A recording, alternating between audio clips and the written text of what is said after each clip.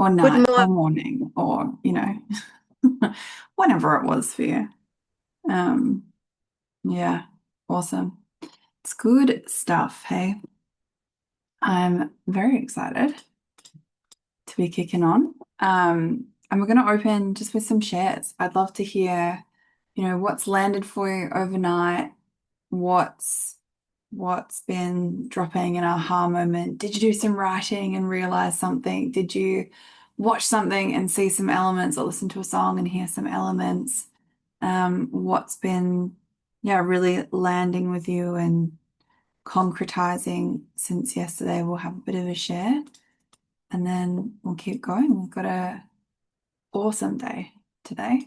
Um, so who would like to kick us off? Mark, thanks. Hello. I think yeah, one of the things that's landing for me is knowing I have genius and applying that genius to different things and the importance of action and taking genius action. And the other thing that I love is with the six essential elements, the unexpectedness and the link to alchemy. The unexpectedness leaving the reader or audience in innocence and making the fix volatile. Epic. I just had my audio was, I could hear you, but it was really, can you just say something else that now, Mark? Can you hear me now? All good. Oh, it's way better. I think it was a me problem. So I just put my headphones in and now it's way better. So, um, thanks. But good stuff, good takeaways. The unexpectedness one about it being keeping the audience in innocence, I think is like such a great nugget. Uh, yeah, epic. It's all good. Thank you. Thanks for your great energy. It's appreciated. What else, you guys? What else is landing? What else has been learning? Anybody do some writing? Anybody notice any elements? What's what's going on? Susan. Yes, I did do writing after the class, and it's just so easy now. Just pick one theme. That's the big key. Pick just one theme and just focus on that because that tells you kind of that intention of what it's about. And then also thinking about the premises that add in that there's a contrast, the positive, the negative, and just go with that. And then it just seems to flow after that. So, yeah. Yeah, beautiful. Kimby, I love that you're having the experience that it's easy. Because that's absolutely my experience. When I get there and just it's the experience that you have when you get it, when you start to get it. It just gets easier and easier and easier. And you'll come to know that if it's feeling hard, it's just because you're not using your genius to write. And that's all it is. It's not because you've lost the ability. It's not because you don't have it in you. It's not because there's something wrong with you or there's something that you don't know yet. It's just because you're in the wrong structure. And when you're in your humanness, your wounds, it feels hard.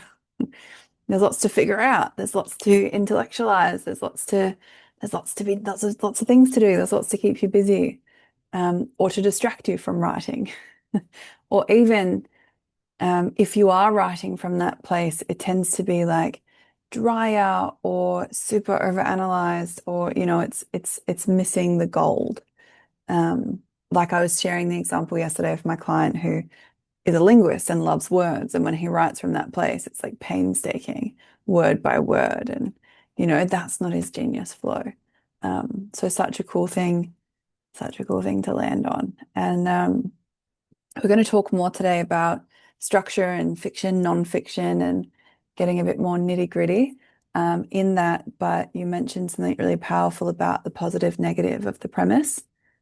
And it's something that people can really miss because they can be hyper fixated on one or the other. Have you ever followed someone on Facebook that's just always telling you what you're doing wrong? And you're just like, okay, I'm done. Like unsubscribe, not following, not going to read your posts anymore. Like they could be a friend, they could be someone you care about greatly, but you're like, I'm done with your Facebook propaganda. Like I don't want to listen to it anymore. And vice versa. We also get, say a spiritual teacher that only tells you that everything is love and they only tell you the positive. And it's like, both of those things might be true. There might be some great wisdom in the person telling us what we're doing wrong. Also could be some projections, but let's assume they've got wisdom in that, right? Like there could be wisdom in that, but if they don't offer a solution, all they're doing is fear mongering. All they're doing is tearing people down.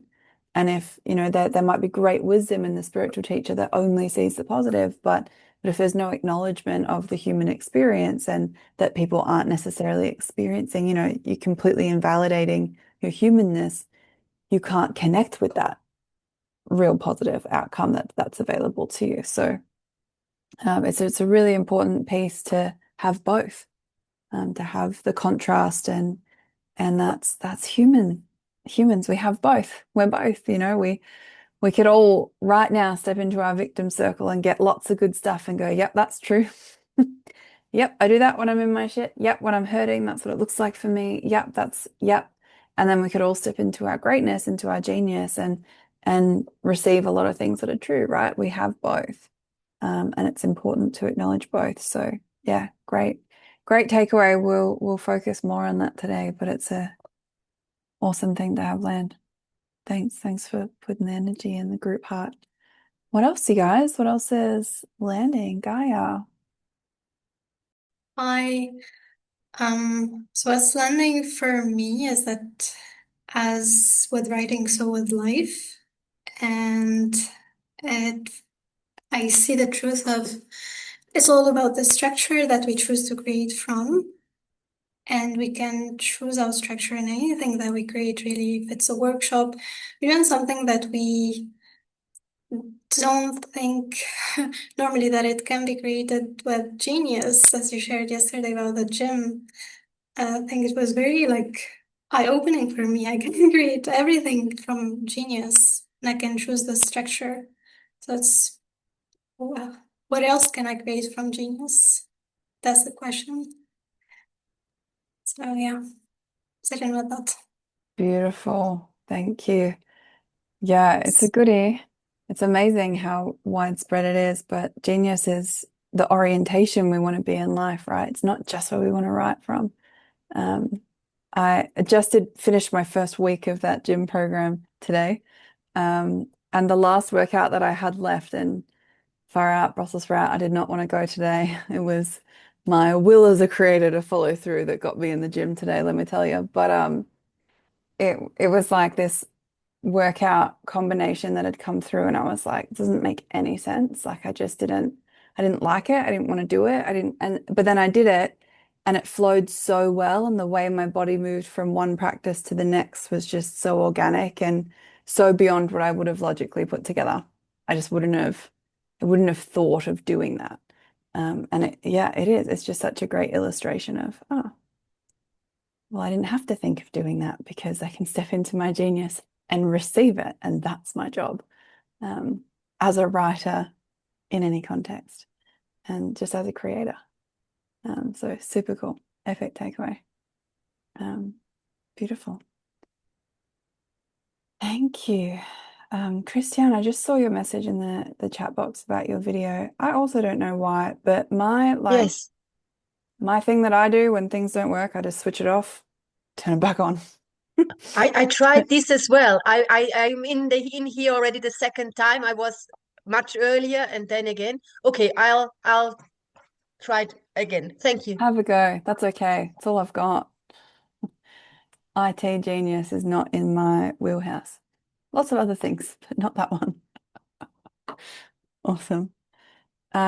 Beautiful. What else, guys? What else is landing? These are great shares. Sounds like everyone's really getting it so far, which is awesome. Carolyn, what's going on for you?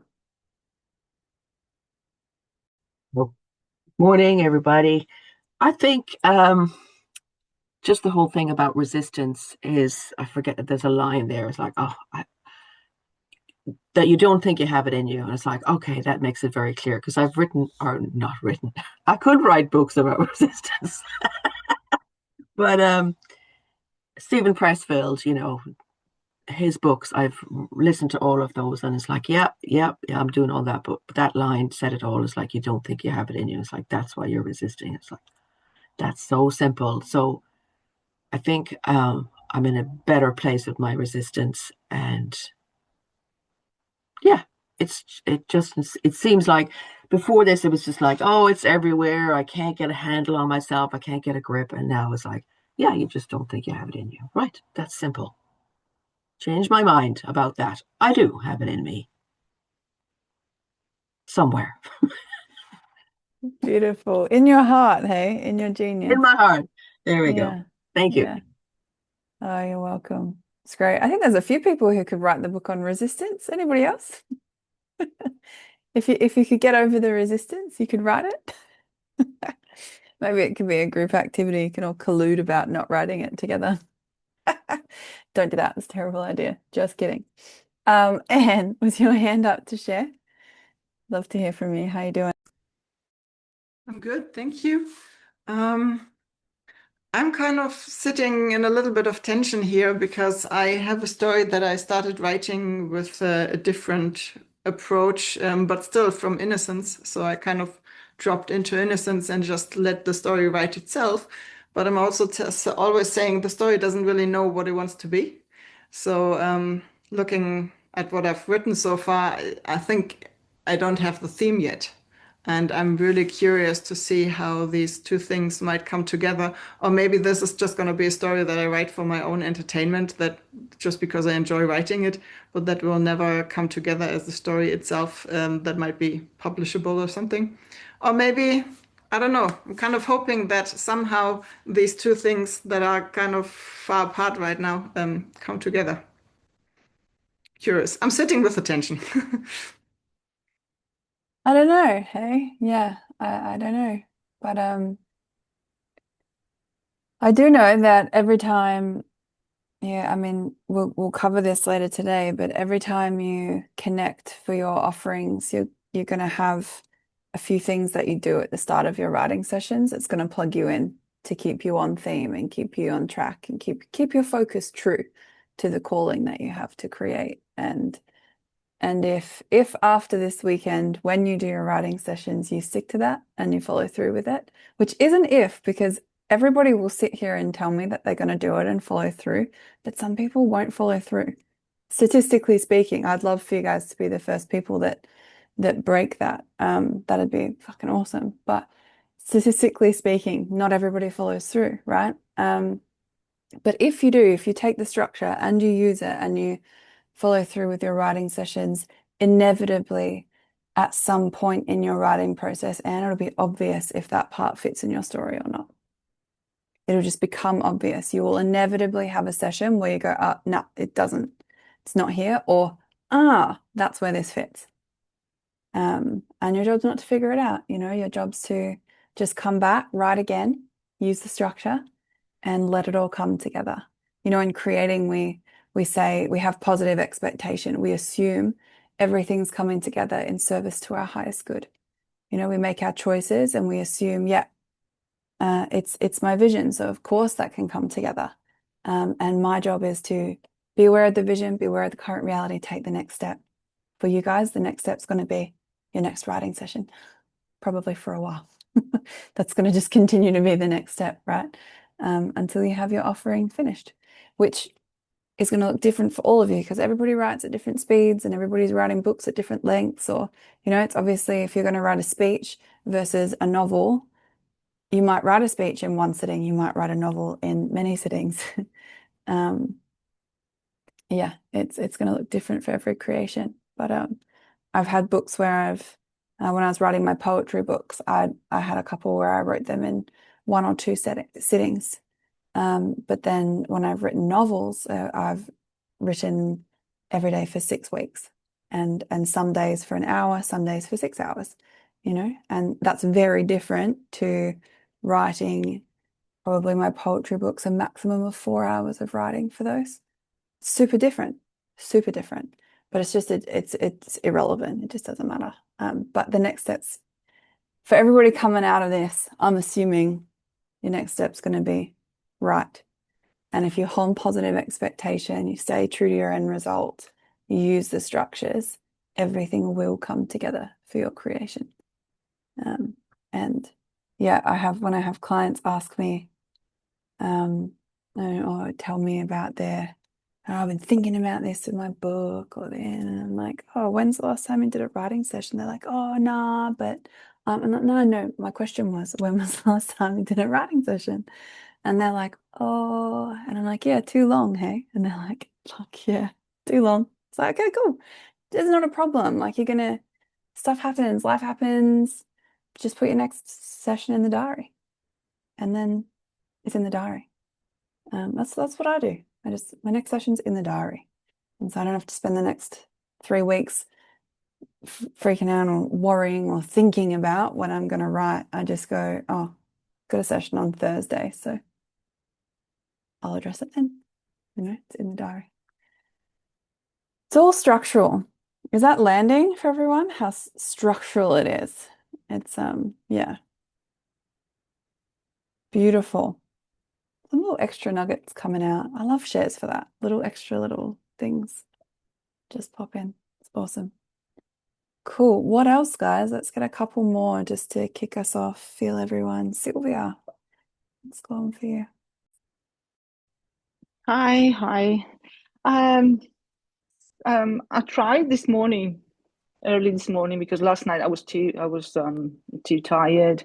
So I got into innocence, and because I always thought that I'm not able to write fiction. And this morning I said, well, I'm going into innocence and see what comes up.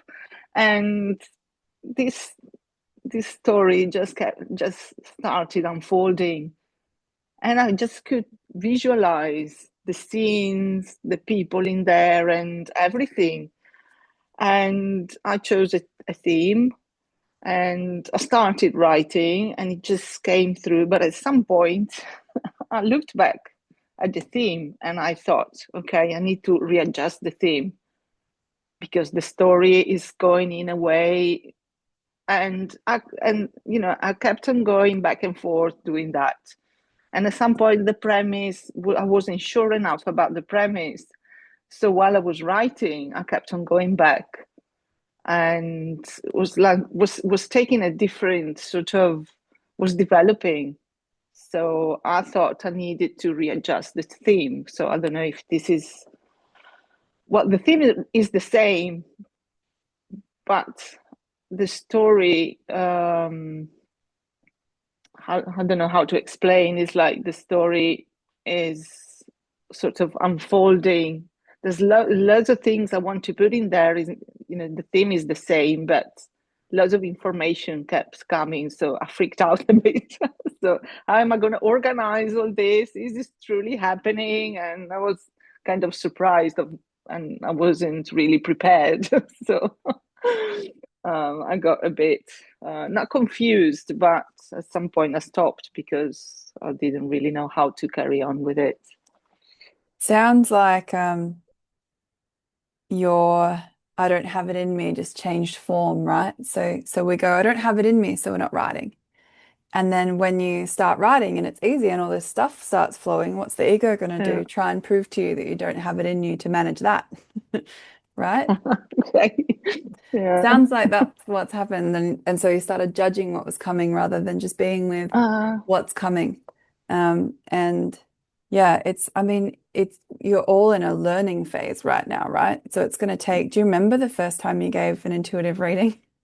And it was, and then you do the next few readings and you're like, okay, yeah, maybe I'm getting a hang of it. And then maybe you go into a couple confidently, but then the next breakout room you go into, you're like, shit, how do you do this again? I don't think I've got it. It's like you're learning. Exactly. The training wheels fall off and then you get them back on and that's okay. So you just get better at going, I'm in the fixed again.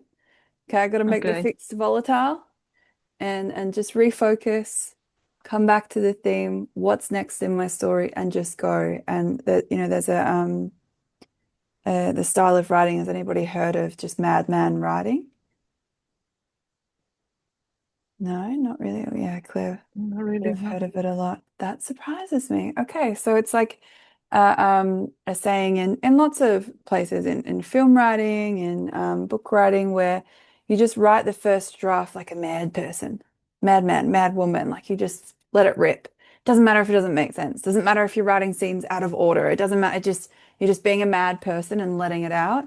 Have you ever given a reading where you feel like a mad person because all these different things are coming in and then the time starts to close and it just all pulls together and you're just like, oh, and that relates to that and it just all comes together or it doesn't make any sense to you, but the person you're reading afterwards is like, that was amazing. That was unreal. Like that just resonated so deeply and you're like, good, because I had no idea what was going on. You know? Madman writing is like the first draft where you just let it rip. You just let whatever comes go. And, you're using that principle of whatever you get, you give. We're not judging, we're not filtering, we're not manipulating what comes to us. We're just putting it down and letting it out. I got caught resisting the madman in my first manuscript because I wrote the first I don't know now, how many chapters chronologically. And then I did my next writing session, and the scene that came to me wasn't the next scene. It couldn't be. I knew it wasn't. I knew it was a later part of the book, and I was like, oh, I've broken the story. Something's wrong. Like the next thing's not coming through, and so I didn't write. And then the next writing session, I came back, and what happened? I got the same thing that I was trying to write last time came through again, obviously. And I was like, oh no, like that. Wow, no, I can't write anyway. And then I told William about it, and I was like, something's happened. Like I've been on a roll, I've been killing it, and then the last two times I've tuned in, it's trying to get me to go over here. And he was like, why are you trying to control it? Like, you just go. You just get what you get, and you just go. Like it changes the order of the chapters later. It's not your job to figure it out. It's not your job to know. It's like, and how was I to know that? It happens in books where sometimes they just jump forward 5 years. What if that was happening and I'm sitting here going, no, and there's nothing wrong. Everything's right there. The next step is the exact same that it would have been on any other day that I wrote, but I was judging what was coming. And so I didn't keep writing, until I did. And then it was fine. And then, do you know what? I wrote the rest of the chapters of that book out of order, all over the place. And now I can read it and I couldn't tell you which I couldn't tell you which ones I wrote. Like you don't know. It just all came together. And that's our job. Just to keep receiving and let it all come together. It's something we say in our household all the time, just creatively. Oh, everything's coming together. When anything happens, like someone drops out of something or someone we hire just doesn't work out or something's great. Like either way, it's all evidence. We're always like, well, everything's all coming together. And if them leaving is everything coming together, great. And if them being here is everything coming together, great. Like it's all coming together. Awesome. So it's okay. It's bound to happen that you will start writing and you'll get in your shit. Right? And it's just okay because all it means is you've fallen out of that higher structure. You're back in the fixed. You're back in your wounds. You're back in your beliefs. And then you know that's where you are and you've got tools to reorientate. So I think that's a pretty good drop in, and it's also a pretty good segue for what we've got coming up next. So you guys feeling ready to rock and roll? Yeah?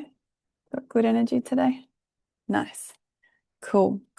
Well, I love to continue to hear from all of you. So please keep up the good energy with the shares. It's great. All right.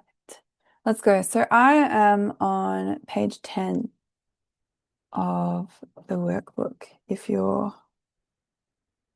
something in my eyeball, if you're reading along in the workbook, I'm looking at I think we call it the crocodile jaws diagram that some of you may or may not be familiar with. But you'll see in the workbook the premise has a T and then an arrow and an R. It means tension seeks resolution. That's what this premise is about. We are subject to two tensions in life. So you guys can see, just checking you've got the same that I'm looking at. It's life, and then there's a superconscious tension arrow to inherent circle, and then there's a lower one that says unconscious tension down to belief seeking resolution. You guys looking at the same thing? Awesome. Cool. So we're in life. We're all alive right now. We're in life, and there's two different tensions coming for us. Superconscious tension, it says through to inherent. This is that inherent pulling. It's the tension of our soul that tells us to create. So right now, whether you feel connected to it or not, you have an inherent, as in a natural tension, a natural calling, a natural pull in your heart to write something. And however connected you are to that, however clear it is to you yet, doesn't matter. You have that calling, you have that pull.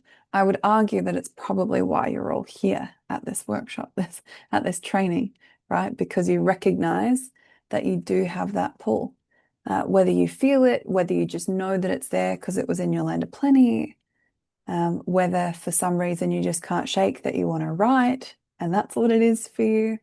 You know, we identify with it in different ways, but that's what it is. Your superconscious tension, it's the genius in you wanting to get out. It's that genius in you that pulls you to particular people in life, pulls you to particular things, has you keep picking up the guitar, has you saying, right, right, right, has you go spend time in nature, go spend time in nature, whatever. You know, those little nuggets that you get, those nudges, those pulls. And whatever themes you have in your land of plenty, you'll have nudges in your days. Whether you're awake to them or not is a different skill, right? Whether you're listening to them or not is a different skill. But they exist for you. You have these pulls, these invitations, I like to call them, to choose your heart, to choose your creativity, to say yes to that inherent tension.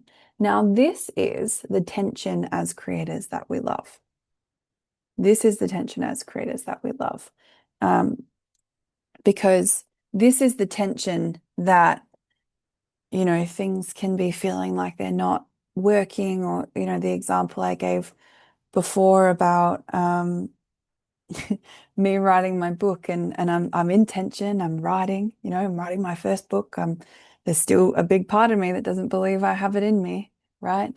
And I'm like nervous about it, but I'm developing evidence. The more I write, the more I see, oh wow, maybe I can do this, you know, the power is shifting. And then I sit down to write, and I'm sent over there instead of here where I was expecting to go. And I'm in tension. And if I like,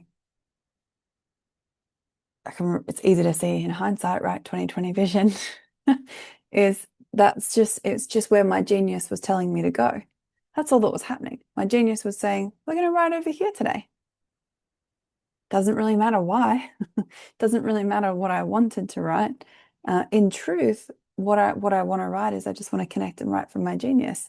So really, my job's just go wherever I get sent, right?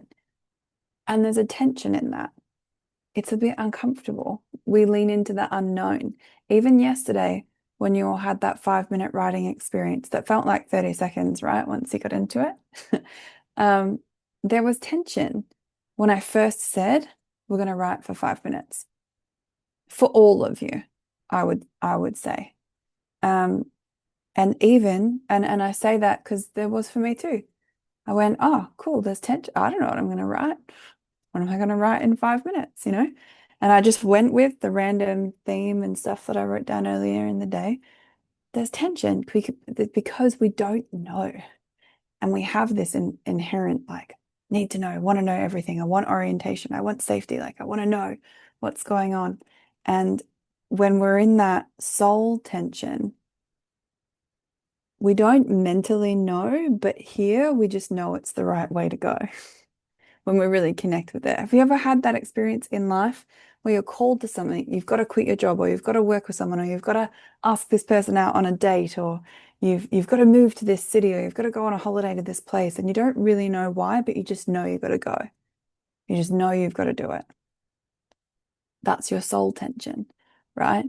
It still can be uncomfortable, but there's something greater at work. Like it's like there is that sense, whether you're spiritually inclined or not, you do get that sense of I'm being drawn there. My higher path is that way. I gotta go. I don't get it. I had this when I left med school. Nothing as disorienting as that had ever happened in my life. I was like, on this scholarship path, studying surgery, top of my class, I get this hit. It was like a few times, and I was like, shh, kind of ignoring it. But it became when I made the decision that I wanted to put my heart first in my life. So obviously, at some point, I had to listen to it.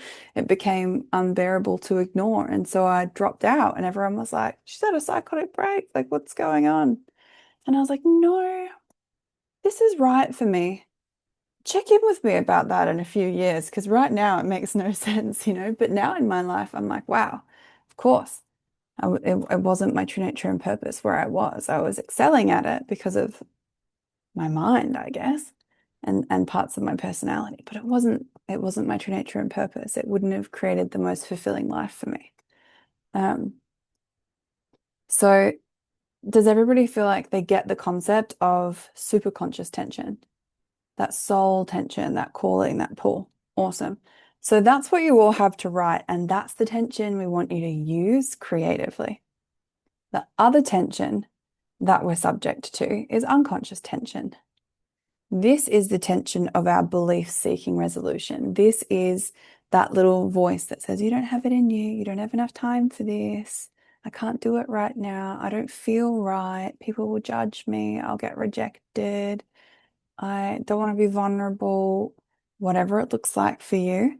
This is the noise, I call it. Like, this is just noise. It's just noise. It's got nothing of true substance that's going to serve my life in this noise. And unconscious tension, it also gets called stress tension in creating, or you also hear the term psychological tension. So if you've heard any of those, they're the same thing. That's the unconscious tension. And it's just part of being human. It's, the ego isn't bad. It's just seeking orientation, wants to keep everything the same.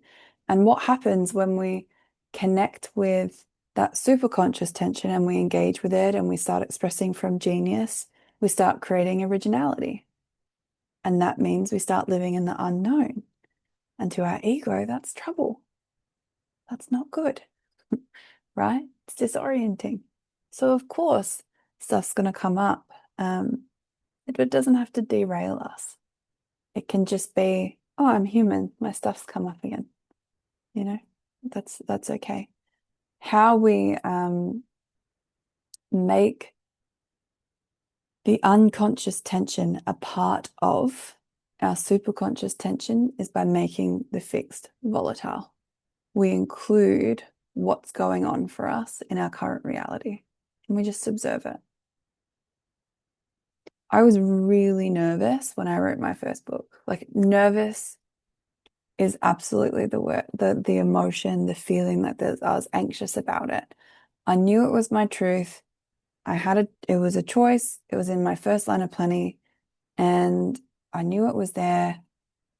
I'd always been a writer, but like not writing books and stuff, but I'd always been like a journaler, or I'd write poetry to process stuff, or I've got like journals from diaries from when I was like 12. They're very dramatic, but a very enjoyable read now. And I'd always put pen to paper, but it was like private, secret, not for public viewing, or it was academic. And then that was like the exception where it was like, it's okay to be academic and reveal myself in that way. I was so nervous about the thought of having something on print, on paper forever that anybody who chose to could read. Just scared the shit out of me.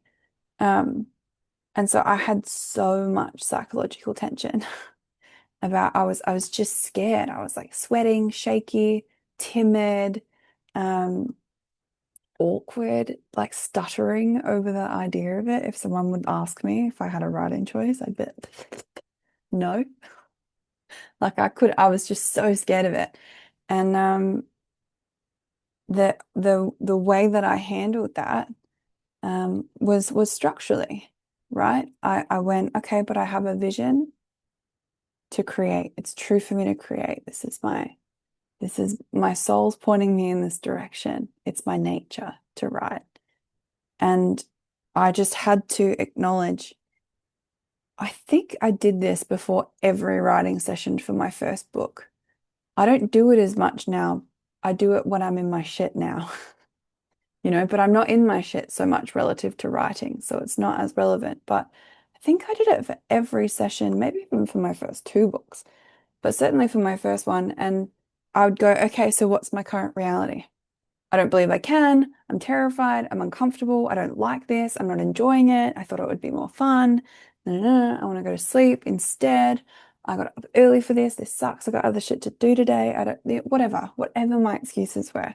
And I would just dump them and like let that be my current reality. And then I would go, okay, stepping back. What do we do? Truth, love, wisdom, triangle that we looked at yesterday. I'd step back and go, well, I have this vision and I'm in my shit. And there it is. That's what's going on for me. And then my bridge would be, okay, and I'm just going to connect and write and see what happens. And then I would apply one of the tools for writing that we're going to use today. So I'll let you know when we get to that. It'll be before lunch today. And I would do that. But I was in my shit at the start of every writing session. I was triggered every single time. And so then I would be like, oh, I'm going to start my day with a writing session. What does that mean? I'm going to start my day cranky and scared and anxious. Awesome. But then we have tools, right? So I was able to address it and do that. Truth, love, wisdom, connect with my wisdom. And every time the wisdom was like, okay, now you're going to use the tool and you're going to write from genius. And that was the bridge. You don't have to figure it out. You don't have to know who's going to read it right now, because that's what I was worried about. Being exposed and being vulnerable in that sense. It's like, that's not relevant right now at all. Like the only thing that's relevant right now is writing. But I was so caught in that unconscious tension. And we all, who can relate to that? It happens to all of us, hey? Especially in relation to writing.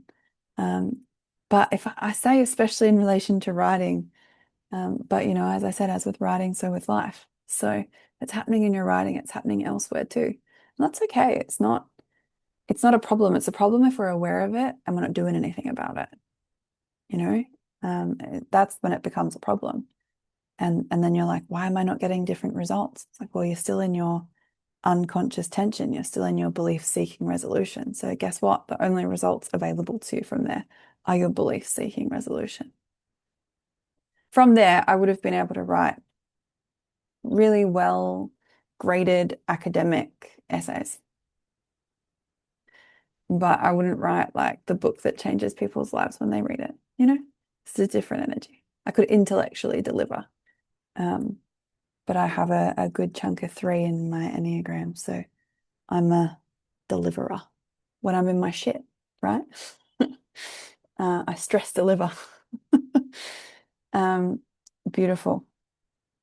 So who do you guys get the unconscious tension, like the stress tension, psychological tension? I doubt that that's the first time any of you are hearing it. Maybe just maybe it's first time hearing it called unconscious tension. But I'm sure you would have heard stress tension, psychological tension, I believe is what it gets called in CYD. Beautiful. Okay, so I'd love to just get 1 or 2 people just feedbacking, is that even a word? Feeding back to me about this premise, tension-seeking resolution. Just this premise. We'll have bigger shares that cover the scope of the training later.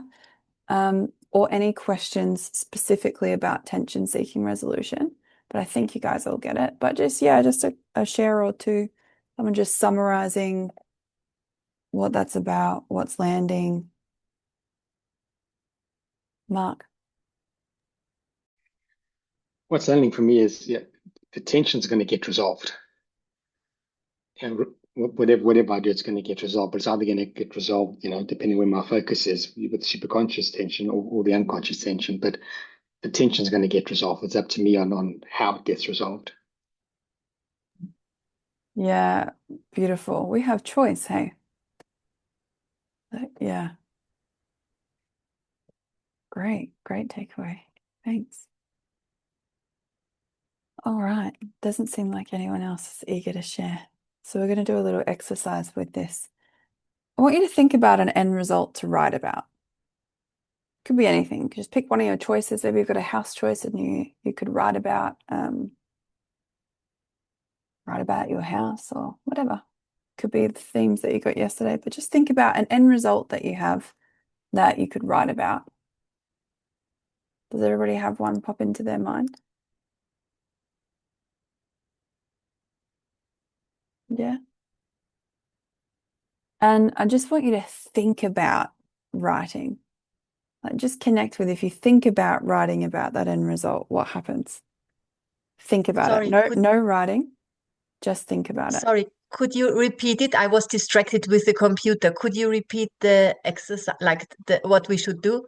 I will this time, but in future, just be focused, hey? Because I'm every time trying to get the video on. Yes. yeah, I get it. But every time I have to repeat something, it just takes more time, and then it takes time out of what we get to cover today. So I'm not having a go, or like I get that you've got stuff going on with your computer, but the videos, like, worry about it on the break. Just be focused and receive and be here. You're going to think about an end result to write about. And just think about it. You're not writing, just think about if you were going to write about it. Think about it. What would you write? Think about a book you'd like to write. Maybe some of you have been thinking about something you'd like to write for a really long time. If you just think about it.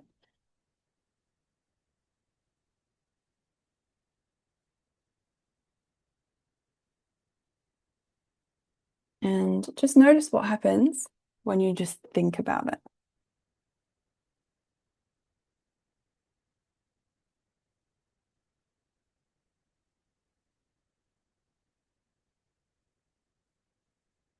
What do you notice? Claire, is that a hand up? Yeah, what do you notice? Yeah, just how lost I am. Like I haven't got any. I guess I don't really have any idea about what I'm doing, or like I'm like, I don't really have anything to write about at all. Like, yeah, it's pretty empty. Yeah, it's funny, isn't it? I had a similar, like, I picked an end result and then I went think about it and I was like, wait, what was my end result? Like I forgot immediately. Just like gapped out. What else? Christopher, what happened to you? Simply my shit coming up. It's like, oh, what will people think of me and stuff like that. Yeah, beautiful. Well, you just summarized that for everybody, but we'll still take a couple more. Leah, I haven't heard from you today. What'd you get? Thinking about my end result, for me, it's very like it's a very strong visual. Like I know what I want, what it looks like, and all that sort of stuff. And then as soon as you said write about it, I'm like, I don't know what it looks like anymore. I don't know what I want. I don't know how it starts. It's like 3 seconds ago, I could plan it all out. Writing about it, gone. Interesting. Yeah, isn't it interesting? We all have these things. Cool. We'll have Anne and then we'll move to the next bit. For me, it was kind of the opposite. The moment I thought about it, I felt unfocused because there were so many other thoughts coming into the whole thing. So I kind of lost the thought or the end result also, but not because there was nothing, but because there was just too many things. There you go. Beautiful. Who had an experience where you can go, oh, I can see how that happens to me relative to other creations in my life? That's happened to me before. I've had that in relationship or in business or in other, yeah. Okay, cool. So now just stop thinking about it and just imagine connecting to your greatness and writing about it. You're not actually going to write anything, but just energetically just connect to, I don't have to think about it. I just plug in and I write. I connect with my end result. I connect with the tension in my soul to write about this end result. And I just plug in and just notice what happens for you energetically.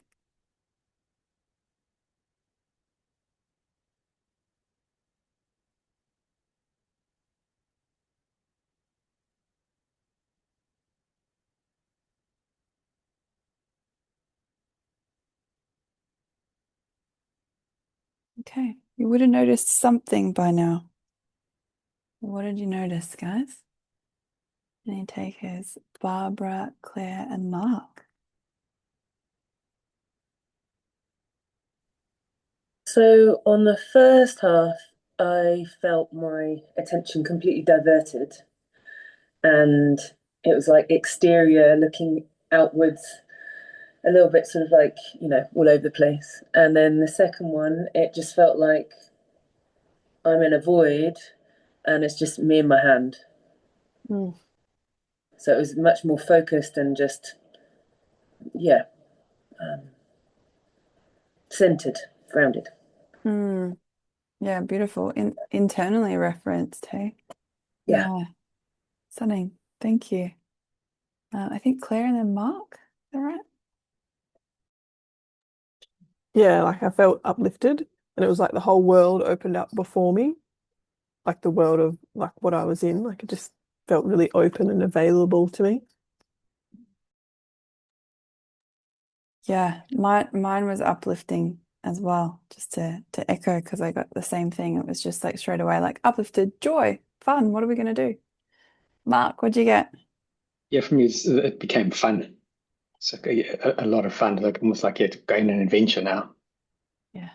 Yeah, that's totally the vibe. Relate to that. Yeah, cool. Cool. Did everybody feel the difference? Yeah. Yeah. They're different worlds, hey? And it's just different structures. Just different structures. So on page 11 now, there's an exercise that we do sometimes in CYD. I don't know if it does it anymore actually. But it's called How Do You Know That? Anyone familiar with it? We're not, yeah. We won't do it, but it's basically where you pick someone and you get them to tell you something, and then you go, well, how do you know that? And they go, oh, the sky is blue. And you go, well, how do you know that? And they, oh, well, I know the color blue and I can see the sky and I can see it's blue. And they go, how do you know that? And you keep going, and it's not about, it's not questioning or trying to make people wrong or say, no, the sky's not blue, or it's, we're not trying to trick people into that, but it's about questioning where the decision comes from that we've decided that's the truth. It's questioning the source of information. Um, how do you know that? Oh, mum told me. How do you know that? It's like where do we filter this information from? So how do we know what we know? Our brains process 400 billion bits of information every second, but we are only self-consciously aware of 2,000 bits. Still blows my mind. How is that tiny sample of the sum of all of that data selected? And how valid is that data? We don't know. We don't know. Our self-conscious orientation draws on our unconscious for orientation. We assume that what we perceive is a reflection of actual reality, but it's just a reflection of our biases. Much of what guides us are our emotions, which actually exist to direct our decision-making process. We feel our emotions to be a true response to life, but they are only conveying preconceived assumptions and definitions. Emotion is past-oriented. Scary fact. Emotion is not a response to what is happening now. It's a memory of the past. To sum up, perception is not a reflection of actual reality. It is a reflection of the definitions we hold at any given time. It is the mode of awareness through which we experience our beliefs. It's what we're experiencing when we're in the unconscious tension. We're in perception. When it comes to writing, we are going to think and feel a certain way about it. And most people won't make it past that. And some of you could probably relate to that, being in the thoughts and feelings and not making it past that.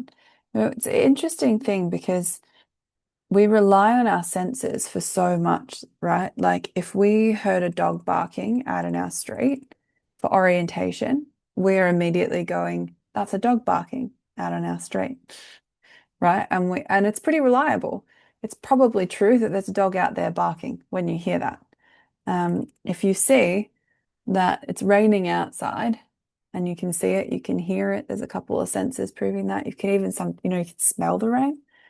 You can be pretty reliably sure with those sensors that it's raining or it's about to, or it just has based off your visual, audio, olfactory evidence, right? The sensors can be pretty reliable in that sense. And so it makes sense, it's part of my pun, that we might then think that our thoughts and feelings are also reliable because our other senses are pretty reliable. I'm sitting on a chair right now. I can feel the floor under my feet. I can sense that. If I look down, I can confirm my feet are touching the floor. It's pretty reliable. But our thoughts and feelings aren't. They're not reliable to the present moment. And that's the difference, right? Our senses, the hearing, the dog barking, it's a present experience. Me looking outside and seeing that it's raining, it's actually not, but imagining that it was raining, that's a reliable sense in the present moment, right? But thoughts and feelings, which can be something that it tends to be one of the biggest ahas from people reading The Magician's Way and doing CYD, is when you land on, oh wow, thoughts and feelings aren't real. And that's not to say they're not real in that you don't experience them. It's not to invalidate that they exist. It's to say they're not a real measure of what's going on right now. They're not a great measure of truth in the moment. That's all it means. If I raise my hand like this at somebody and they flinch, and I might just be swatting a fly away from my face, right? But I do that to somebody and they flinch. There's some memory that they have that's going, oh wait, someone's going to hit me. I'm about to get attacked. Something's going on, right? They're having a response to that, and fair enough. They might have something in their past that makes them think that, or it's like a reflex to protect themselves. But it's not a reliable source of information to say that I was going to hit them. The way that they thought and felt about it doesn't make it true that I was about to slap them across the back of my head, right? I'm just shooing a fly away. But you can look at it and go, oh, fair enough that they might jump, but also it's not a true experience of what was going on, right? I have a bit of a fear of dogs. Not all dogs, but I got attacked by a dog, huge dog, when I was a kid. Fucked me up. I couldn't be in the same house as a dog for years. I'm way better now. I did a genius alignment process on it. And I now have friends that are dogs, which is awesome. But I still occasionally, especially when I see a very large dog of a similar body, like similar physique, or if there's like hectic barking, my nervous system is like, I'm about to be eaten. Like I would rather sit next to a lion than a fucking dog, which makes no fucking, that's pretty invalid, is it not? Like I would rather sit next to, if you've got a pet dog, I'd rather sit next to a lion than your pet dog. Like that's bonkers. That's not very reliable information, but that's what my thoughts and feelings tell me is a good idea. My past experience with a dog has no bearing on what my next experience of a dog is going to be, right? It's just not true. Just because a dog attacked me doesn't mean all dogs are going to attack me. But in my thoughts and feelings, when I'm triggered, that's what it means. And I react like that. And it's crazy. Like I can be next to the most chill dog and I have to remind myself this is a different, I have to make the volatile fixed and connect with my genius. And then I connect with my heart. And there's this like great irony that animals love me. We'll be in like a room full of all people and the animal that normally hates people will be like at my feet wanting to hang out with me. I'm like, "Oh." But when I'm in my heart, I love it and I think it's a beautiful thing and I'll connect with them. When I'm in my thoughts and feelings, I'm pretty sure that they're sitting there because they're going to eat me.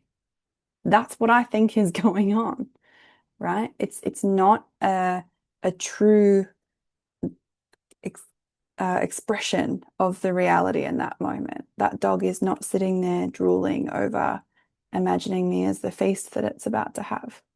And I've been in an experience where I'm with friends, right? And it's their dog, and it's like the friendliest dog in the world. And they're all kind of they're trying to be supportive, but they're also chuckling that I'm afraid of this really teddy bear, beautiful creature. And I'm sitting there, my thoughts, I'm having a very different experience to them. But it's not true. It's in my mind. It's not here and now. I'm a 5-year-old girl again in those moments, right? And we all have that relative to writing, or we're projecting it onto writing. I mean, you might not have been attacked by a book as a child, but something's happened that makes you think and feel that you can't write, that you don't have it in you, that when you write, something's going to happen. Like if you write before you clean the house, someone's going to come home and tell you off. Or, if you write, you'll be vulnerable and then you'll share it with the world and it'll go really well. And that'll be terrible because you'll be exposed. Whatever it is for you, it's different for all of us. And it's great to just revisit because we cover this premise in CYD when you're learning innocence. Innocence is the practice that you do after this premise, if you recall. That because the point of innocence is that you transcend perception in reality and you utilize intuition as a way of getting information.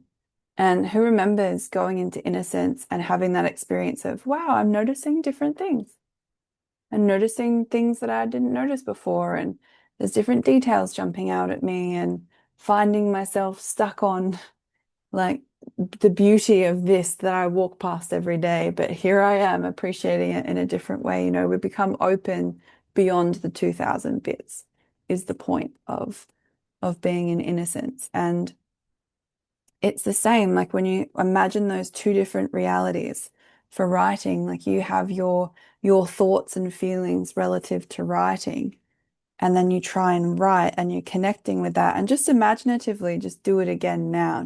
Just plug into the thoughts and feelings that you have relative to writing and think about writing when you're in that energy. It's like, well, for me, it feels really hard. It feels hard. There's like this tendril of maybe it's possible. It's like, yeah, it could be possible, but it's only possible it's going to be very hard. I'm not going to enjoy it. I'm going to have to squeeze this out of me. Like it's going to be very hard work. But that's pretty telling of my formation. That, I default into hard work when I'm stressed. It's one of my coping mechanisms. So who can feel that when you're in your thoughts and feelings? Who can feel their coping mechanisms? Who can feel, the things that you recognize it, right? Because you know yourself. You're self-aware people. Beautiful. Okay. And then just imagine opening beyond your 2000 bits and being in innocence relative to writing. And you're not thinking about it anymore. You let go of thinking about writing. And you go, well, the past is over. I'm here now. I have a genius. And my genius is telling me to write. And just connect with that and just notice the energy.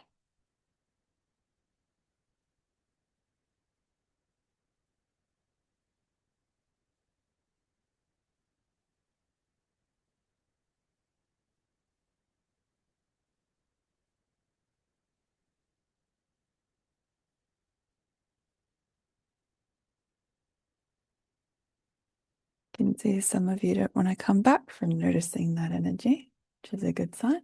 It's great.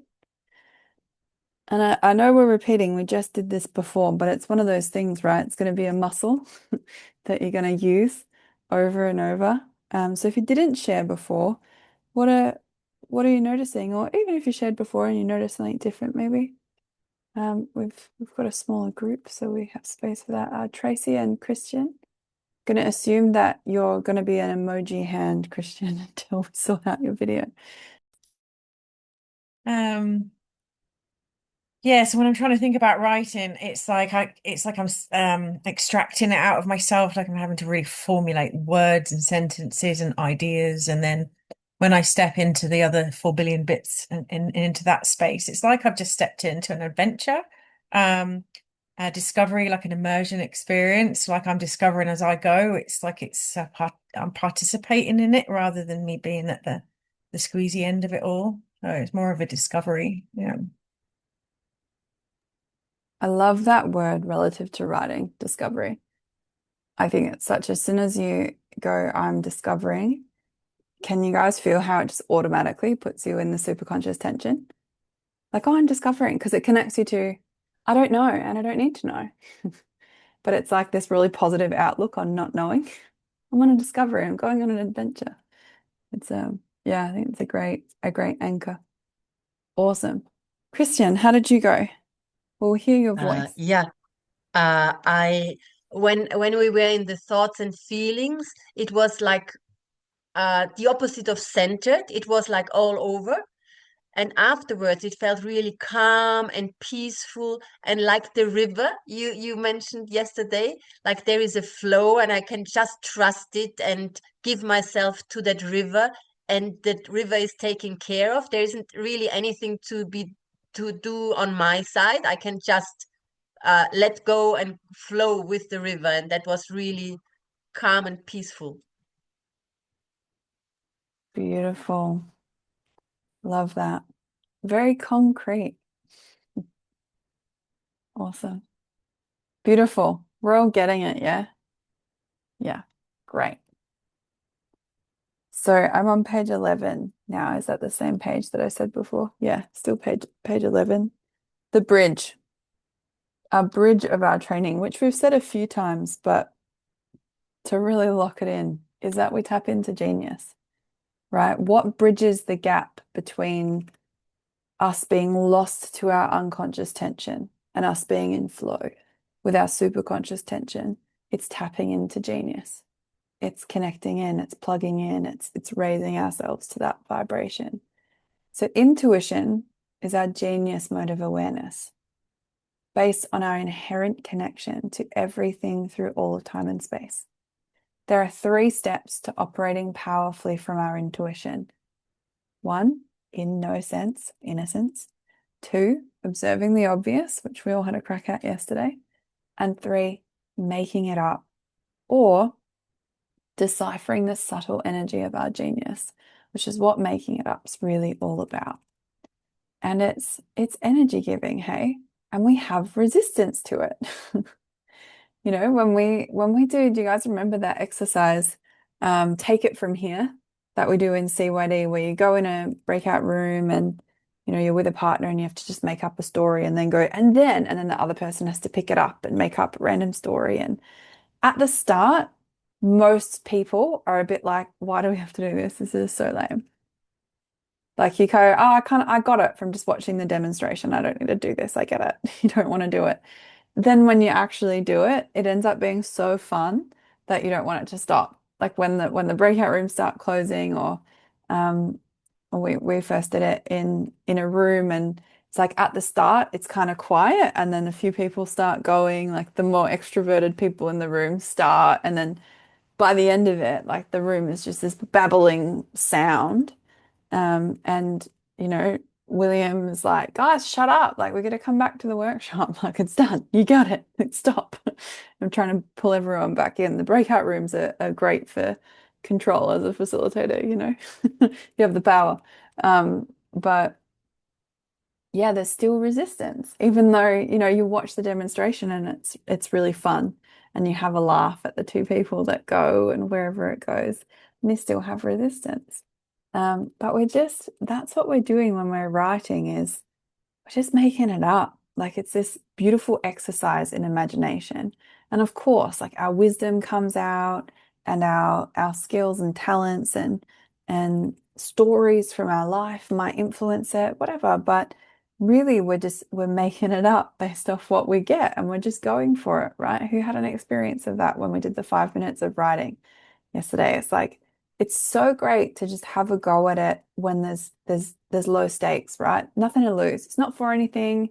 I was telling you guys the truth when I was like, it's just for you. You're not gonna have to read it out later. Just get in there, write something and make it up, you know? Um, and you have the experience of following through. So you can see why doing the intuition work is prerequisite to be in here this weekend, because we're going to reference that. I'm not going to teach innocence, observing the obvious and making it up because you guys have it. I just visit it to put it fresh in your minds, because we are going to do some more breakout rooms shortly. We're going to have a couple shares and we'll have a comfort break before I put you in the breakout room so that you can go in and take great energy in, get a drink or go to the bathroom, whatever you need to do. But this is the bridge of our training, you guys. It's like it's the answer. I have clients ask me,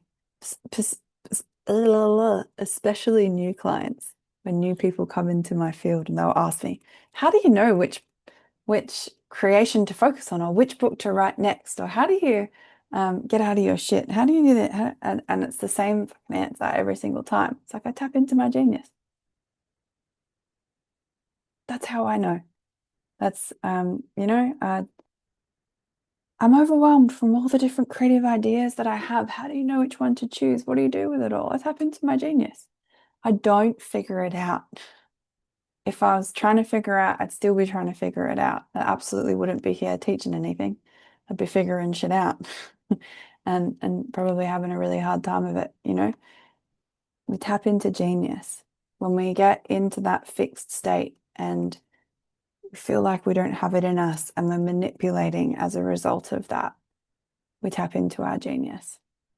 When we feel really good and we know we want to create something that's in alignment with our hearts, we still tap into genius, right? I can sit down for a writing session. I've given you guys examples of when I've been in my shit, but I can equally sit down for a writing session excited, keen. It's where I'm at now relative to I'm writing fiction again, and I haven't been writing fiction.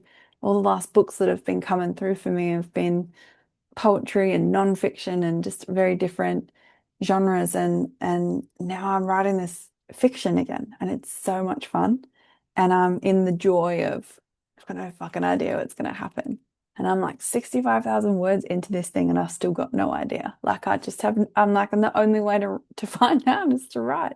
It's really fun. And that's where I'm at with it right now today, mind you. Last week I was in my shit, right? So but that's where I'm at. But it's like I still will come to the start of my writing session and I will tap into genius. I don't just go, oh, I'm in a good mood today, so I don't need to tap in.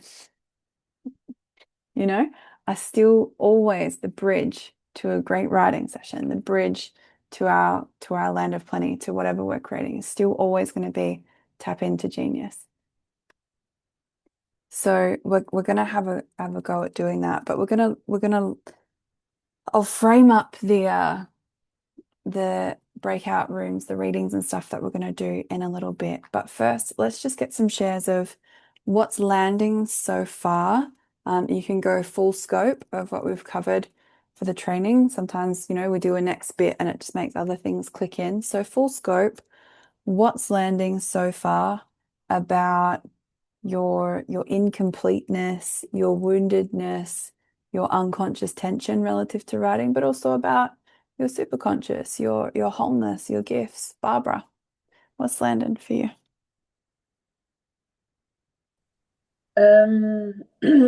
Sorry, actually, what I wanted to say was that nothing to lose statement is really powerful, because yesterday I wrote something silly, didn't matter, but it was fun to write.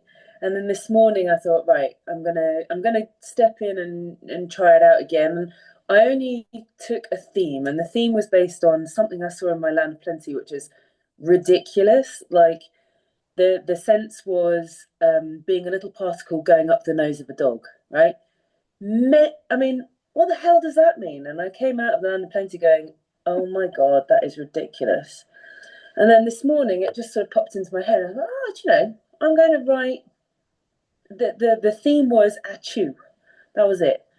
And so, and then I jumped into that, and it was nothing to lose. There was, oh, you know, it's not based on I need to write something about a sneeze and a particle going up a dog's nose. Like, but that's what I wrote about, and it was fun. And I did my 5 minutes, and then I went, just gonna do another 5 minutes. So I just did another 5 minutes, and it was just like, okay, it was nice. That was lovely. So I totally get it. Like when you step into the nothing to lose, I can just write about, be creative and just spontaneous, and you know. But when it's something, the bit I'm that this is where the hard part obviously is when you want to write about something specific. So I've got this story that has been brewing for years and years, and jumping into innocence, observing the obvious, making it up. It sounds really clear and easy and fun and no problem, nothing to lose. But actually, I'm like, oh shit! Now I see instantaneously clamming up, crossing my, raising my shoulders. That's the crux. Is how to get from. This is what I'm hearing anyway. Is to get from all of that tension into it's okay with something I'm more passionate about. I'm not particularly passionate about a particle going up a dog's nose. I mean, one Beautiful. can be passionate about it if you want to be, but it was fun. But it's not something that drives me. So the bit I'm not quite sure at still.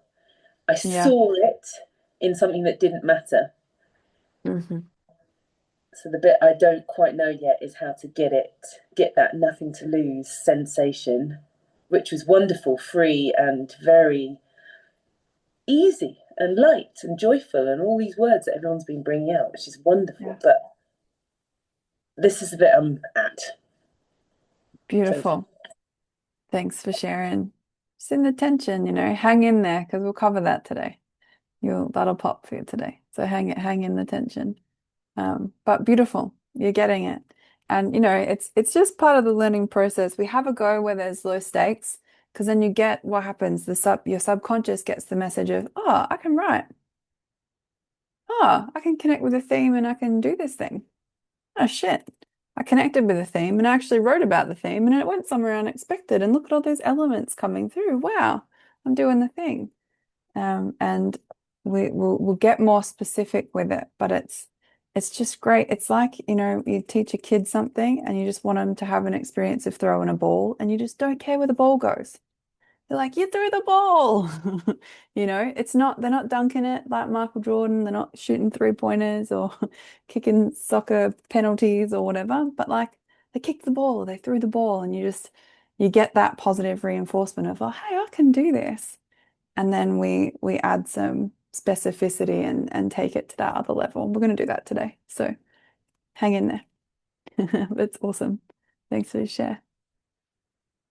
Beautiful. What else, you guys? Mark's eager as. Go again, Mark. But, someone else help this guy out. Something that learning deeper for me is I had the concept that thoughts and feelings aren't real, but that fact that emotions, it's not a response to what is happening now, it's just a memory of the past. That really, well, for me, a scary fact. I think just felt that on a much deeper level. Yeah, beautiful. It is like, I remember feeling pretty invalidated the first time I heard William say, your thoughts and feelings aren't real. And I'm like, yeah, they are. I'm sitting here. I'm scared. It's real. Like, yes, it is. I remember feeling the invalidation of that. And and then, you get deeper into the work, and it kind of gets pointed out to you actually how mad it is, how kind of insane it is to stay connected to those thoughts and feelings and be confused that we're not getting different results. Or, it's like literally the definition of insanity. But then if you think about like actually right now in your own experiences that you're all having, if you have a notepad in front of you and you're scared of it, it's kind of crazy, or a blank doc in front of you if you're a digital writer and you type stuff like, and you're afraid of that blank screen. It is like when you really objectively look at it, I mean, we know that we have wounds, and of course we all have wounds and they're valid, and that, we have that experience when we're in our pain and in our unconscious tension, sure. But when you step back from that and you look at it objectively and you go, I'm quite scared of this. It's like, what? Okay. How odd, it does it. It's really perspective giving. Um, yeah, but I do remember feeling attacked by that when I first heard it. Uh, awesome thing to have land. Claire. Yeah, just what's been really highlighted is that there is like the truth, or like there is this inherent connection and calling for me to write. And when I'm connected to that, it's very intense and available to me, like saying like the world opens up for me, like the world of my imagination and what it's created and what's there, and I'm just like living in it. It's like I'm living in my imagine in that world. And when I'm focused on my like wounding, like I'm completely cut off from that world, and it's about what's wrong with me and how I fix it, and I'm just at a complete loss when I'm focused on that, because there's so many things wrong with, like, in my perception, there's so many things that like I just don't yeah, it really is that experience of I don't have it in me to do this, and it's yeah, like born of this wounding, and it's like always there, like this perception's always available to me, but on the other side of it, so is my inherent connection to this like wonderful like opportunity and connection and creativity that I have there. Yeah, beautiful share. Thanks, babe. It's isn't it funny, like we have access to these 2,000 bits out of all of the 400 billion or however many it is, and we pick pretty shit ones. Like we pick some shit bits to focus on that create quite a bit of pain for us and really inhibit our own creativity, It's that's what was landing for me when you were sharing then, because I mean I wholeheartedly agree with what you were sharing. But I was just going, yeah, we pick some shit to focus on, don't we? And we all do it. We all do it, like in the name of being oriented and having things stay the same and having that certainty. And yeah, beautiful. All right. I'm stoked. We're all getting it. So we're going to have a comfort break, and then we're going to come back, frame up, and go into breakout rooms. So let's just, how are you guys feeling? Is 10 minutes enough for everyone? 10 minutes is good. Yeah, great. All right. We will come back at past in 10 minutes. Thanks for a good start, guys.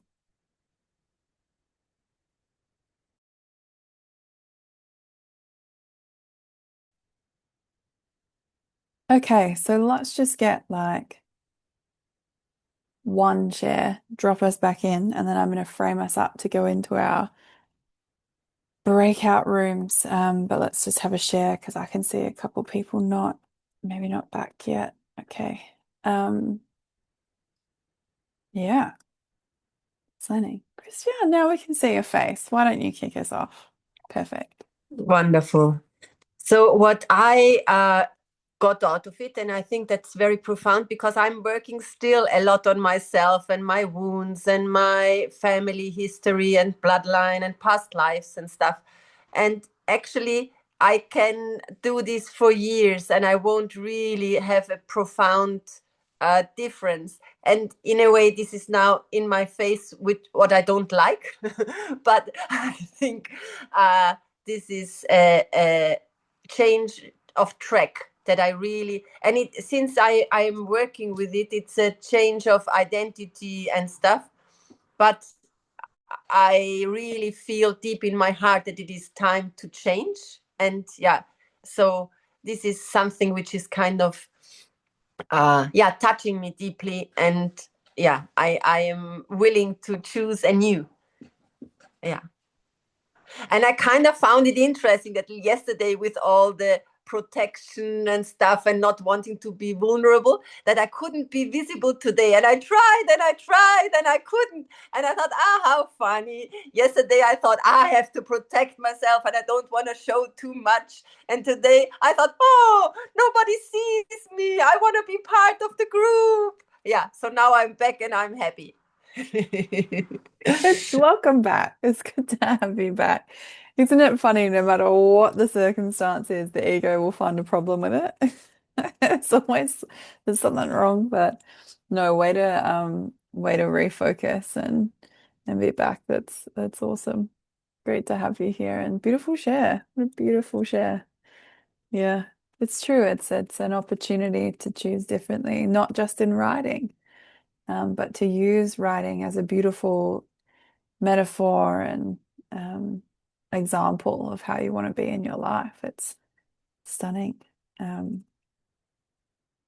we were talking about yesterday, if you want to heal, create something. Maybe you'll write a book that supports all that stuff. Who knows? Amazing, beautiful share, and now I can see everyone back and on. So that's awesome. Okay, so we're gonna get into it. We're gonna do some readings. We're gonna be in some breakout rooms, and we're gonna be we're gonna be doing circle work. Everyone familiar with circle work? Yeah, great. So just as a refresher, and again, just remembering that we've got people that have done different levels of the work. Okay, we've done people that have done CYD, and then we've got people that have been all the way through to mastery and coaching certification and all of the rest. So just do a really great job of setting each circle up and setting the intention at the start of each reading, and the rest will take care of itself. The structure will take care of itself if you put it in place. And yeah, it always blows me away. I come and support and co-host and attend some of the trainings um, again now, and sometimes I get put in a breakout room and someone in the breakout room at the end of sometimes you get through everyone and there's like 60 seconds at the end and people share and someone will share, oh, Ellie, I loved that you made us set an intention for each person. And I go, that's our job. Like that's the structure, guys. Like and obviously we're learning and there's grace for that, of course. I'm sure there were, actually, no, I don't think I ever did it without setting an intention, but I get grace for learning and that's okay. But it blows my mind if I come back to like an alchemy or a creative warrior and someone says that to me, I'm like, that's CYD, guys. We set an intention at the start. That's it. So set a good intention. And the rest really will take care of itself. Your genius will take care of the rest. You don't have to figure it out. You don't have to know what's going to happen. Your genius will take care of it. So we're going to do 2 circles per person. One is going to be incomplete. And this is how you believe you are incomplete relative to your writing. So let it be about writing, guys. Like go for specificity relative to writing, because that's what we're here for. And again, that's just through intention. You just set an intention that, if Susan's in my group and I'm serving Susan, we're going to serve you relative to your incompleteness about writing. And we're going to put that circle around Susan and really do it. Just like exaggerate the intention. Cast a circle. I still do this I've been coaching for 10 plus years and I still will get in my session with my client and I'll go, right, circle, and we do this, and we're just setting the intention. We're creating a good space and then everything else can take care of itself. So we're going to cast an incomplete circle around Susan. and step in and step into innocence, and we all step in, we'll receive a symbol or an obviousness relative to her being incomplete, and we'll share that with her relative to her writing. We'll offer specificity and guidance. And then we're going to rub that circle out. And then we're going to do a complete circle. And this is how you are complete relative to writing. You're whole and complete and one with your true self. And same thing, you'll cast a fresh circle, intend to serve their highest good. And with the circle, it's like you're stepping into that definition and you're going to have an experience of that definition. So something obvious will jump out at you. You'll get a symbol and you're just going to make up what that means and go for specificity and relate it back to writing.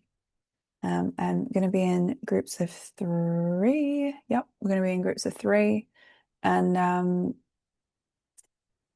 you'll serve. So there'll be one person in the hot seat, the other 2 people will be reading, and then you'll swap around. So you'll do incomplete, then complete, and then that person can have a few minutes to just share what landed for them and what resonated from the reading. And being read, you guys, just by the way, it's not a passive experience. Right? So if you're Susan in the example that you're in the square next to me, Susan, so you get to be my test dummy. So thanks for that. If you're Susan, if you're the one being read, as they're drawing a circle around you and setting that intention to serve you, draw it around yourself and set an intention to serve yourself by being open to the information. Choose that you're going to get an epic reading. And it's going to land and you're going to be open to it. And, like when you see some people sometimes like they like go into the victim or the wounded, the victim, the incomplete circle, and they're like, ugh. And I'm like, hit me with it because you're freeing me of it. It's you're making my fixed volatile. You're serving me as you offer that information. You're serving each other. So I get it's vulnerable, and people can do the same thing with the other side.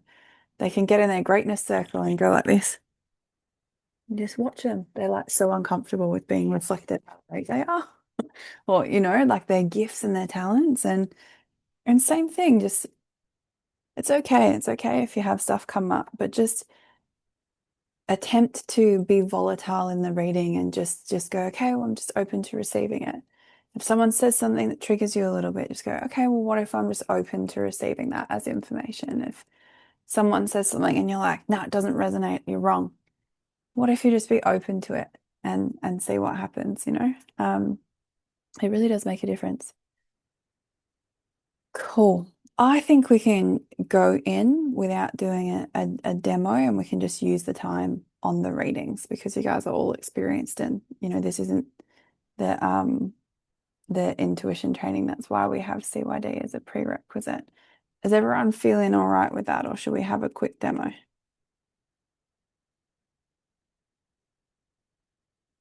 Yeah, I can see a little bit of hesitation in Sarah. Yeah, I'd appreciate a demo because like I'm total newbie to this, so I'm really lost at the moment. Okay, all right, we'll do a demo. Just a really quick one though, hey, because you can get it really quickly, and then whoever's in Sarah's group, just support her through the structure, yeah, because you've got a genius, Sarah, and you'll get it. It's structural, not personal. It's just that everyone else has had a few more goes at the structure than you have, so that's okay. So let's have a go, and I'm gonna get you to share in the demo, Sarah, just so I can support checking that you're getting it, that it's landing for you. So I won't use you as the dummy, but can someone be our volunteer? Awesome. Well, Claire's fistly went through the computer screen. That tends to be the person that I go with. Just someone does this, and I'm like, okay, you can be the person. So Claire's our person, and we're doing circle work, so she doesn't have to read anything or do anything this time. We're just connecting with Claire, and we're going to choose to be of service to her highest good. So we're just going to pretend that we're all in a breakout room now, and Claire's going first. We've said hi. Claire's going to be the first person being read. So we'll all just connect with Claire and go, okay, let's choose to be of service to Claire's highest good. Choose to get the benefit of the practice. We're going to get information, useful information about her incompleteness and completeness relative to writing. And then we're going to cast a circle and define Claire as incomplete. So just going to go 3, 2, 1. You are incomplete. And then I just want you to imaginatively step into that circle and see what you notice when you have an imagined experience of being incomplete as Claire. What do you get when you just imagine being the incomplete Claire? And see what lands for you. And we'll just all sit in that tension for a second. Let something drop. And just whatever occurs to you, Sarah, you might notice a feeling. You might notice a symbol of something, like you might see a storm cloud or a color or anything that you notice. Just grab that and go, okay, what's obvious about that? Like when I stepped in, I got a feeling. And so I'm going, okay, what's obvious about that feeling? And I'm just trying to get information from that, making it up. So whatever you get, just grab it and go from there about her incompleteness. Beautiful. Has everybody got something jumped out? Cool. Let's get a couple of shares. What do you notice about Claire's incompleteness? Who wants to share? We'll just get a couple. Carolyn, Christian, what do you get? I get a sense of just it feels like there's no substance. She's been pulled out of herself, and a lot of churning and a lot of anxiety in her stomach, like churning and not knowing where to, no ability to focus, or doesn't know where to focus. That's what I get. Beautiful. And just for the sake of this practice, I want you to take what you got and then relate it to Claire writing and just go one step further. Okay. It's like there's just no focus. It's like you don't know where to start. It's everything swirling. Can't fix something. It's all volatile. And there's nowhere, nothing to fix. Doesn't, and it's like, oh, I don't know what to fix here. Okay, great. Beautiful. Thank you. Awesome. Who was next? Christian. Yeah.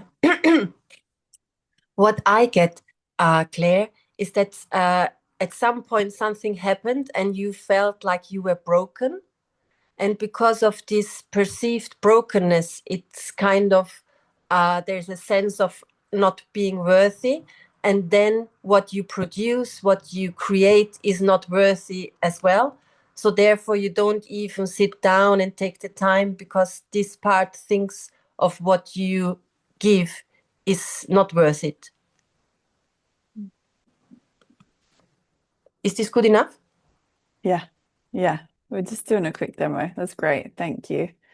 Okay, Sarah, I'm going to put you on the spot, but just in the name of serving you and supporting you getting it. So you can't get it wrong. You can't fuck it up. Unmute and just share with us, what did you get when you connected with Claire and her incompleteness? What did you get? Did you see something, feel something, catch a vibe? To be honest, I didn't get much. I think I was caught up in my own, I don't know what's going on. Mm,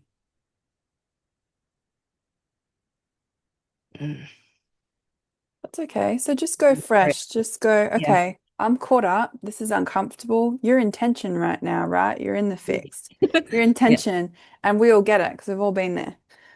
So you're in tension. So just go, okay, I'm in tension. I'm a bit stressed about this, but I'm just going to choose to have a go and Mhm. assume that my genius can get something. You don't have to Yeah. figure it out. You don't have to know it from past experience. You just assume that your genius can connect to something. And then just imagine defining Claire as incomplete. So find her on your screen. Claire, give us a wave. Make it easy for her. There she is. And just go, okay, Claire's incomplete. And when you connect with that, what jumps out to you? What do you notice when you define her as incomplete?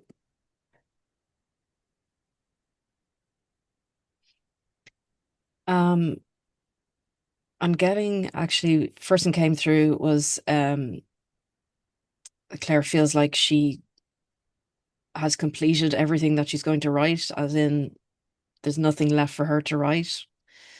Yeah, she's she's she's been used up as the channel and is like genius is not going to be there for her anymore.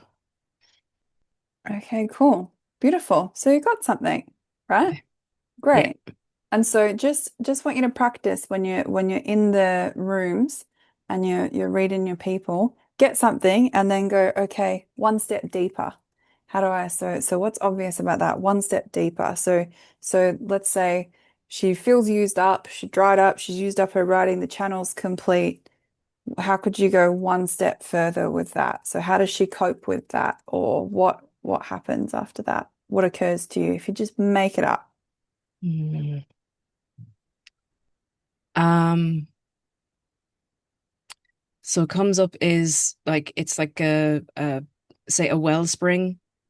So she's the wellspring that she's used to going to is like, okay, maybe that has come to an end and it's about finding the new wellspring.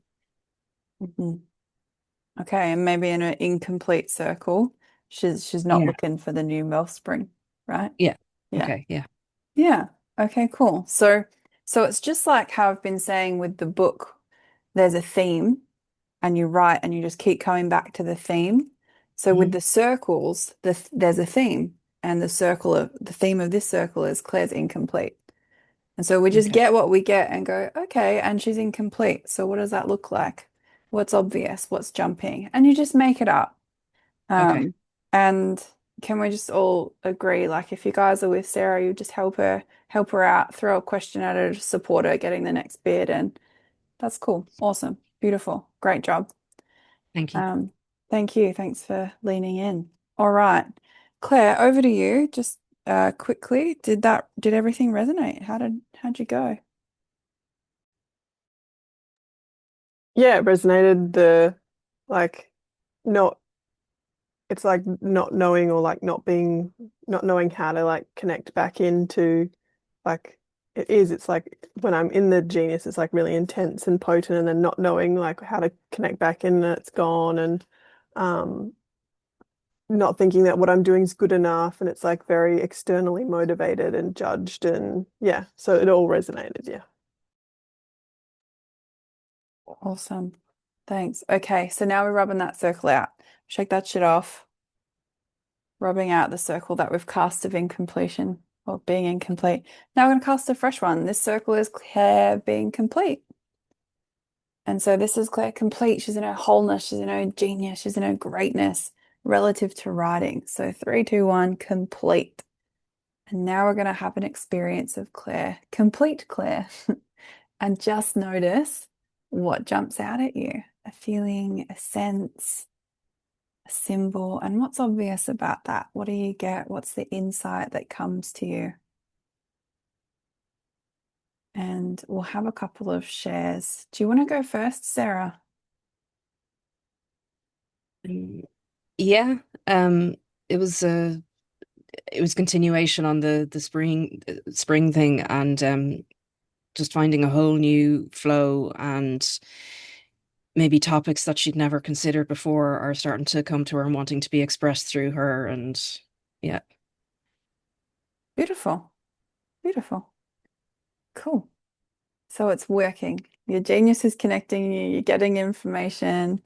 Yeah, you're doing really well. Thanks. Okay, let's get a couple more shares. Tracy and Barbara. Claire, what I got for you when you were in the genius in relation to your writing, this is like really delicious. Like I got a real a sense of your senses coming alive, not just the words that you use, but the kind of the flavors and the sounds, and there's just all of your senses are activated when you're in the space. It's not just the writing, it's just like the whole world comes alive through your senses in that space. And you can apply that in such a way when you're writing that people get a sense of the taste and the smells and the sounds and the experience that you're having through your words. It's really like delicious was the word that came through. So yeah, thanks.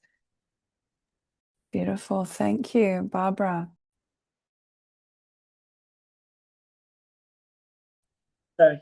So Claire, what came through for me was this real sense of almost like butterflies sending out from your heart. So it was really open, it was heart-centered, it was a feeling of the perspective being really wide open and seeing the whole of the horizon, the whole of what's in front of you, not just, very narrow. So in your completeness, you are your sense of awareness is huge. It's vast. It sort of goes beyond the horizon.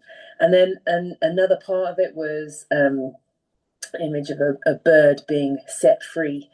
And so then having not only the horizontal view, but the view from above as well. So this real sense of clarity of an overview, but also this wealth of a landscape in front of you. It's really expansive, really exciting. Epic. Thanks, everyone. That'll do, hey, because it's just a quick have a look in that circle. You can stay in that circle if you like, Claire. We don't have to rub that one out. And do you want to share with us? How did it land? Did it resonate? Nailed it. Like, yeah, just the picture and the experience, and yeah, nailed it. That's what we like to hear. Awesome. Beautiful. Okay. So it's okay if you guys are in tension. We love tension, remember? But this is what we're gonna do. We're gonna go in breakout rooms. So we're gonna go groups of 3. How are we tracking for time? Oh yeah, we're doing well for time. Okay, cool. So we're gonna go groups of 3. I want you to read each other for 10 minutes. So it's gonna be a bit of an odd number, but I want you to do about I want you to like read each one for 5. Like I want you to do 5 minutes in that incomplete circle and then 5 minutes in the complete circle and then have a couple minutes to debrief. And so then allowing, a minute or so to drop in and change circles and whatever, 15 minutes per person. So groups of 3 are going to be out for 45 minutes. And just be focused, hey, just be on time and choose that you'll serve each person. And each person's going to get a really great picture of, oh, that's me in my incomplete circle, and oh, that's me in my complete circle, and that's our end result, to get inside and see that. And remember that the incomplete circle, these are all the ways that you think you have to manipulate because you just don't think that what you have to say, that what's naturally inside you is enough. And so you're manipulating. So bring in what's been landing in the premises and see what's there. Cool. All right. So have a timekeeper in your group. And Claire, are we ready to go with breakout rooms? Awesome. Are there any clarifying questions before we go do the thing? Great. All right. End result, team. Have great readings. See you in 45. Thanks for your great energy. How'd you go? Was it good? Good news.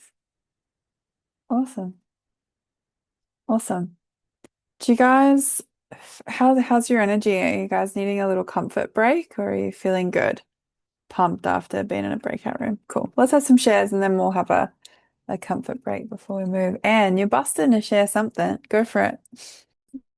We just had the most interesting experience because Christiane and me, we were in one group, and because we're both German speaking, we did the whole thing in German. And Christiane just said, well, it would be interesting or it would be really fun. We just need Christopher to come in because he's the 3rd German speaking in the group, and he just came in the very moment she said so. So we had the whole experience in our mother tongue, which was more difficult than I thought because I've been doing this in English since ever. I've never done it in German, but it gave it a very different yeah, different way of hitting home. So that was extremely valuable. I was really happy to be with them, and I guess we will stay connected and do this more often together. Ah, love you guys. Thank you. Oh, that's so beautiful. I've heard that being true, hey, that when you receive wisdom in your mother tongue, that it does hit differently. It resonates in a different way. That's so cool. The Zoom gods have your back, hey? They just always do. They always put the right people with the right people. Did anyone else feel like that with their group? Like it was just the perfect, yeah. It's always the case. It's unreal. We never, we don't fuck with what the Zoom gods do. We just let it happen. Oh, awesome. That's so cool. Cool. Well, what's landing? What are we learning about being incomplete, complete relative to writing, your connection to writing with genius, meeting a writer's genius? What's landing? Let's have a bit of a debrief. Leah. What really landed for me then is how much good stuff I'm missing out on by just letting the shit get in my way. Like I can connect to the emotion of the end result and the emotions in the complete circle, and I can see it and I can feel it. And then I just choose to stay incomplete. Wow, powerful to see. Yeah. Thank you, Mark and Tracy and Sylvia. Readings always restore my sort of faith if I have any questions about being connected to everything through all the time and space. It blows my mind that people can get like so damn specific. Having never met them, it's like how the hell do you know that? So I think for me, it's always a great affirmation around absolutely, connected to everything through all time and space. So true. So true. And then you relate that to writing, and it's like, oh, well, of course I can write something. If I can tell these people that I have never met before about their incompleteness and their completeness, of course I can write something. Hey, there's a connection there. Beautiful. Thanks. Tracy and then Sylvia. Thanks. And thanks to the two ladies in my room as well. I felt really seen in both circles. And I just mirror what Mark says as well. Like just like when we're in my complete circle, like what was being fed to me, I was like, oh my God, that sounds amazing. Like I was like, oh, that is the world that I live in when I'm in my complete circle. But in my incomplete circle, one of the things is like that what I write is just, nobody's going to be interested in it. But even being on the receiving end of the reading in my completeness, I was like, wow, that actually sounds really cool. So it's kind of like I kind of trumped my own circle in that moment because having it reflected back to me, and I was like, yeah, that's the world that I live in, and that's how I loved, that's where or I want my writing, that's where it lives. And so it's a real contrast to my incompleteness. But it was just beautiful to hear it reflected back to me so I could see the magic in it rather than it being in myself. Yeah, beautiful. Thank you very much. Yeah, beautiful. Yeah, it's a huge contrast, hey? Two different worlds in those two different circles. It's yeah. And it's nice to fix the volatility of the complete circle, to receive it and really feel it, get a vibe for it. It's cool. Beautiful. Sylvia. Yeah, it was really sort of you can just see straight away the difference, when you just step into one circle and then the other is just it takes so much energy to stay in the incomplete, and it's in the complete circle is just everything flows and everything is easy, and you just don't understand why why I'm not here all the time, and it's just so nice and easy and things just flow. And talking about, English not being my mother tongue, when I'm in the flow, I'm always worried because I don't really practice much talking in English. But when I'm in the flow, just words just come in English. And even, words that I wouldn't really, that I didn't even know I knew. So it's as if I'm kind of connecting to the source. It's my genius. It's just kind of, just everything just comes so easily. So yeah, it was really great, this circle exercise. Thank you, guys.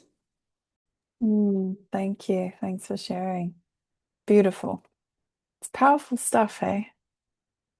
Gaia, is that a hand? It was, and then it wasn't. Great. What's landing for me is that I have both versions available for me right here and now. The genius writer and always the victim, also the victim that has every reason not to write. And it's always been there, like both versions has been there. And I've chosen the victim one, the incomplete one, and that created more incompleteness. And they're still both available. And the one we choose, the more we choose that, the more we are in it. So that's fascinating. Beautiful. Very true.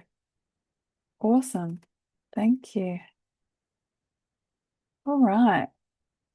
We still have a bit of magic to get through today. So let's have a comfort break and keep the energy high, and then we'll have one more chunky session, and then we'll have our bigger lunch break for the day. But yeah, let's have a breather.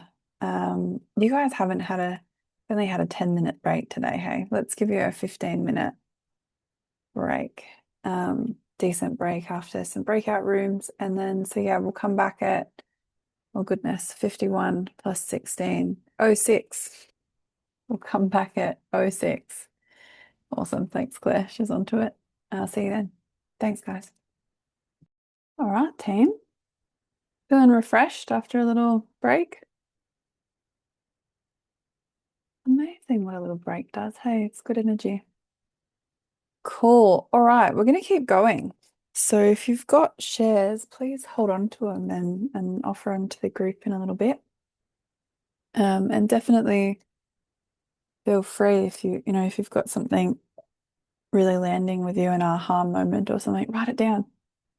Just write down what you realized, what you benefited from your reading before, if there was a takeaway. Yeah, write it down, and then when you go over your notes in the coming days, it'll be there as a refresher. All right, I'm on page 16. We're going to talk about tension some more. Tension and structure. Beautiful. Tension seeks resolution. We already covered that before, hey, that tension seeking resolution, and it's either going to resolve in favor of this inherent ability that we have with our superconscious tension, or it's going to resolve in favor of our limiting beliefs with our unconscious tension. The tension drives everything in life. A rule of script writing is there has to be tension in every scene. This rule should be applied to writing books too, whether fiction or non-fiction. There should be tension on every page. If the reader doesn't subconsciously have some tension to resolve, they will be unmotivated to participate. In a story, something is at stake. And in non-fiction, it's a gap in the reader's knowledge base. Tension is a creative force. You can set up a tension-seeking resolution system that compels the end result of your choice. That structure is vision, current reality, and choice. So yesterday we spoke about the different elements. We all were giving examples of art that we've consumed, that we've enjoyed, right? Books, films, music, TV series, documentaries, blogs. And I just want you to now reflect, pick one, just pick one book, one film, one something, and just reflect on the tension that it put you in. What was the tension in the story? Was there tension between characters? Was there tension was there sexual tension? Was there world tension, that there's like a prophecy and if they don't solve it in time, the world's going to end? Was there conflict? Is there tension, in a crime series? Is this tension to find out who did it? And there's often tension of catching them before somebody else gets hurt, or sometimes in the episode we're seeing that they've already got their next victim and that puts us in tension and we're like, you've got to get him quick. There's tension, and tension keeps us going. You notice that in series that are like telling a whole story over the series, that they leave us in tension at the end of every episode. There's some sort of tension. They might resolve something for us. They could be kind. They might give us one answer somewhere, but it'll open a whole other can of worms. Something else will open. Notice when you're reading, the end of the chapters don't usually leave you in a peaceful spot. They often leave you at a little cliffhanger that makes you go, I'm going to read another paragraph and another sentence and a little bit more. And I just want to find out what happens. And they create even more tension by maybe they leave you in this really tension-inducing thing with these characters, but then you go in the next chapter and you're with different characters. So now you've got to get to the next chapter to get back to those ones to figure out what happened. So you just keep going. It puts you in this tension to consume. And what is that? It's because we want the resolution. You ever watch something and you just go, I just need to know what happens. Or even if you go like Bridgerton, for example, I talked about a bit yesterday. They're love stories, they're books. We know they're going to end up together, but you want to know how it happens. You still want to see how it happens. You still want to see how they interpret it. You still want to see, how it comes together. We still need to know. Tension drives everything in life. And remember, even in non-fiction, we're talking transformational nonfiction, right? So that's going to look like a couple different things, like even a memoir, like a memoir or an autobiography, a biography, that style of thing. It gives us the tension because it's a story. It's a story of that person's life or a story of a chunk of that person's life. And we get tension in the story that we want to resolve. We want to know what happens in the end of the story. We want to see how Cheryl Strait in Wild, the woman who hiked from Mexico to Canada, we want to find out if she can do it because we certainly don't believe she can. we want to resolve the tension in that. There's still a story in it, even though it's nonfiction. And then, I think transformational nonfiction, if you're teaching or writing a workshop, right? You guys are in tension about your writing. Do you still feel a bit of tension relative to your writing? And then you have a moment where you go, oh, I get it. And then you're like, hang on, I still have tension. I still have this incompleteness going on. And then, oh no, maybe I get it. And then, but the tension's still there, right? And you're hanging in the tension because you want to resolve that tension and you want to leave this workshop having your end result of feeling connected to whatever it is that you're called to write and feeling able to do that, equipped to do that, ready to do that. Am I right? That's your end result. I hope that's your end result. It's my end result for you. So it puts you, it leaves you in tension. It means that even when you come up against something and you're feeling a bit uncomfortable, Barbara was sharing about her tension before. Sarah was sharing about her tension with the readings, because of in favor of your inherent end result here, you're willing to sit in that tension, right? You're willing to hang in there. You're like, oh, this is uncomfortable. And maybe in the moment you're like, damn you, Ellie, like, why are you making me do this? And you're willing to because you also know that I'm here to serve you. And it's in service to that end result. So you hang in the tension, right? But we intentionally create that tension. Can you imagine if you came to this workshop and all I did was just pump you up with this good vibes and you're a genius, and we just connected with your genius straight. That's all we talked about for 2 days. And when someone's resistance came up, I went, nah, just connect to your genius. You'd probably like feel pretty good, at least for a good chunk of it, right? We've probably all been to workshops that have that kind of energy.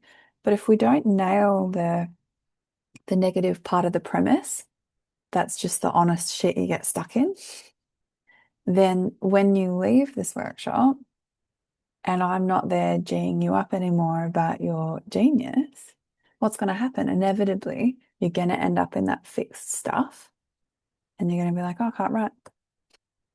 And you're not going to have tools to have that transformation on a day-to-day as you move forward, right? So this transformational nonfiction, we need tension. We need both. We need the perspective of how it doesn't go well for you and how it does go well for you. We need the bad guy in the story. Otherwise, what are we watching? Like, we want a bit of drama. We don't want the bad guy to win. We just know that there needs to be one, right? Even if you think of an example of I'm trying to think of one. Harry Potter, right? The bad guy in Harry Potter, Voldemort. The bad guy is more powerful than the good guy. Voldemort is like this ever powerful wizard that's fucking come back from the dead and got followers that are these really well trained witches and wizards that are doing all sorts of spells. They even have an extra edge on the good guys because they don't give a fuck about the law. So they'll cast spells that are illegal, and like they have access to all this power versus Harry the school kid that just found out he's a wizard. Like, he's learning. He hasn't even figured out how to cast a spell to, I don't know, fly the feather yet. And then he goes throughout and he's still learning and whatever. But you notice the acceleration in those films, if you're familiar, all the books, that it's like Voldemort's getting more and more powerful. And so even though Harry's training as a wizard, the bad guy's still more and more powerful. Like, it's like he's graduating to more power as Harry is, so he's not catching up. And then what happens is when we have that tension in place, creativity comes into play, the wisdom comes into play. That tension wants to be resolved. So you put that structure in place that's like, oh shit, the bad guy's really powerful, good guy's not as powerful. We want the good guy to win. How's he going to do it? It's going to have to be creative. He's going to have to get creative. Spoiler alert for Harry Potter, it's creative. How he ends up winning, Voldemort thinks he's dead and relaxes. And then he comes back and kills him. It's creative. It's different. But it's not from like that sheer force of power. It has to catch him by surprise, get him unawares. And there's so much tension. There's so much tension all the way through. So hopefully it's landing that tension's not a bad thing. I keep saying we eat tension for breakfast. We have tension within ourselves, but tension's also a part of our structure. We want to utilize tension. We want our readers to be in tension. When I write my books, I will have intentions for my books. If they're stories, so for my Ankara Code series, I set the intention that I want it to be a page turner. I want people to get to the end of the chapter and have to read the next bit. Like, I want people to be in tension, to be uncomfortable, to be needing to resolve. And the only way that they can resolve is by finishing the book. Because that's what I want. I want people to finish the book. I want them to be engaged in that. Tension is why when people read The Magician's Way, to use an example that most of you would be connected with, most people read The Magician's Way pretty fast. Even if they haven't read a book in a very long time. They get the same reflection with my Ankara Code stuff. They read it fast. They'll go, oh, I haven't read a fiction book since I was a kid, but I read yours in one sitting, or I read yours overnight, or in a couple of days. And it's because it puts them in tension. They have to know what's happened. You see people in tension with, like, what's the Sarah J. Maas's series, A Court of Thorns and Roses, or whatever her fairy magic series is, and her fans have been waiting for the next book for a long time, and they're mad if you like that the amount of content. And she just announced the dates for her next two books to come out, and gosh, it's like it's relieved some of their tension, but it's put them in it again. Now they're like booking work off for those days so they can get in and read that book. That's the kind of fans you want. It cracks me up, and of appreciation for what she's created when I see people post, like, not me, booking work off on Sarah J. Maas's next release date so I can just be immersed in her world. I'm like, amazing. Goals as a writer. That's pretty cool. So tension is not only something that we will experience inherently as a writer and learn to use and work with and create with, it's also something that we will intentionally put into our works. We want our people to be in tension. I want you to be in tension in this workshop because part of writing is you're going to be in tension. And as you connect to your genius of writing, you're going to realize more and more how little it matters. It just doesn't matter. You can sit down for a writing session and be totally in your shit and in heaps of tension and uncomfortable, and 5 minutes later be writing. So I don't want you to come here and have no tension, because then I'm not giving you a real experience of what meeting a writer's genius is about, because it's not about deleting and removing tension. It's about utilizing tension, using it as the fuel that it is. Tension is a creative force. I was saying yesterday, we eat it for breakfast. We love tension as creators. And hopefully that's making a bit more sense now in the context that we've given it today, and gone into it a little bit more deeply. But I'll bring your eyes back to this triangle, and I'm going to repeat this last sentence, a couple sentences that I read out before. Tension is a creative force. You can set up a tension-seeking resolution system that compels the end results of your choice. That structure is vision, current reality, and choice. We'll circle back to that, but most of you guys have a choice to write. Am I right? It's part of your lane of plenty. It's in there. So you're already in attention-seeking resolution structure. If you're making your choices every day, which I hope you are, you're in attention-seeking resolution structure. And you're either in attention relative to your greatness and choosing it and doing it, which I'd say overall you are, because you're here and you're choosing it and you're going to do it, right? That's the intention that you're in. Or you're in your shit relative to it, which is all the people who said to themselves, oh, cool, writer's genius is running again. I'm coming. Not here. Right? Not here because, oh, the one that I can go to, I'd have to be up late. I'm facilitating till 1 a.m. We love tension. It doesn't matter. I'm like, if William at 70 can facilitate crazy times 5 days in a row, I can do 2 days. Come on.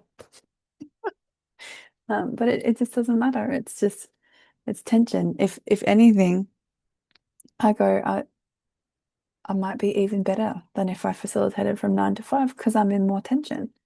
So brilliant. That's the perfect thing to put me in to be creating with you all. So you all have attention. You've got your choice. We know it's there. And your job, your mission, should you choose to accept for the rest of today and moving forward, I hope, is to find that thing, that specific thing in your heart that your soul has attention to express. And that's the thing that you're going to write. And that is not me telling you that there's only one thing in there. That would make me a hypocrite, right? But it is saying that you just do one at a time. I didn't write them all at the same time. I got the tension that was there for me, that was true for me at that time. Actually, the first time I did Writer's Genius, I got that it was true for me to write a song. The first time I did it was a song. It was music. I came going, fuck yeah, I'm finally going to write, I'm going to write a book. It's going to be awesome. And I got a song and I was like, oh, okay, fine. but that was just the true tension that was in my soul, right? And so I wrote the song and I went through that process. And then the next time I sat and went, okay, what do I got? It was a book, and then I went on that journey. But you have something that your soul right now is called to create that you have an inherent natural tension to express. That is, if you completely were dedicated to just being your true self, being your most authentic expression of who you are, this is the thing you will do. This is the book you will write. This is the song you will make. This is the script you'll commit to. Whatever your $1 million Britain offering is, this is the thing. And when you're connected to that inherent tension, the offering will come to you. The tension has to resolve. So can we all agree you have an inherent soul tension? You have the calling. And can you all agree that if you were to connect to that calling and really listen to it, that tension would have to resolve. That calling would have to speak to you. It would have to inform you about what it was and what it wanted from you, or what the story was, or what the vibe was. I'm glad that you all agree, because we're going to do that, because that's your job. It's find that thing in your heart that your soul has attention to express. When you're connected to that, the offering's going to come. So we're going to do that now. We're going to connect to this calling that you have in your heart, to a specific offering. I don't know if you guys will remember, but there are a couple of things that I told you if you were at the webinar that you'd receive here this weekend. One was overcoming your limitations, transcending your limitations, and connecting to your writer's genius. You've done a little bit of that. We've started that journey. But the other one it was also to connect to a specific offering that's true for you to create and get clarity on that, right? So we're about to do that. We're about to establish what your vision is. I'm not saying we're about to start writing the thing. You don't have to start the book right now. You don't have to do that. You might have something come through. You might write a little intro or something. I don't know. I'm not saying no. But your end result for this next segment that we're stepping into is just to establish your vision, to connect in with that calling that you have in your soul and listen to it. And you're just going to write down what you get. And I'm going to take you on a guided journey, and it's going to be very natural, and you're going to drop in and you'll get it. Like, we're setting you up for success. But that's the end result, right? That you're going to listen, you're going to meet, we call it the muse. You're going to meet your muse, and you're going to be informed of the calling of your heart. And the muse is the embodiment of your genius speaking to you. It's a very powerful, intuitive practice to have a talking symbol. Very powerful, because you set the structure up so you've got the intention of it being of service to you, and it's going to be your genius, and it's in service to your highest path in life. And then when the symbol speaks to you, you receive the information so clearly, because it's like, that's what she's saying to me. That's what it's saying to me. That's what I'm getting. I can hear it. And your job is just like scribe. That's it. You're just writing it down, writing it down, writing it down. So we're going to go on a journey where you're going to meet your muse. And she's gonna offer you. I say she because it's the feminine principle creatively, but there's no rule that, like, if you get there and your muse is a masculine creature, don't panic, it's fine. We just say she because it's a feminine principle in creativity as per Hermetic principle. But you're gonna go meet your muse, and then you're gonna receive information about the calling of your heart. And you're just going to keep going, what else? What else can you tell me about it? What else can you tell me about it? And you just keep writing. Very similar to, it's a different intention, it's a different journey, but similar to when you go to your land of plenty and you just get stuff and you just write it down. And then you go, what else is here? And you just write it down. And you just get that sense. But this time you're specifically meeting your muse, and they're going to talk to you. And you're going to get this information. You're going to get this information. And it's a beautiful thing, because I want you to imagine if you were your soul. I mean, you are, but just work with me here. Imagine if you were your soul looking at your human self, trying to write or avoiding writing and not writing. And you're your soul being like, excuse me, I'm telling you very clearly, I'm here. I have all the information. I'm very ready to tell you what to write. Can we write now? Can we please write? Like, please. Your soul is so ready for you to do this. Your heart is so ready for you to do this. It's eager for you to become awake to this information. It is right there. So it's a very energizing experience. And I just want you to intend to have that experience that your muse has been like impatiently waiting for you to sit down and have this chat.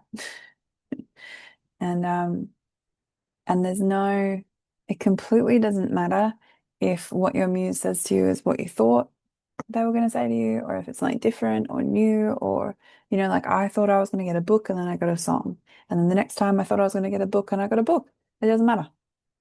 It's completely irrelevant. Like what matters is establishing that intention, setting it up, going on the journey and just receiving whatever you get. Just like a reading, you receive whatever you get, and that's what you give. In this case, you're going to receive whatever you get. You're going to write it down. Beautiful. Before we go on that journey, I'd love to hear a couple shares just of what's landing relative to tension seeking resolution, soul tension, creative tension, using that in story. Yeah. What's landing about tension? Is anybody ready to eat tension for breakfast yet?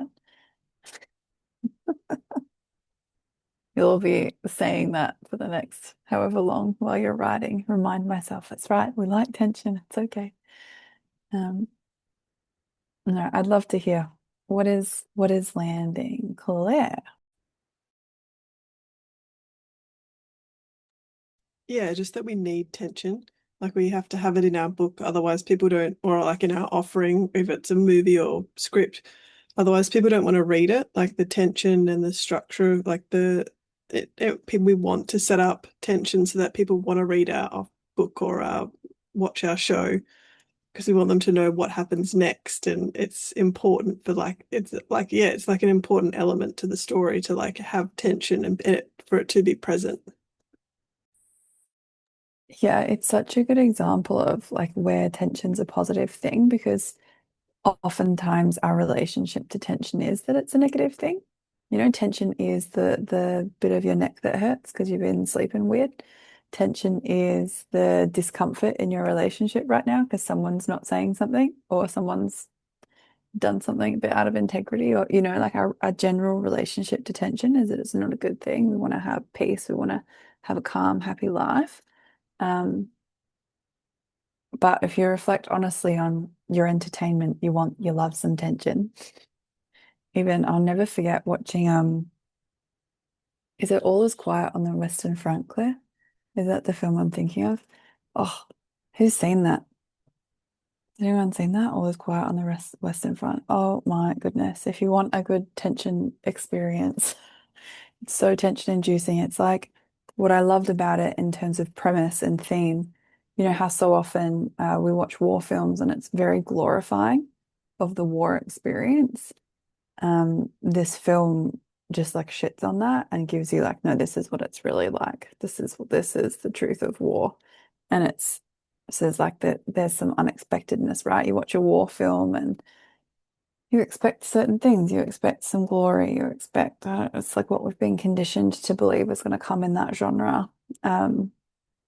My God, we were watching it just at home. We like set up everything like a movie night, and we had snacks, and I was in so much tension. I was just sitting there like panic eating, and I had to like just remove myself.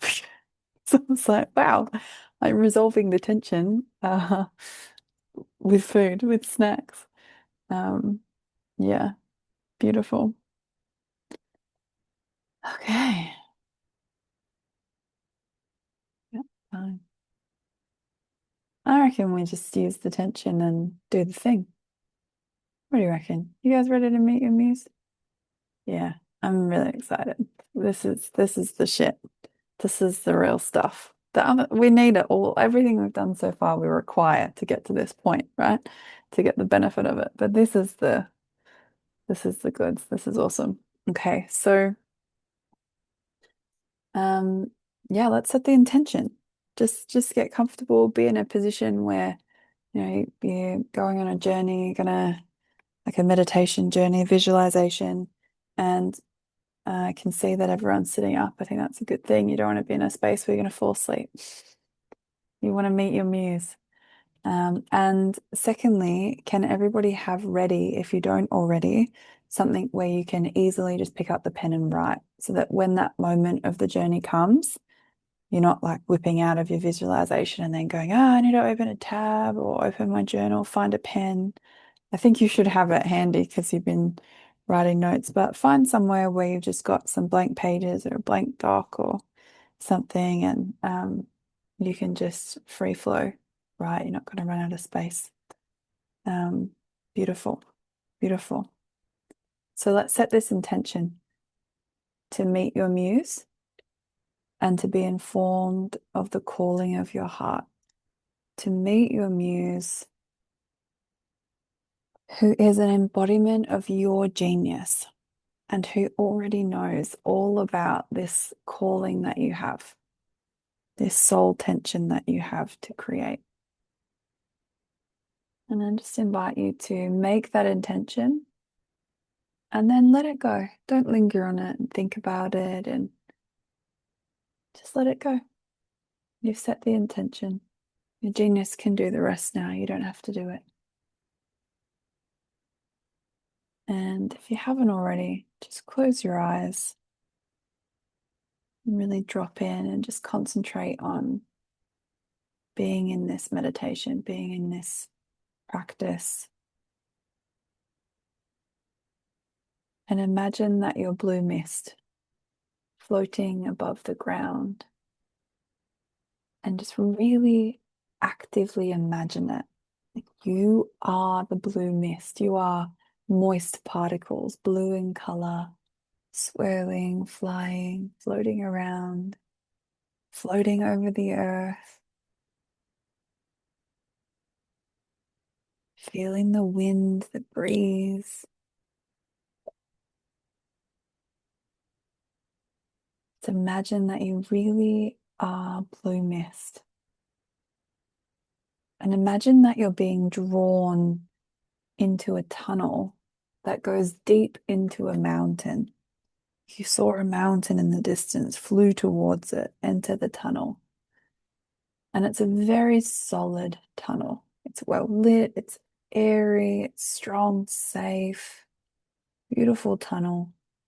And you're blue mist, just being drawn down this tunnel deep into a mountain. And just really imagine that, really notice the texture of the tunnel, the cave walls, and that you're flying past it as this blue mist. And you're just going deeper and deeper into the mountain. Really imagine that.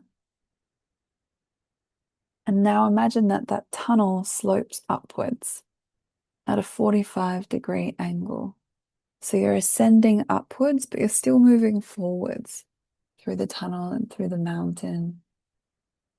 And you're just blue mist traveling deep into this mountain. It's all good, you're safe, you know you're where you're meant to be. You just keep going. And just imagine that now you begin to pick up speed. And as you pick up speed, you also become brighter and brighter blue. So it's intensifying. You're more and more vibrant. You're going faster and you're becoming brighter. And the process is exponential. It just intensifies. As you go faster, you become brighter. And as you become brighter, you go faster. It's a whole acceleration process of intensity. It's out of control, crazily fast. You're brilliantly bright. And just imagine that you can keep up with it, even traveling insanely fast, swirling around like crazy, just becoming insanely bright blue. Until you're traveling so fast that you seem to be standing still. And you're so bright that you're actually transparent. And the only way to imagine this is really just to imagine that you're empty. You're just pure emptiness. And just imagine that you can imagine that you're pure emptiness. And just keep imagining that. Imagine you can imagine pure emptiness. That's all you are. And then at this point of pure emptiness, you pop out of the tunnel at the other end and you arrive in the land of the muse. And imagine now that you reform in your normal human self and you're in the land of the muse, gently, safely landing here. It's beautiful. Just imagine. Imagine you look around the land of your muse, you just take it in, and your muse appears and greets you and acknowledges you. Acknowledges that you are here to receive the offering of your heart, the expression of your heart, this calling of your soul. And imagine that you also acknowledge, yes, that's right, that's why I'm here. It's exactly why I'm here. And then imagine that your muse then begins to unload all this information, what it's about, qualities of it, all this information that relates to your offering. And it's a passionate experience because your muse has been dying to give you this information, just waiting for you to come and listen and receive.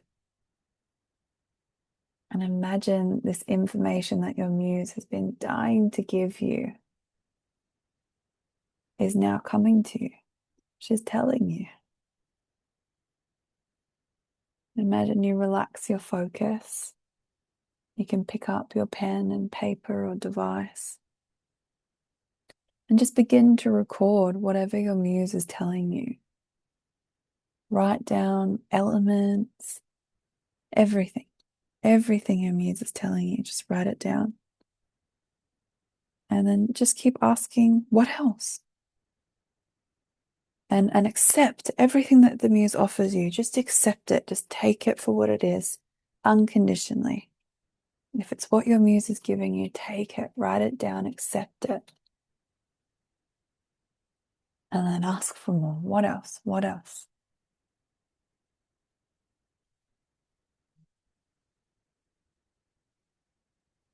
Just write and keep writing, not thinking. Thinking doesn't help. Writing helps.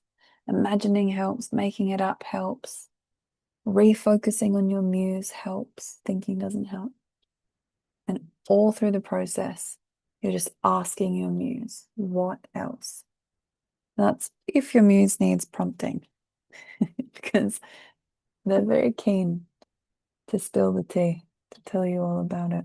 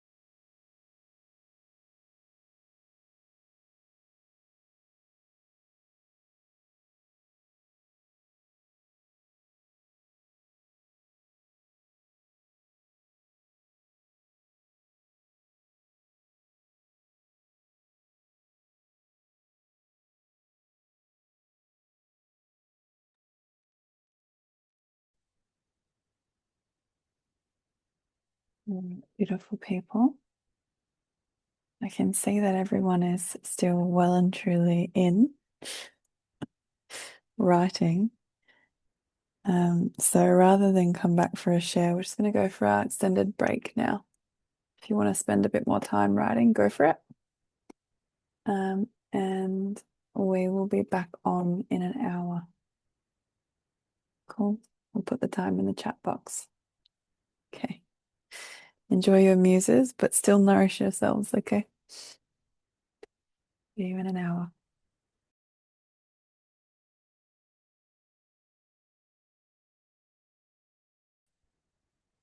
Crack in. Can you believe? It's a bit over 3 hours to go. Insane.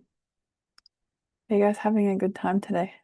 How did you go connecting with your muse? I'm excited to hear about it.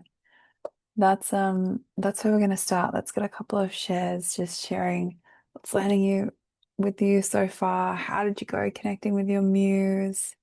Getting that clarity, takeaways. Yeah, let's have a couple shares to drop us back in, plug us back in. And yeah, I want to hear how you guys went. Christian? Yeah, it was for me very easy to connect with the muse, and I have written like half of the book already, but the questions I had, she answered just step by step how I should address it, in which order, where. So what I wanted to learn from this workshop, in a way, she gave me as 1, 2, 3. Yeah, so I'm very delighted. But I learned a lot from the workshop. I don't want to miss the workshop. Yeah, don't misunderstand that. But yeah, I'm very satisfied and yeah, optimistic that I can move on with her in a good way. Yeah, thank you. Yeah, beautiful. The amount of times that I get asked a question by one of my clients, and I'm like, have you asked this question to your muse? And it's like tail between the legs, off they go, you know? They're like, why are you asking me? I don't know. Ask your muse. I've got no idea what's in your book. It's not my job. I know the theme of their book, I know the premise, you know, but like, no, ask your muse. I'm not the best person for that question. Yeah, so cool. I love it. I'm glad. I'm glad that you got all of that, and I'm also glad that you're learning other things. There's lots to learn here. Hey? Awesome. What else, you guys? How did you go? How was meeting your muse? What else is landing? Mark, how did you do? Yeah, good, great to meet my muse. I think some of the my shit coming up before was like, oh, what's going to be about and all of that, and sure, met my muse, and that was cool. And my muse started talking. I was like, you fucking kidding me? Like, really? Like, I was right about that. Like, look, I'll go for it, but I didn't like check. Like, you really like, yep. So got a lot of stuff, but just yeah, not at all what I thought it was going to be. Amazing.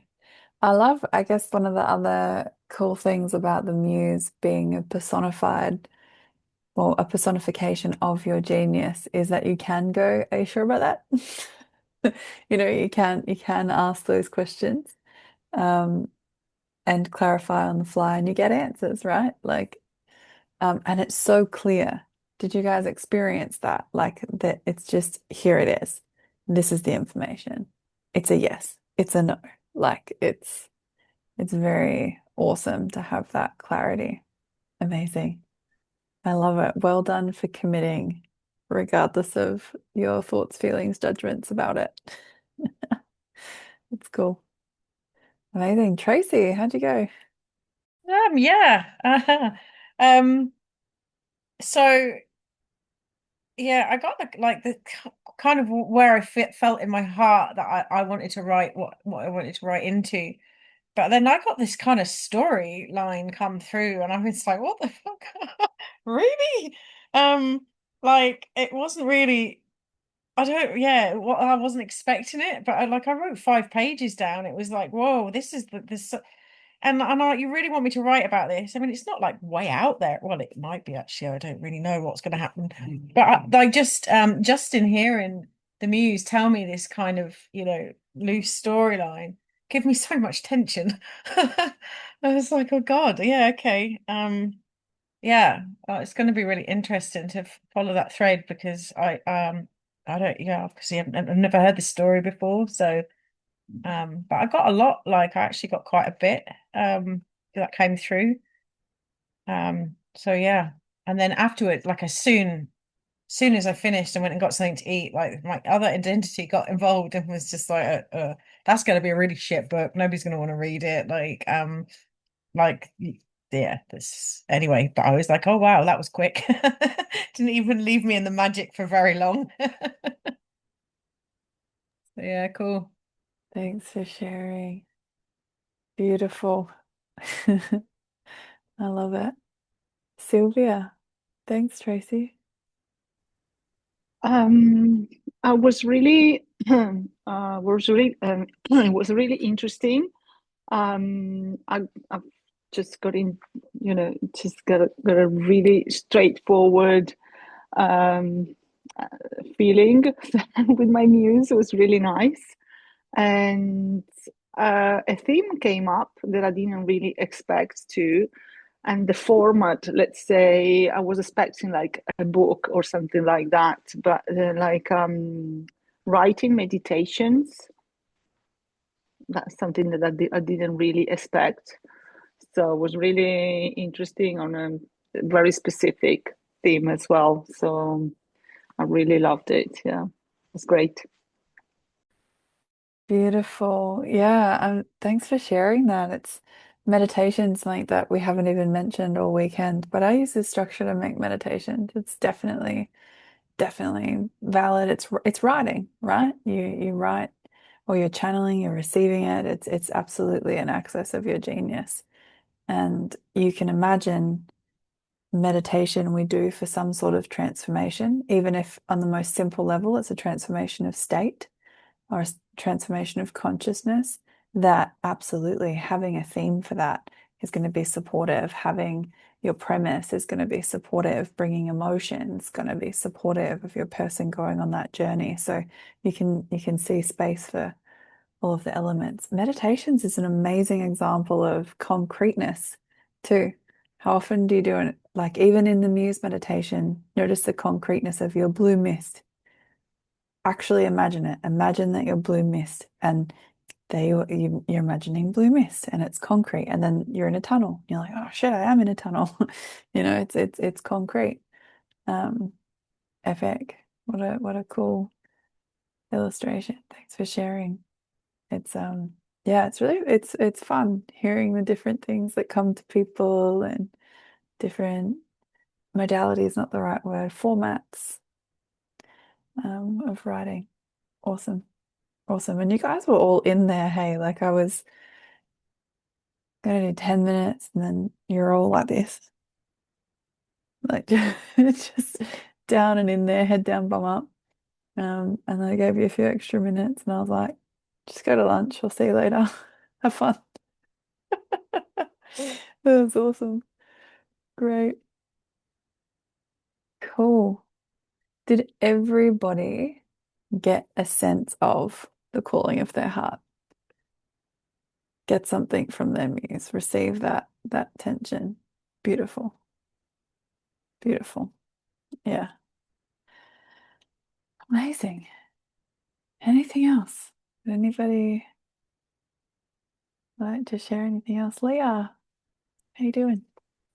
I'm good. I'm good. I wrote 5 pages nonstop and just like walked away feeling super energized, but like excited. Like, I can see scenes of what's going to happen. And then I'm like, hang on a minute. That's it. We're in a different place at a different time. Oh shit, that's prequel. Okay, looks like I'm doing two. All right. Oh, all right. This is a different theme. This is slightly more sci-fi. That's a standpoint. Okay, we're going with this. And I walked away just being like, yes, let's start. I just want to get going. It's really, that being said, it's like 12:30 a.m. here. So like I'm running on fumes and I'm just completely re-energized. Yeah, beautiful. Beautiful. Your internet was a bit jumpy just then, but I actually think I fully got the gist of everything that you were saying. And it's exciting. I love the energy. There's absolutely something to be said for when you're in that genius space. Time bends, resource bends, like it just fills you up, hey? Absolutely fills you up. Yeah, so cool. Congrats. I'm super excited for everyone. Do you guys get what I mean when I was like, this is the good shit, guys? Just before we did the muse. Like it's all good, it's all brilliant, it's all helpful. Like this puts everything into context and we've got more. But it's yeah, it's fun. Now we're going to be focusing on this calling that you have and bringing some more depth to that and building it some more. So hopefully that gets whoever's in some weird time zones through the next couple hours. Adds to the fumes, adds to the tension. Um, Beautiful. Would anybody else love to share? Carolyn. Myself. Hello. Um, I I've been trying is the word to write a book for years. Like I got an idea years ago, and it's fits and starts and bits and bobs and thousands of notebooks, and there's one sentence there, and there's another notebook, one sentence. And I sat down and I thought, just give me something fresh that I can start fresh with. And I came back to the same idea, and I was like, okay, all right, I will trust this. That's the calling of my heart, and it doesn't make any sense, but I'm going to take it. And thank you very much for that. And then I got just washed over. I was like, I'm exhausted with trying not to do this, trying not to write that story. I I just felt floored. I did 20 minutes, and I was like, oh, I have to lie down. I have to lie down. So it feels like I've given in to something bigger than myself. That's what it feels like for me. So my story or whatever I'm going to write is not news. I'm sure some of it will be news, and hopefully it'll be fresh when it gets on the page. But the whole idea, and I'm so really grateful that I came on this course because I know where I'm stuck now. I know how I get stuck, and just putting things in their place and having the structure. It's just such a relief, such a relief. And I wanted to cry at one stage. It's like, oh yeah, okay, I'll take it. I'm going to do this now. I'll commit, and I'm not wavering anymore. Do you know what I mean? It just feels like right. Yeah, no doubt. One of my big sayings: doubt, dither, delay. That's me. In 3D, doubt, dither, delay. So enough of that. Well, I'm sure there'll be more of it, but you know what I mean. Yeah. Totally know what you mean. How beautiful. Congratulations. It is, it's exhausting suppressing your callings. Yeah. It's hard work. Yes. Yes. Yeah. Yeah. Especially, Thank you. when you're so welcome. Thanks for your share. Great share. Yeah, especially when you're intentionally living your life and you're doing things like personal development, creative development. Maybe you have a spiritual practice, maybe you just have an intention in general just to live a beautiful life and then you're trying to suppress a calling at the same time. Like you can't. Yeah. Like vibrationally it just doesn't work. So yeah, stoked for you, happy for you. Excited Thank to you. see it all coming together. It's cool. I'm glad you came too. Amazing. Amazing. So you are all landing on this thing that you have in your heart, this soul tension to express. Yeah. And Carolyn just brought really beautifully in her share just now the reminder that it's a choice, right? That you have this tension, this soul tension to create this calling that you've just connected with, and it is your choice.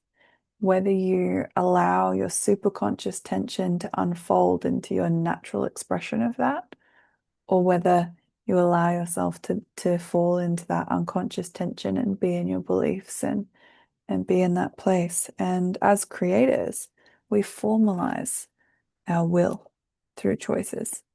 That's why we have a choice making practice. It's because we know we're human, we're going to wake up tomorrow and we're still going to have shit. We're going to, we're going to want to quit, or we're going to want to suppress that calling, or we're going to want to succumb to that unconscious tension. And when we have a choice, it formalizes our will. If that's us going, yeah, I know I've got stuff, and I choose my soul. I choose what's true for me. I choose my path. I choose my land of plenty. And that's why we make our choices every day. It's to put the power and let the path of least resistance be in our genius, to be connecting to that. It's to allow a moment to come into the volatility of our visions and fix them in our reality, in our lived experience, and to get into the current reality for a choice or two and make the fixed volatile and support ourselves in gaining wisdom and taking a next step, right? If you're doing your choices every day, you know what I mean. Sarah, choices are a practice that you'll learn when you do CYD. But I won't go into training about them now. Yeah, so I'd like to encourage you all, because you must do this of free will, but I'd like you all to make a choice relative to this calling of your heart, and formalize it. Choose that you're going to follow through with it. Choose that you're going to do the thing. And you all have writing choices per se. So maybe there's, room for you to tweak it. Maybe your writing choice is a bit vague and it's just been like, I'm going to write my book where I share my wisdom with the world. But now you know what your book's about. So maybe now you can write, I'm going to write my fantasy adventure novel and share my wisdom with the world. You can put some specificity in your choice relative to you've got this clarity on your calling now. You might then go, oh, but Ellie, like I'm going to write multiple things or whatever. Okay, make a secondary choice and nest it underneath there. And if you don't have choices right now, just make a choice about your book. I choose the end result of finishing my magical, wonderful book. Put some good energy in it. Take the theme that your muse gave you, or some of the words that your muse gave you, and put that in a choice. Make a choice of it, so that you can keep connecting with your offering. Question? Concerning the end, the end result is writing regularly is not an end result, but it would be the next step which I need to do. It's a process. Okay, so our choices finishing are end the results. Finishing the books. Yeah. Okay, thank you. Finishing the book, publishing the book, sharing my book with the world. Well, I mean, whatever. Especially if it's a secondary choice, it could just be write the book. Get the draft done, get it written. But the choices are end results, not process. It's the what, not the how. Yeah. Cool. Awesome. So you guys can have a little play with your choices if you like, but shall we keep going? Is anybody busting to share something else? You'll die if you don't share it. I'm being dramatic, but we love drama. We love stories. Okay, we'll keep going. Please keep the shares and the good energy, and if you haven't shared for a little while, I'd love to hear from you in the next shares. It's actually part of the learning process, and just true. There's a correlation between the people who really actively participate and share and give good energy and actually then follow through afterwards. It's amazing to watch structurally, but it makes sense, right? Because the sharing is where you integrate, it's where you get it, it's where sometimes do you notice that when you share, you realize something more than what you thought you were going to say? Like it lands for you more deeply when you share. Um, our voice is powerful. It's powerful to exercise it. Okay, I'm on page 23 in the workbooks if you would like to read along with me. Speaking to the structure of story. So now, all yesterday and earlier in the training, I've been saying just randomly pick a theme or just go with something, whatever comes, no stakes, whatever.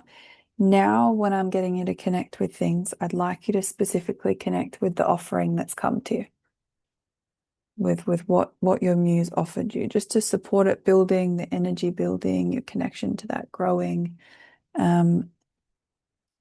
Yeah, when I prompt it, that's what I mean. But I'll keep prompting it. So beautiful. Page 23, structure of story. The emotion of the end result is what will write your story for you. The emotion is a composite feel of all the elements you have established you want your offering to express. The elements you establish will drive your imagination in formulating a powerful narrative. By far, the most dynamic element you can include in a story structure are the three main characters. The main character, who this story is primarily about, and their misbehavior. Even in ensemble movies, the writer picks one character who the movie is more about than the others. The main character's integration of their misbehavior or failure in that respect is what the story is about. Frodo's misbehavior is self-doubt.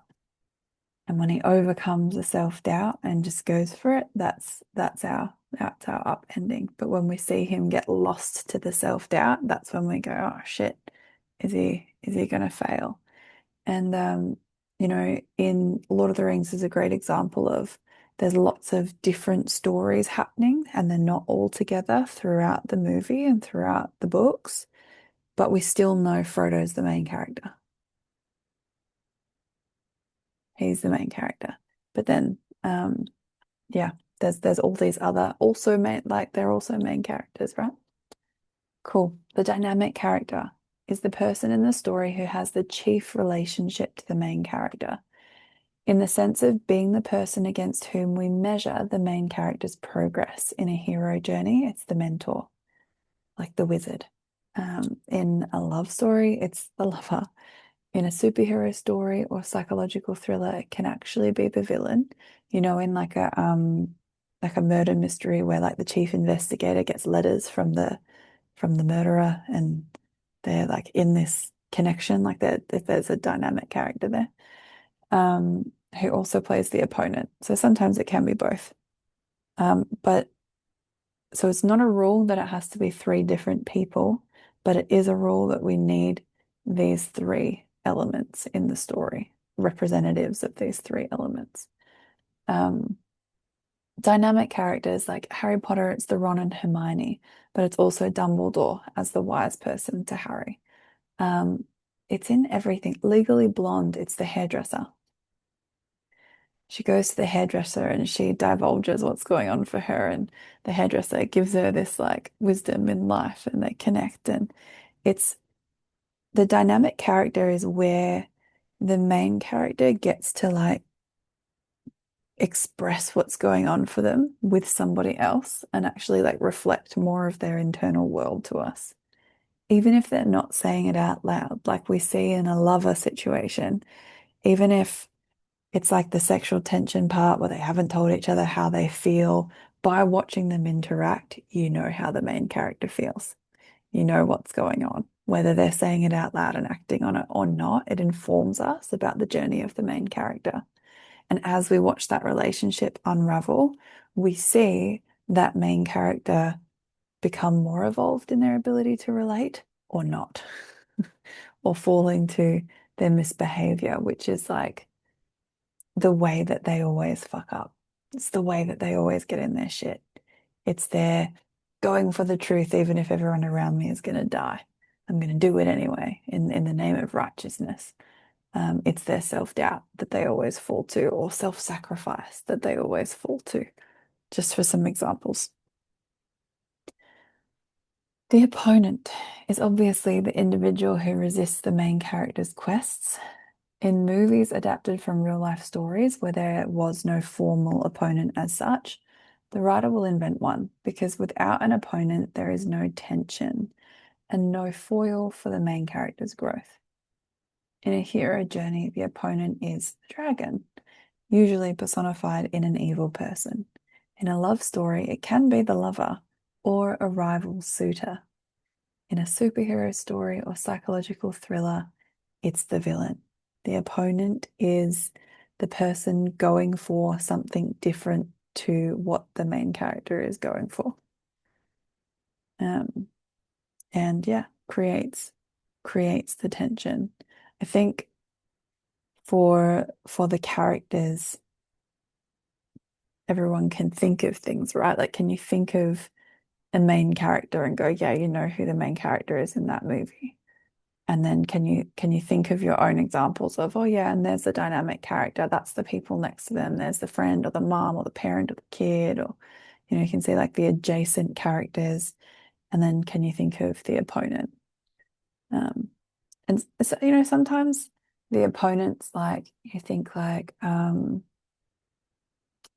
natural disaster film where it seems like nature's the opponent, it's like there's a tsunami and that's what happens, or there's a I don't know, a big frost that comes through and everything's freezing and it seems like nature's the opponent.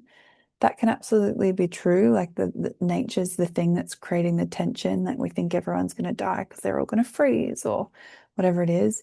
But there will usually still be like an arsehole character that is also there embodying like this negative aspect of nature.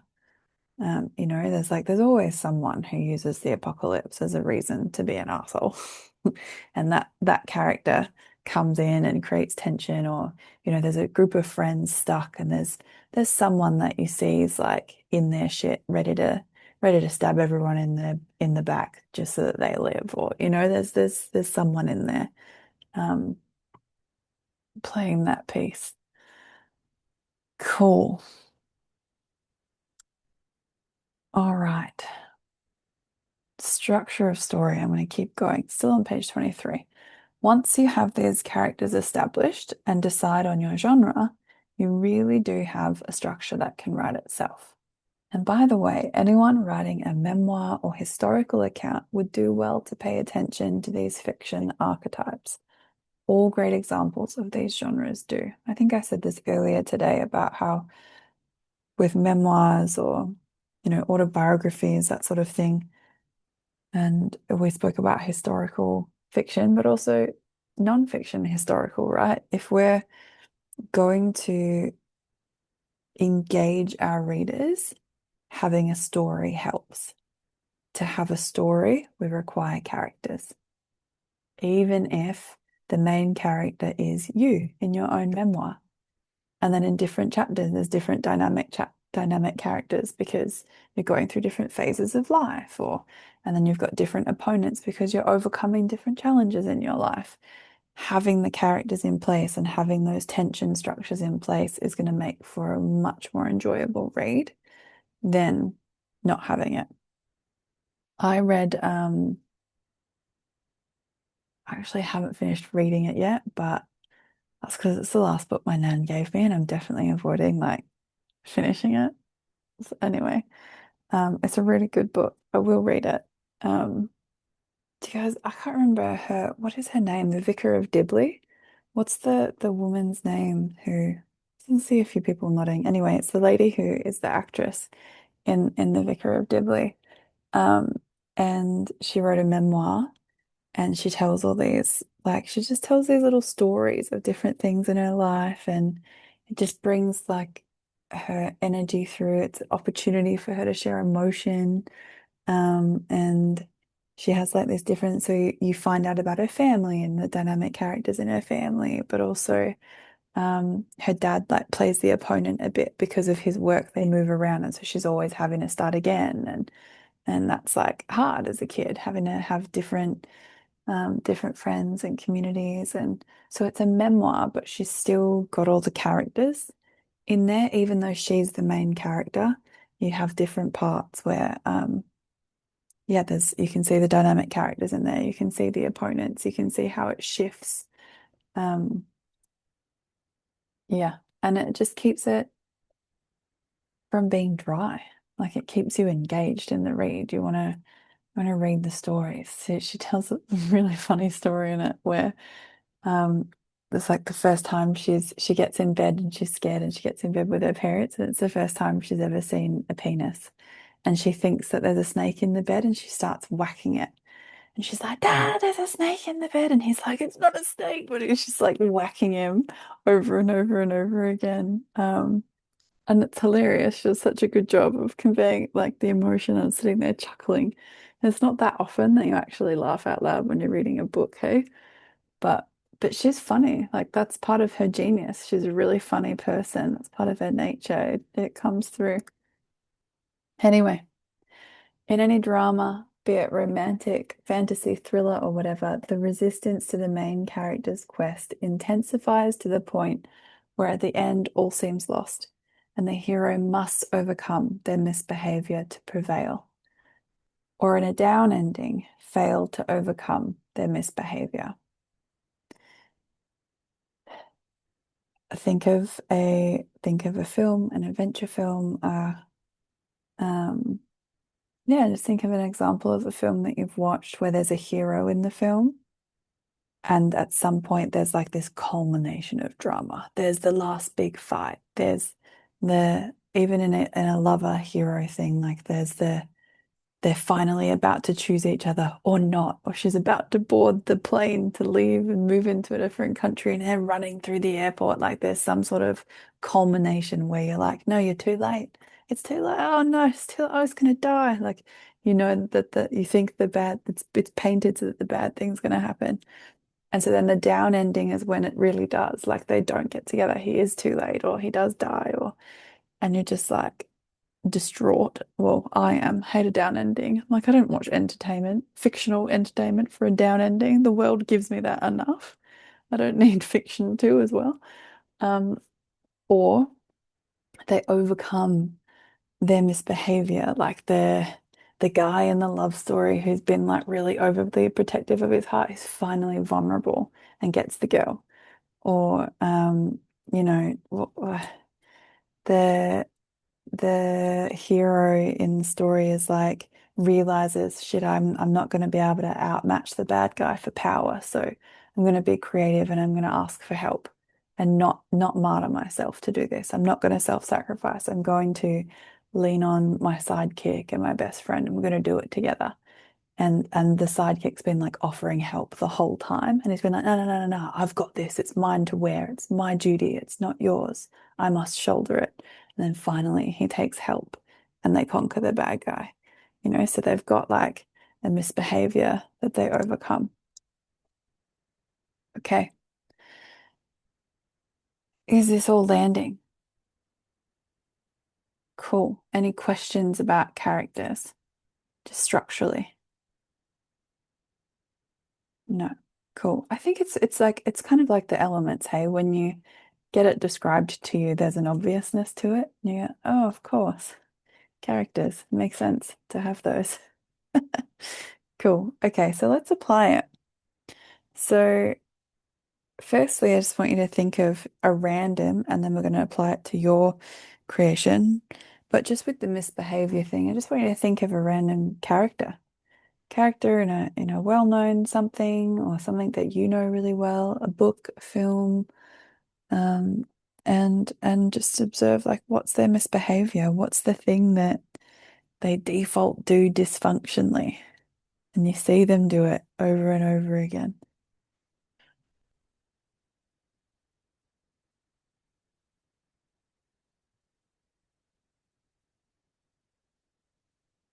Anybody got a good example? I might not even know the character, it doesn't matter, but just does anybody want to share an example? Yeah, Claire, go for it, babe. Harry Potter came to mind, And like over and over again, he like denies that he's special or that he's like, I'm just Harry. And everyone tells him all the time, like, you're Harry Potter. And he's like, I'm just Harry. Like he always denies that he's special or he's got any sort of like special powers. He's just like normal. He seems to do that like over and over again. And like even when he like claims his power, like that's kind of like the turning point in like so that's why it stands out to me as like he denies his power, like he's special. Yeah, and it's again, spoiler alert, but if you haven't watched Harry Potter yet, like that's on you. You've had time. But he realizes that he's the key to killing Voldemort, right? He's one of the Horcruxes. So he has to acknowledge that he's fucking important. It's the only way to kill Voldemort in the end, for him to acknowledge that. Yeah, good one. Cool. All right. Could everyone think of one? Yeah. Nice. Cool. You will now when you watch things. Just intend to notice what's their misbehavior, what's their dysfunction. You'll notice it in the book. So I'm reading a book right now where the love interest, it's a dynamic character actually, has such an intense like authority issue that anybody that exudes any sort of power that comes into the room, he just as a reflex is like, fuck off. Don't tell me what to do. He says it to everyone. He's like, no, don't tell me what to do. No one can be more powerful than me. He's just like got such authority issues. It's so obvious. Um, and yeah, you see characters that are expressed well have these really strong, there might even be a very weak character, and that's what's strong about them. You know, there's some sort of obvious, evident thing. Cool. Now I want you to just take a moment to connect with your offering. And, you know, it's very well possible that you literally just got information about it for the first time when you're with your muse. So you might not have lots of things and lots of aspects to it, but just want you to take a moment just to go, oh, did any characters come through? And just observe, okay, are they main characters? Are they dynamic characters? Do we have a villain or an opponent? And did anything obvious come through about the misbehavior of that character? And just notice, you know, we're not thinking about it, you're just observing the obvious of what already came. And just see if you clarify. Even in a meditation, there's a narrator that is a wise person offering the meditation, right? And there's the character in the meditation that is the person receiving the meditation that often is being spoken to, like, now you are in a chair. And you know, the you is a character, the person listening. Cool. I'm just going to give you all just a minute to connect with, observe, notice any characters that you got. If you didn't, that's okay.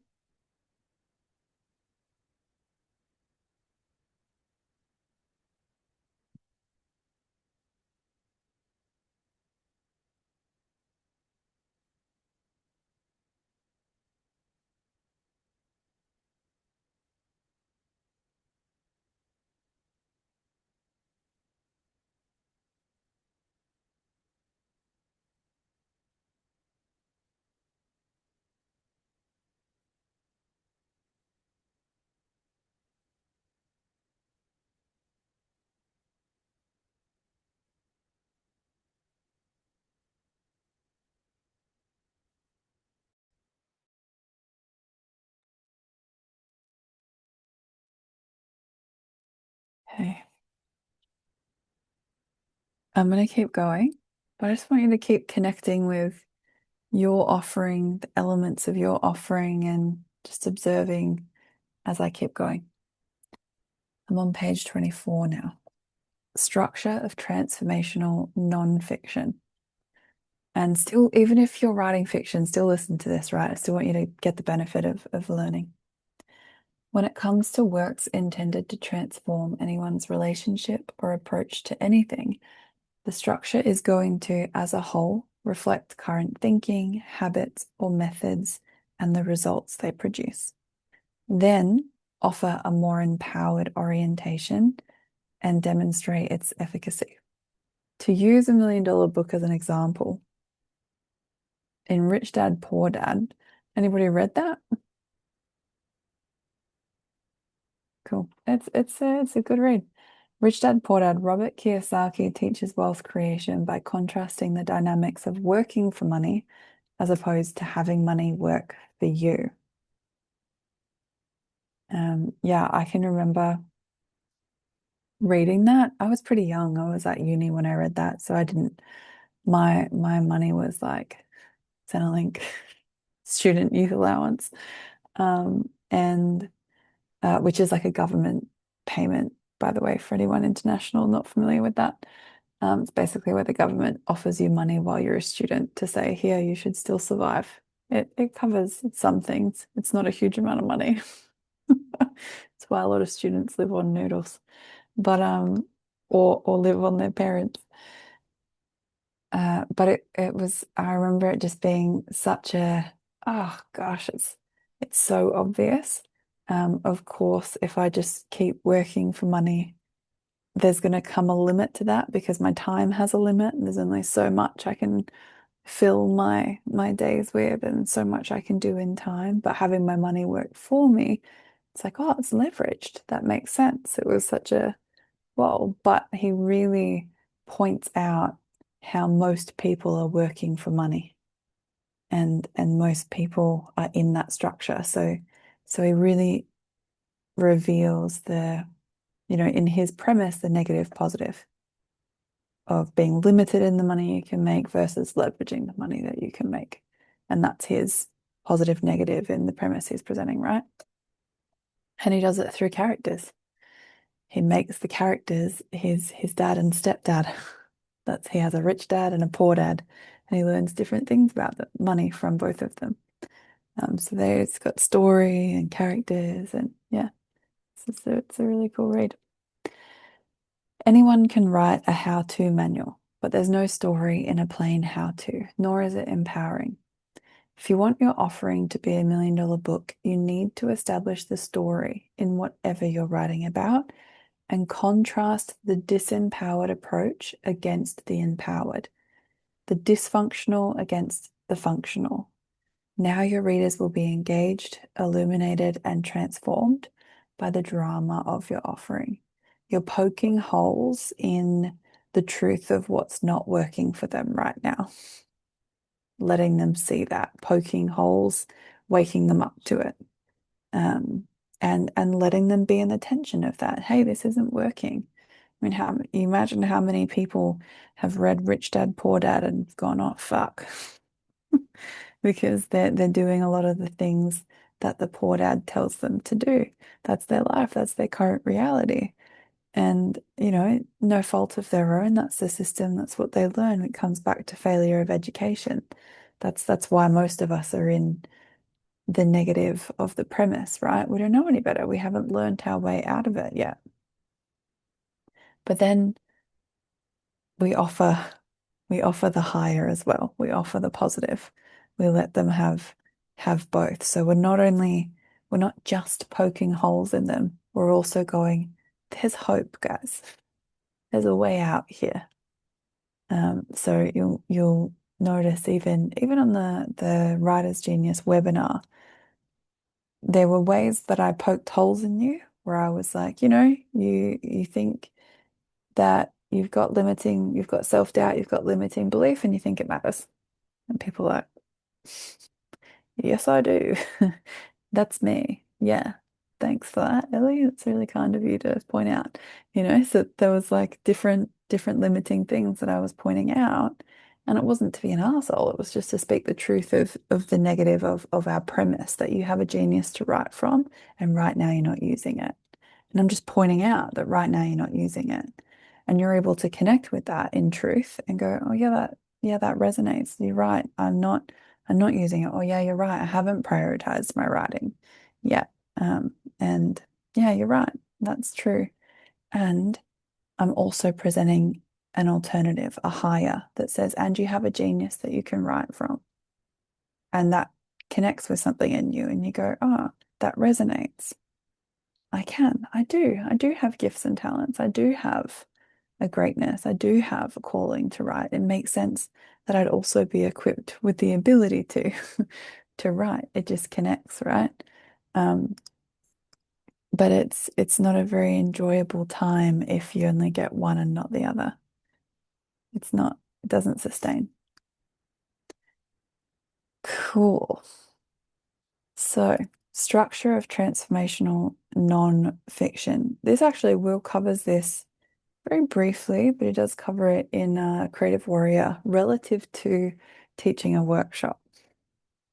This is a bit of a different context, but the same applies, right? Because we're creating transformation, you know, as with writing a non-fiction book, you should absolutely be able to structurally, I'm not saying that you have to do it, but you should be able to structurally turn that into a workshop, structurally turn it into a keynote speaking experience that people could listen to and have a transformation, structurally turn it into a meditation that people could listen to and have an experience of and experience that same transformation. So we have the theme, which we covered pretty well yesterday. So we all know what the theme is. It's the what.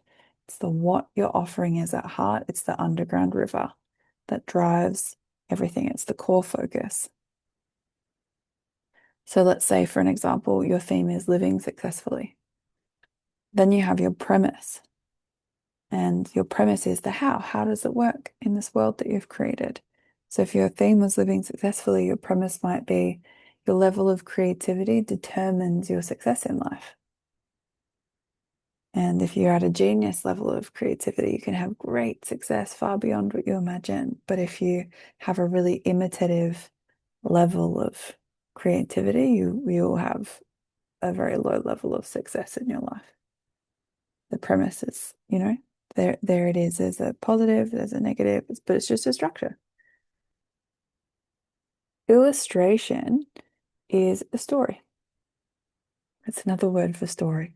It's a story that exemplifies the premise, right? So I could tell a story about success in this example that I'm offering, and I could talk about where I've been really creative with my music. And so I have this offering where I write a song, and I have 13 people that I work with, or 12 because I include myself in the offering. And I write a song for each of us. And then we each write a chapter in a book. And then we have a photo shoot, and I do branding with these people, and we create a card deck out of the imagery. And so we get this epic suite of offerings, right? And it's really unique. Like, where can you get a song written about you and then a chapter in a book written about you, or you get to write in there too if you want to, it's optional. Then you get to go and dress up and embody your genius and become this character that's really you, and get photos where you see and receive yourself, and that's a transformational experience. And then, you know, when people are pulling cards like your brand and you're on their altar, and then if they want to, they can listen to a song that's about you while they're doing it. Like, it's really unique, it's really creative. And I have incredible success in the transformation of the people that go through that process because they really receive their genius through all of their senses. It's magical. And there's a high level of creativity in that. I've never seen that be done before. It wasn't my idea. My muse offered it to me and I went with it. And we have great success in the transformation. So there's a story, right, of where I've been very creative and then I've had success. And when's a story where, oh, I'm sure I have a million stories where I've not been creative and haven't had success. I tried to lie to my mum once, tell her I wasn't wearing mascara. There was no story. I just went, no, I'm not. She could see my face. And she was like, yes, you are. No, no, I'm not. No, I'm not. I don't have any mascara. She knew I'd stolen hers. I wasn't creative at all. I had no story. I had nowhere to go.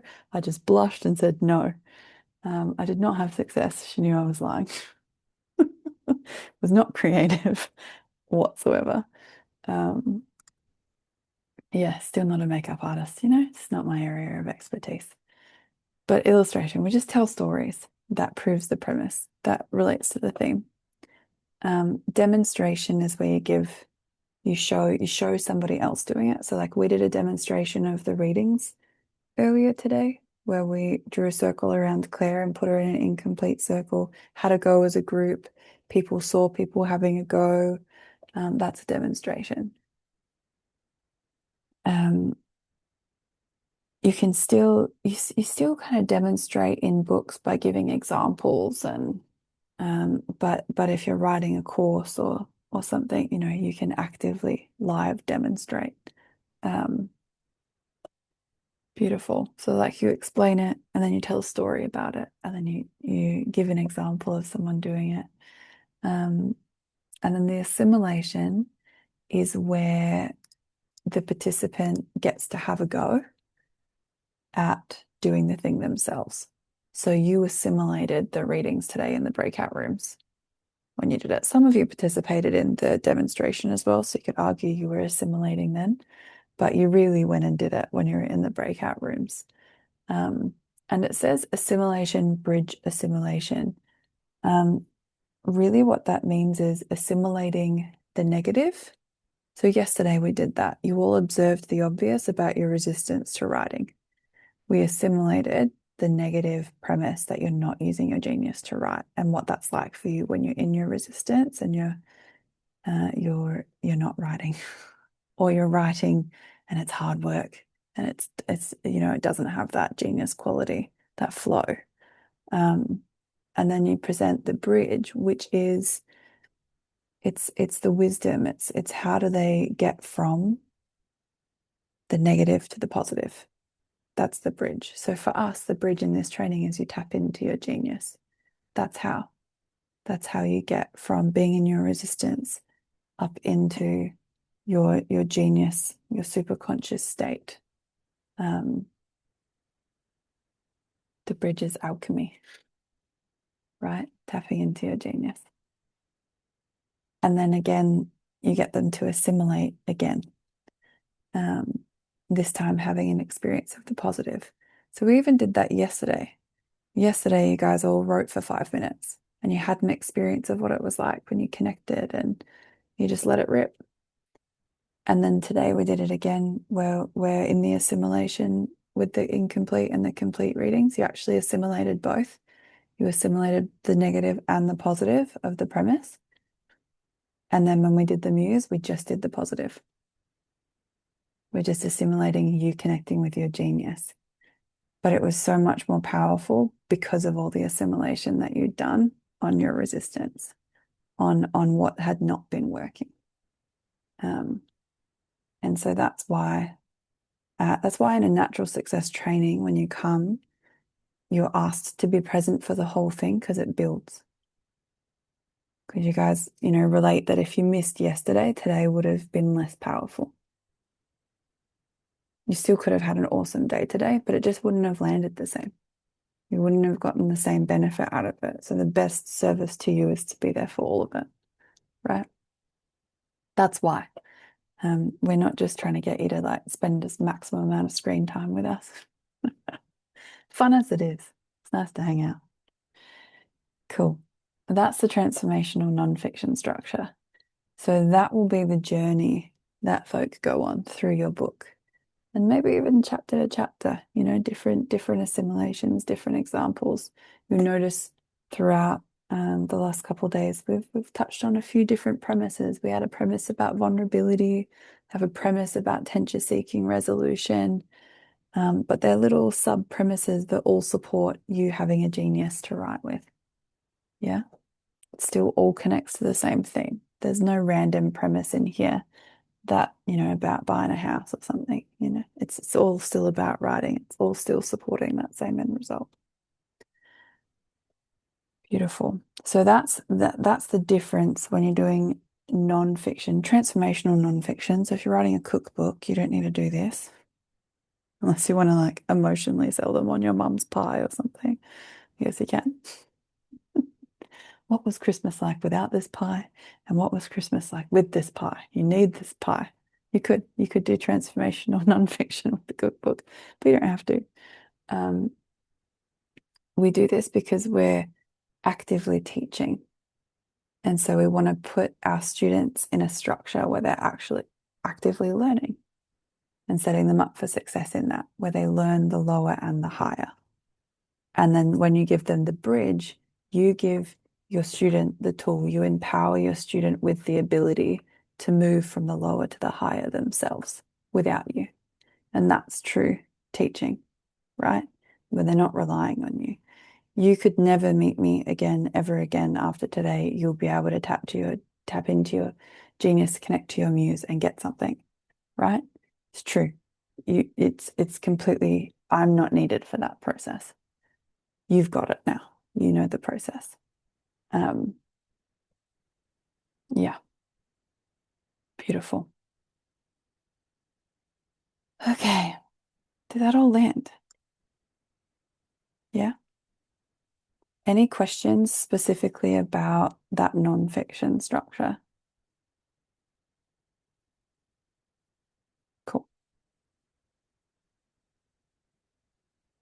Again, when you learn it, it feels obvious, hey? But until you learn it, well, I don't know about you guys, but until I learned it, I'd never really thought about it that much. And then I learned it and I was like, oh, yeah, I can see how all my shit teachers didn't do that and all my great ones did.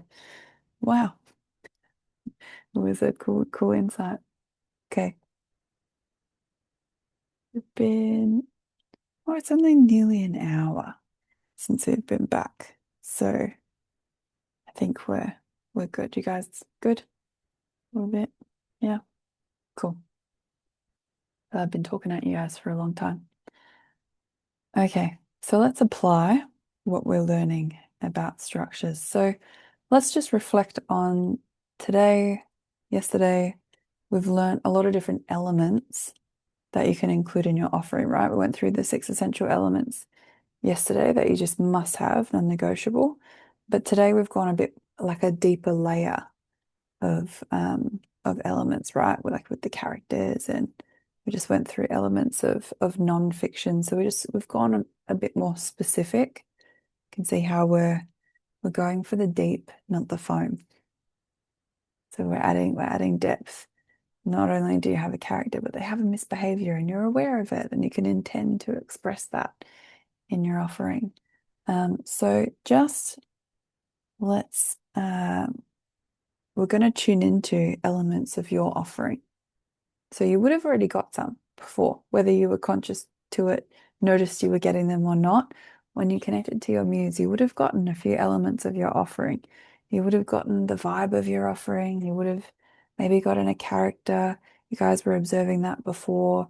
You might have gotten the theme of your offering. You might have gotten a bit of the emotion of your offering, noticed a bit of the premise. You would have had some elements come. They might not have come to you in a perfect list because the muse is just ready to throw all the information at you. But now we're going to create a list of your elements, right? And connect in and get that. So before we do, let's just refresh. What elements might you get? We're going to tune into it. What elements are available to you? Who can just like list some elements? Let's see how many someone can get for fun. Any takers? Everyone's like frantically flipping through their books so that they can read it. Gaia, let's see how many. So you can tap into the theme, the premise, the unexpectedness, the emotion, the concreteness. That would be getting the characters, the main character, the opponent, and a dynamic character, if there is one. Yeah, and there should be another from the 6. Yeah, credibility of our story. Hey, yep. So you've got the 6 essentials plus characters. Awesome. Well done. Yeah. Tapped out. Yeah, fair enough. That was a great effort. Good job. What else, guys? What other elements are there? What did Guy not say just now? Can you think of any other ones?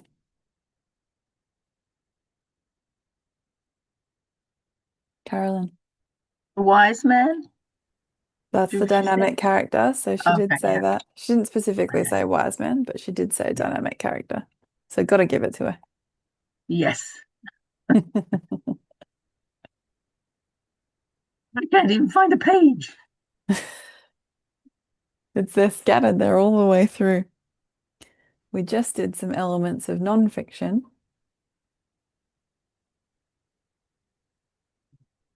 Oh, let's see.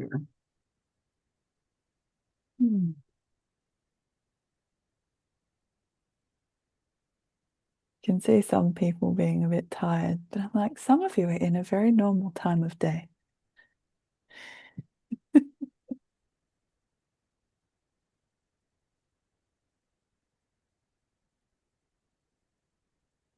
Clear. I wondered. The bridge assimilation illustration, thesis, antithesis. Yeah, thanks. I don't think I actually used the words thesis, antithesis, but they're the like professional words for the positive, negative aspects of the premise. So the thesis is the positive, the antithesis is the negative. I've just learnt that it's best to not introduce them immediately because then you're saying a lot of words and people are like, I don't know what the fuck's going on. Premise, thesis, antithesis, theme. What's the difference? What's what? Wait. When you just go premise, positive, negative, people get it. But that's what they are. So true, they are elements. And then there's just other things, right? Like genre is an element, setting is like genre is like, is it a thriller? Is it a comedy? Is it a love, rom-com, horror, um, setting. Setting is an element like, the wild book that I talked about, the where she walks through Mexico, and that's her setting. It's not the story, but it's the setting. Um, the story, and there's one part of the story that will also add that is an element, and then I think you've got plenty of elements to riff off, and that is a definition of story is there is an imbalance that happens to one or a group of characters. And the pursuit of balance again in their world is the story. The tension that they are trying to resolve is restoring balance in their world. And if they successfully restore balance, we have an up ending. And if they fail at restoring balance, we have a down ending. So something happens at the start. Someone dies and it throws their world into disarray. And then we see that character figure out what life means again without that person.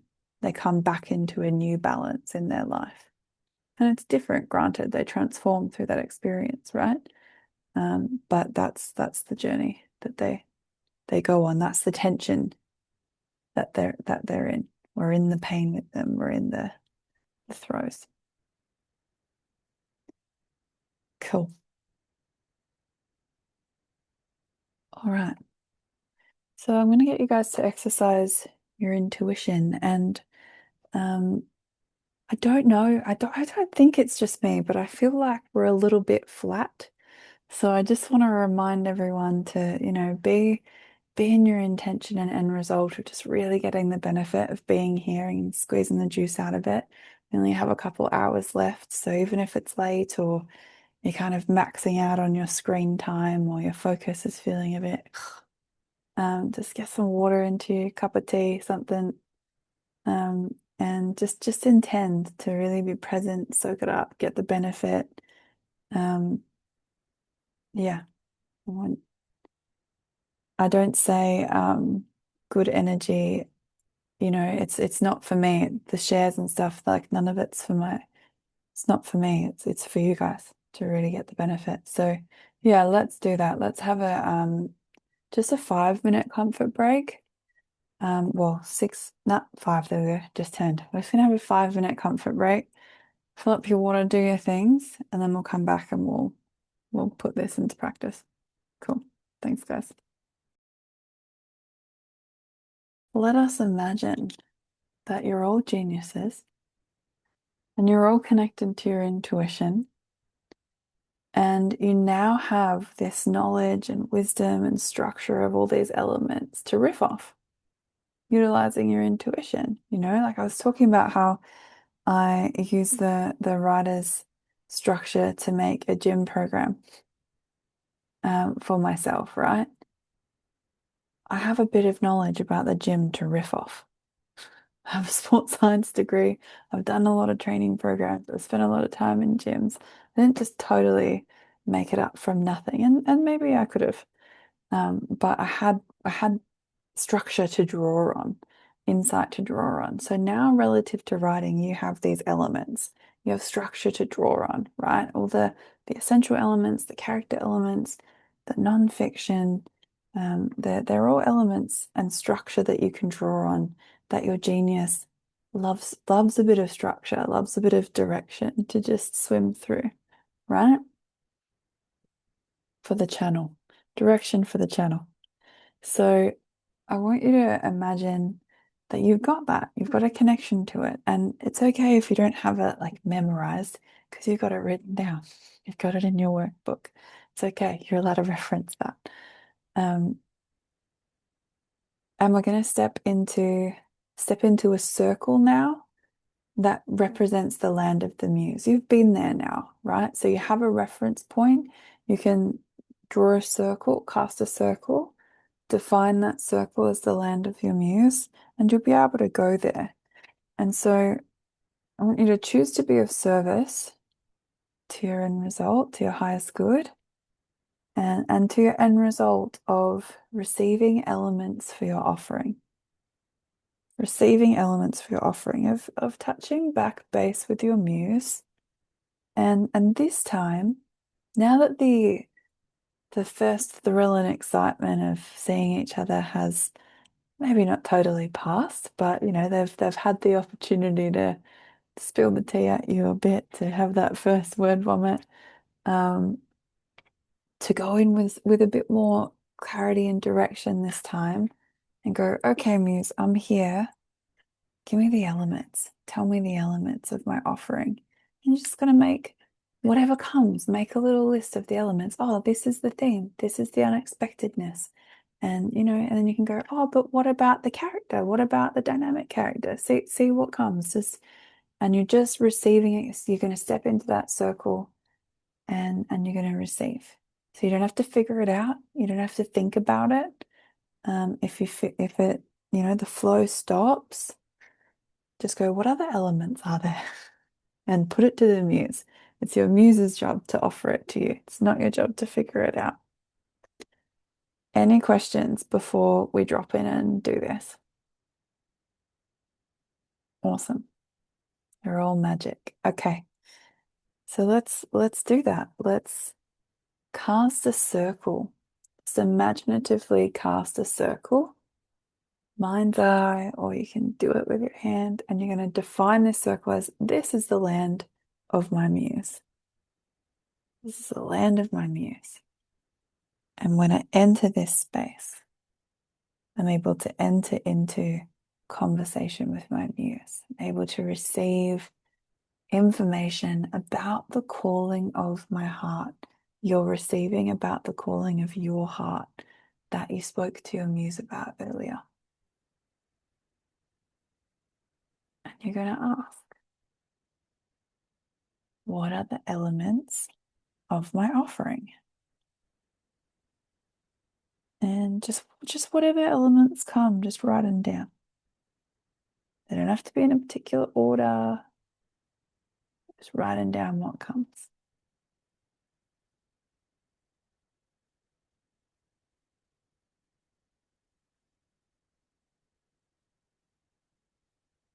And make sure you write it down. When it starts coming, just relax your focus and just start writing. You don't need to memorize them. You can write them down, have them as a reference point.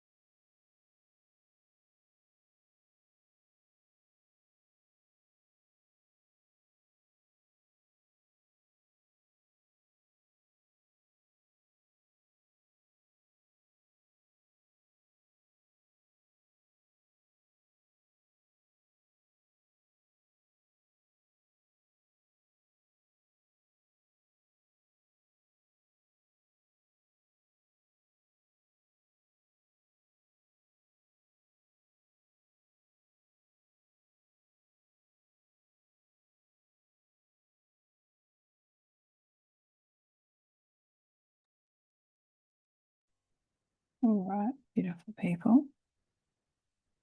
That was only 4 minutes, but who has some elements? Cool. Who's still writing elements? Like they're still coming. Cool. All right. We'll give it another minute. Remember, it's just a list. You don't need to write a paragraph for each element or anything. Maybe the premise might be a sentence or two, like a positive sentence, negative sentence, but mostly it's just a list.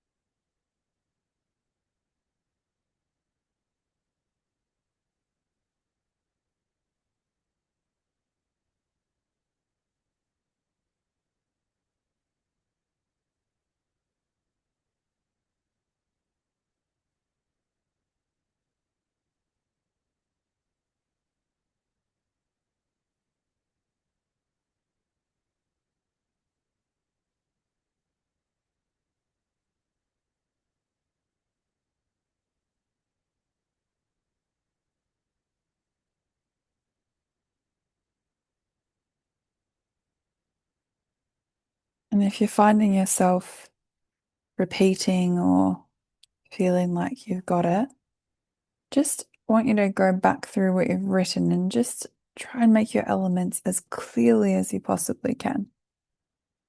Like, this is my theme in just a couple of words. This is the unexpectedness. Bang, this is what it is. Just try and make it as clear as possible. If it came through really clear, that's awesome. But if you're writing like a couple of sentences for each one, try and make it clearer. Succinct, direct.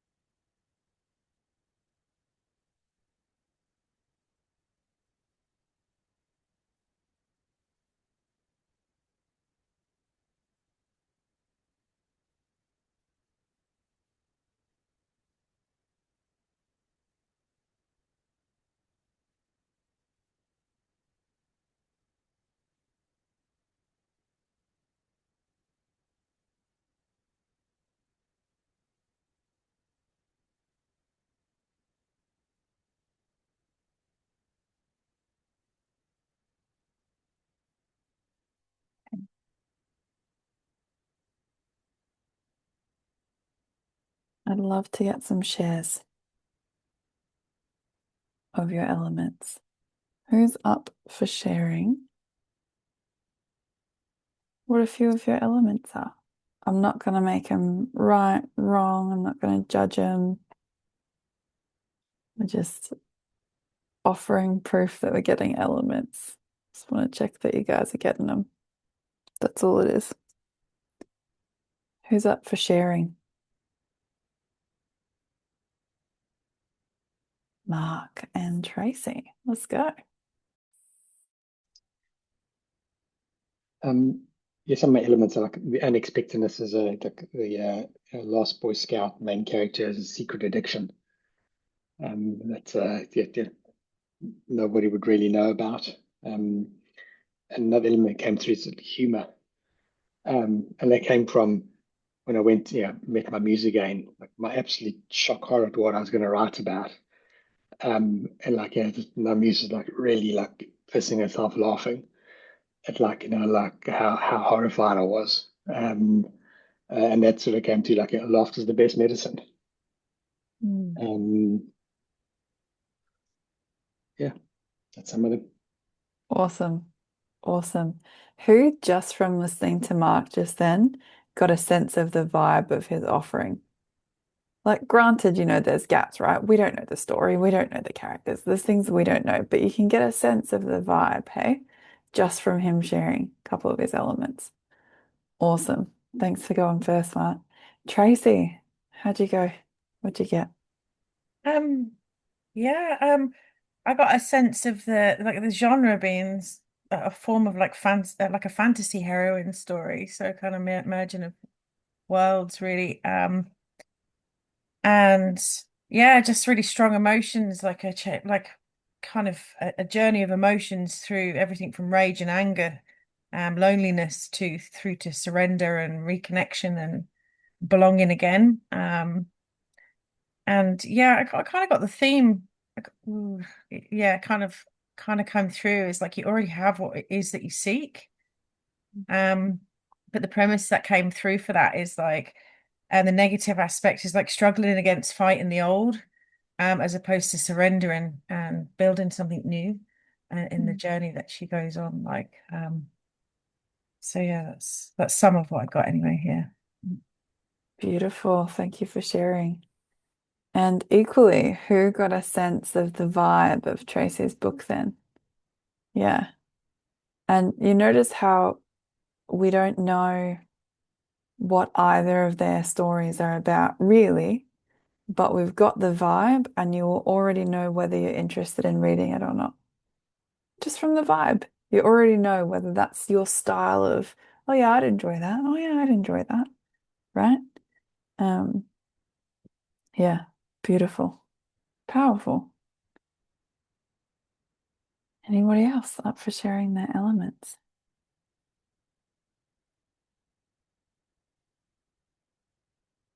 Gaia. Thank you. Theme that I got is the adventure of being alive. And the premise is that not knowing your power keeps you stuck in the mundane experience of normal life, and tapping into the adventure of exploring yourself teaches you what it really means to be alive. And then the unexpectedness is that what you think being alive is not what being alive is truly. And my surprise was with the characters. My main character is a bunny, and he has a snake friend. And his opponent is restrictions, like restrictive parents, laws, and the place where he lives. Amazing. Yeah. Exciting, but interesting. I didn't think it would be a bunny at all. And so the muse has provided you with some tension. Yeah. Epic. Thank you. Same again. Who got the vibe of Gaia's offering from her sharing the element? Yeah. It's powerful, hey? And how different. Three completely different vibes. Very cool. Very cool. Can we have one more?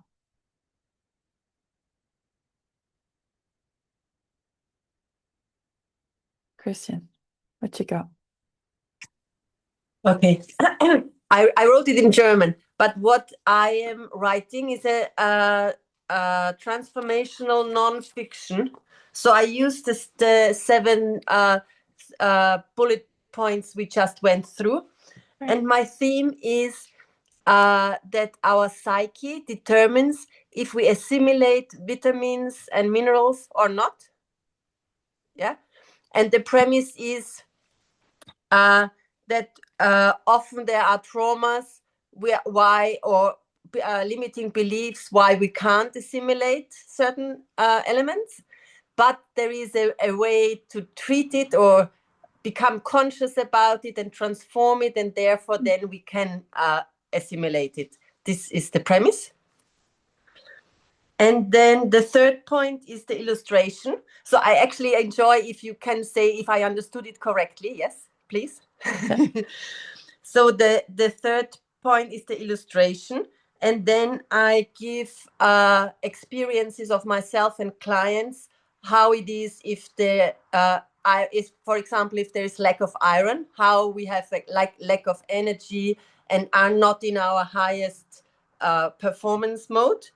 Then the fourth is demonstration. So there are positive, like when you have what you need, then you can live your whole potential and perform the way you like. Then the fifth, the assimilation, is that the reader can feel where there is the negative, like the premise one, that if there is a lack, there is not whatever is the topic per element is not fulfilled. Then the sixth is the bridge. This is how you can change it. And then I give journal prompts and exercises. And then the seventh is you can choose, like you can live the positive. There are certain things you can do, the choices, affirmations, and a new identity. And then like this is the end. And this per like per element. So I do it for iron, all of it, and for copper, all of it. Yeah. Did I understand it correctly? Perfect. Thank Nailed you. it. I appreciate it. This is actually what I was looking for. Thank you very much. Amazing. You're welcome. Yeah, it's cool. It's all coming together, hey? Who can feel their offering coming together a bit more? I mean, granted, it's going to come to, the more you write it, the more it's going to come together, hey? But you can feel it coming together, solidifying, the structures being built, the building blocks of what you're going to create. So can everyone hand on heart say, yeah, I've got some building blocks for my offering. I've got it. I've got some building blocks. Yeah. Even if you haven't shared out loud, because I just want to make sure that everyone's with us. We're not leaving anyone. No man gets left behind. Awesome. Cool. Okay. So where are we? There we are. There I am in the structure. All right. So whatever elements you've got, because everyone, even the ones that people chose to share different elements, right? So if you might have some different elements if you're writing fiction, you might have some different elements for nonfiction. Whatever elements you've got, I want you to just like relax your focus and have a look at them. Just look at them on your page in your notes where you've got them. Just kind of collectively have a little look at them and just notice that same thing that I got you to notice when different people were sharing. I didn't ask about Christian in the end, but we got the vibe of her offering, right? So I just want you to notice, looking at yours, the vibe of your offering.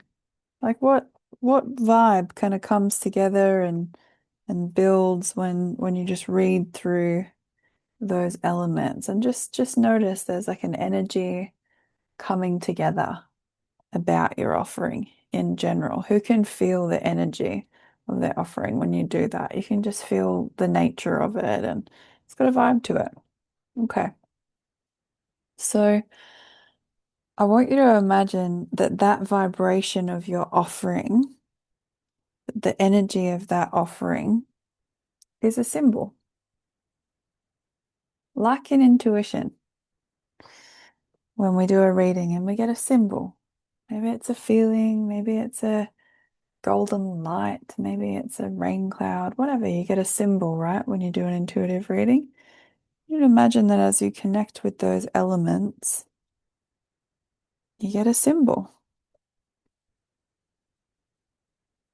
You get a symbol. And I just want you to have a go at putting pen to paper. And you're just going to write for a couple of minutes. What is obvious to you about your symbol?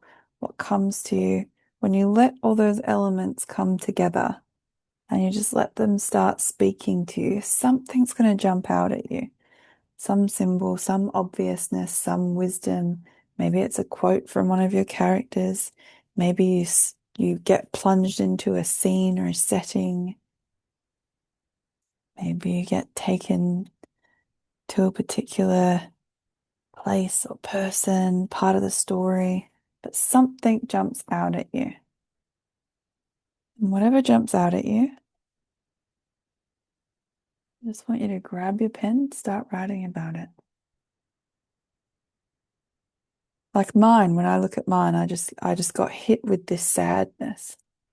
So I'm like, okay, I'm going to follow that sadness, see where it takes me. I'm going to start writing about it.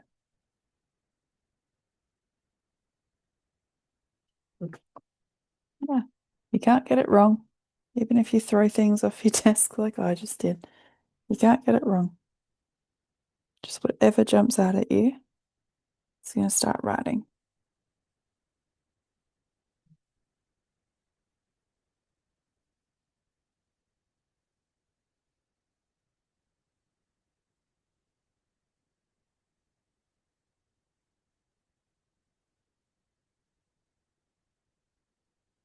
We're just going to spend 5 minutes here.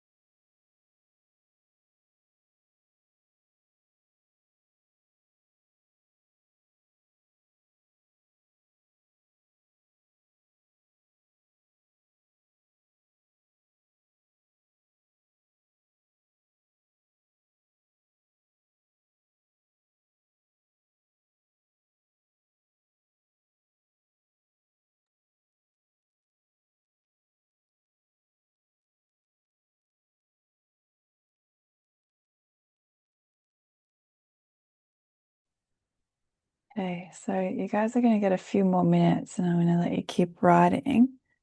But I just want you to just be conscious of if you have stuff coming up for you, and then just intend to be vulnerable despite that.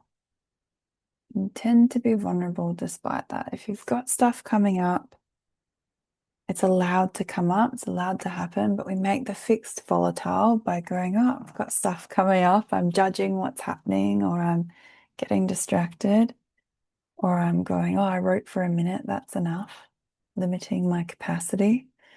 And just notice the stuff, there could be stuff coming up for you, just like the first time you give when you give intuitive readings and you say a couple things and then you clam up, you stop talking. And you just go, okay, there's stuff coming up for me. I'm going to intend to be vulnerable and I'm just going to go for it. I'm just going to say what comes to me. I'm going to write down what comes to me and allow that vulnerability to just be a lubrication for your writing, to let it reopen what's coming. So same thing, if you find yourself getting stuck, okay, I'm stuck. I'm going to choose to be vulnerable anyway, and then have a look at your elements again, and whatever jumps out at you, just go back in, or just go, what next? What else? What comes?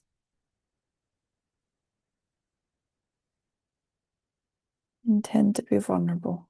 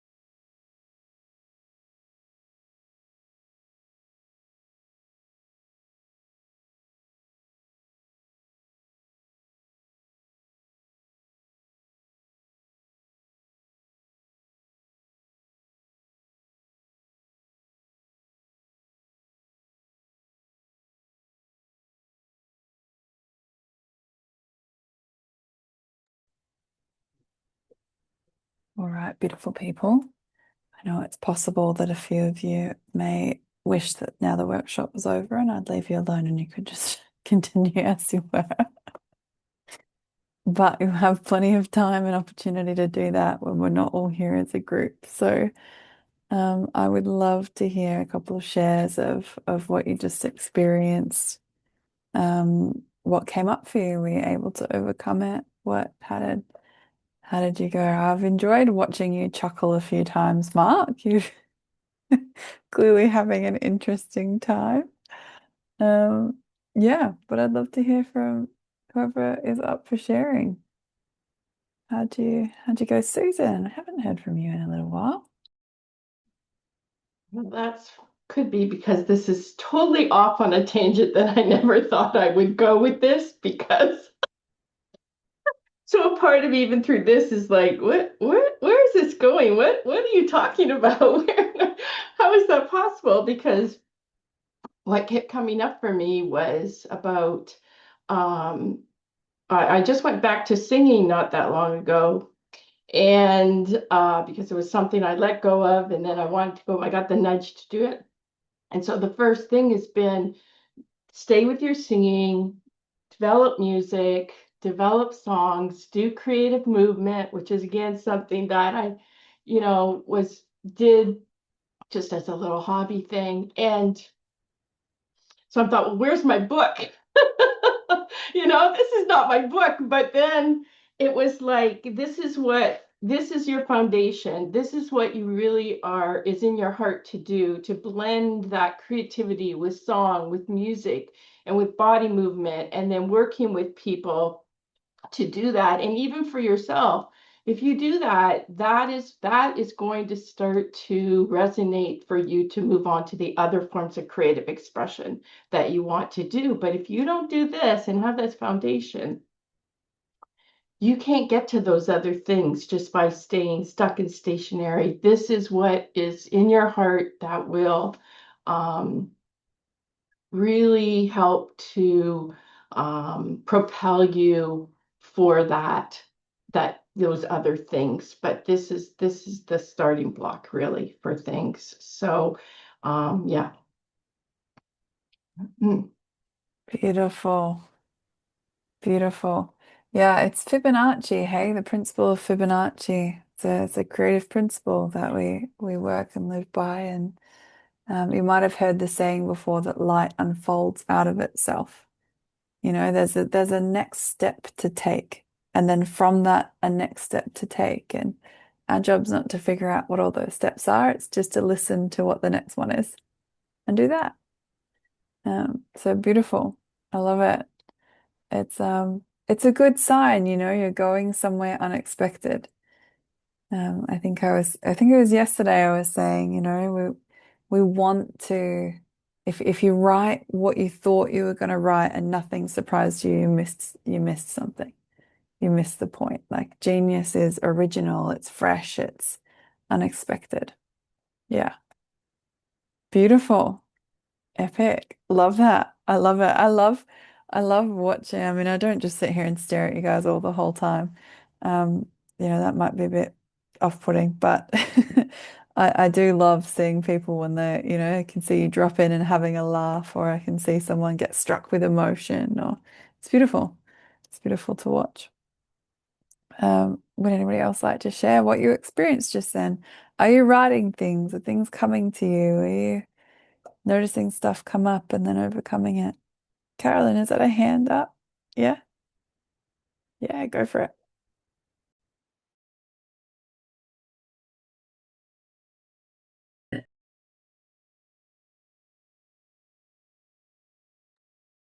Oh, Mute. yeah, We there go. you go. I'm now unmuted. I'm a bit dozy this afternoon. I was interested in my symbol that I got for the book, and it really brought, the light and the dark of the book together. Each side, the wisdom, the love. It brought it all together in ways that, just nice. And my symbol was something I got the last couple of days. Just someone randomly gave me a white rose, and then I was looking at laundry, and someone dropped a white rose, and then I got a doll from a friend of mine. beautiful doll.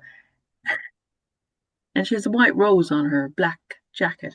So that's the symbol that came to me. And it just brought everything together. It's like the light, the dark, the beauty, and it will fade. And, you know, and I wrote a whole page on how it really pulls everything together for me. So I must stick that doll on my writing table, and she's beautiful. Beautiful. So yeah, it was nice. And I did cry a bit. I was like, oh, yeah, it just, but yeah, it really brought everything together for me in a really gentle, subtle, beautiful way. Mm. Will I show you my doll?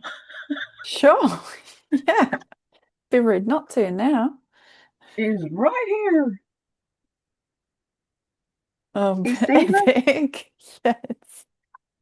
Where's the rose? Where's the rose? And there's the rose. Wow. So cool. She's cute.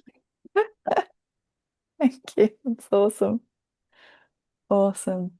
It is all coming together. Did everybody write something then? Did everybody get a symbol and write? Did anybody find it helpful to just go, oh yeah, my stuff's coming up. I'm gonna intend to be vulnerable. Did that serve it? Yeah. Yeah, cool. It's a practice, I keep referencing like when you do reading because it's a similar thing. It's a vulnerable thing to jump in a room and start giving a reading to a stranger that you feel like you're just making up out of thin air because you are. And writing's the same. It can be a vulnerable thing and so there's similar things that we do to support ourselves with keeping going in an intuitive reading when we go, oh, how can I be more specific? What else is there? What else is obvious about that? Let me not make it about me and just receive. Let me tap back in, see what I get. The same things are going to serve you in just reorienting and writing. And it makes sense, right? That you might write for a little bit and get in a great flow and then get distracted and fall out of it. Or I used to get really I used to get cranky when I got distracted writing, like I'd be writing and the postman would knock on the door and I'd be like, how fucking rude, how dare you? I'm in the middle of writing. Do not interrupt my stream of consciousness that I'm trying to be in. Um, and and it's just the more I did it and now the door will knock and I'll be like, oh, okay, I'll just get the post and then I'll come straight back and back in. And it's just not a problem. Or I won't even notice the door and the parcel will just be there afterwards. It's not a problem anymore. Me getting just I'm not saying it's like awesome to always get distracted and you should let things pull you away from your writing all the time. But I've learned, and you will learn, that I can just step back in. The tapping into genius is the bridge. I can lose it and I can get in my shit, but then I can just tap into genius again. Like my genius doesn't disappear. I just lose connection to it. It's like you lose the radio signal. What do? You tune the station. If you accidentally bump it, you twist it back. You go, we're back. Back on. You accidentally skip the song that you wanted to listen to. You just go back and find the song and you get back in there. You know? Same with your writing. You fall out. Oh, wait, I want to tap into my genius. What helps me with that? I'm going to intend to be vulnerable. I'm going to go look at my elements again and catch that vibe again and just feel connected to my theme again. That'll help. Put me back with the underground river of my offering. Or, that's not working. I want to talk to my muse again. Let's see if my muse can put me back on track. You got tools. You got tools. It's not working. Oh, maybe I'll do an incomplete circle and then a complete circle. And then in my complete circle, I'll start writing. That'll work. You know, you've got a lot of tools. We've used a lot of tools just this weekend, but they're not the only tools that you have in your toolkit. You've got tools from the other trainings and other things. Beautiful. Beautiful.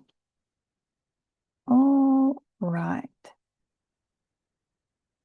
We didn't write the time of our last comfort break in in the chat box. I don't think it was that long ago, but I'm wondering if we might just have one just to keep the energy high, just even like a 5 minute break, because it was just 5 minutes last time. And if you don't need a break, you can connect back in and do a little bit more. But if we take this like a little 5 minute break, then we're basically back for a power hour and we're done.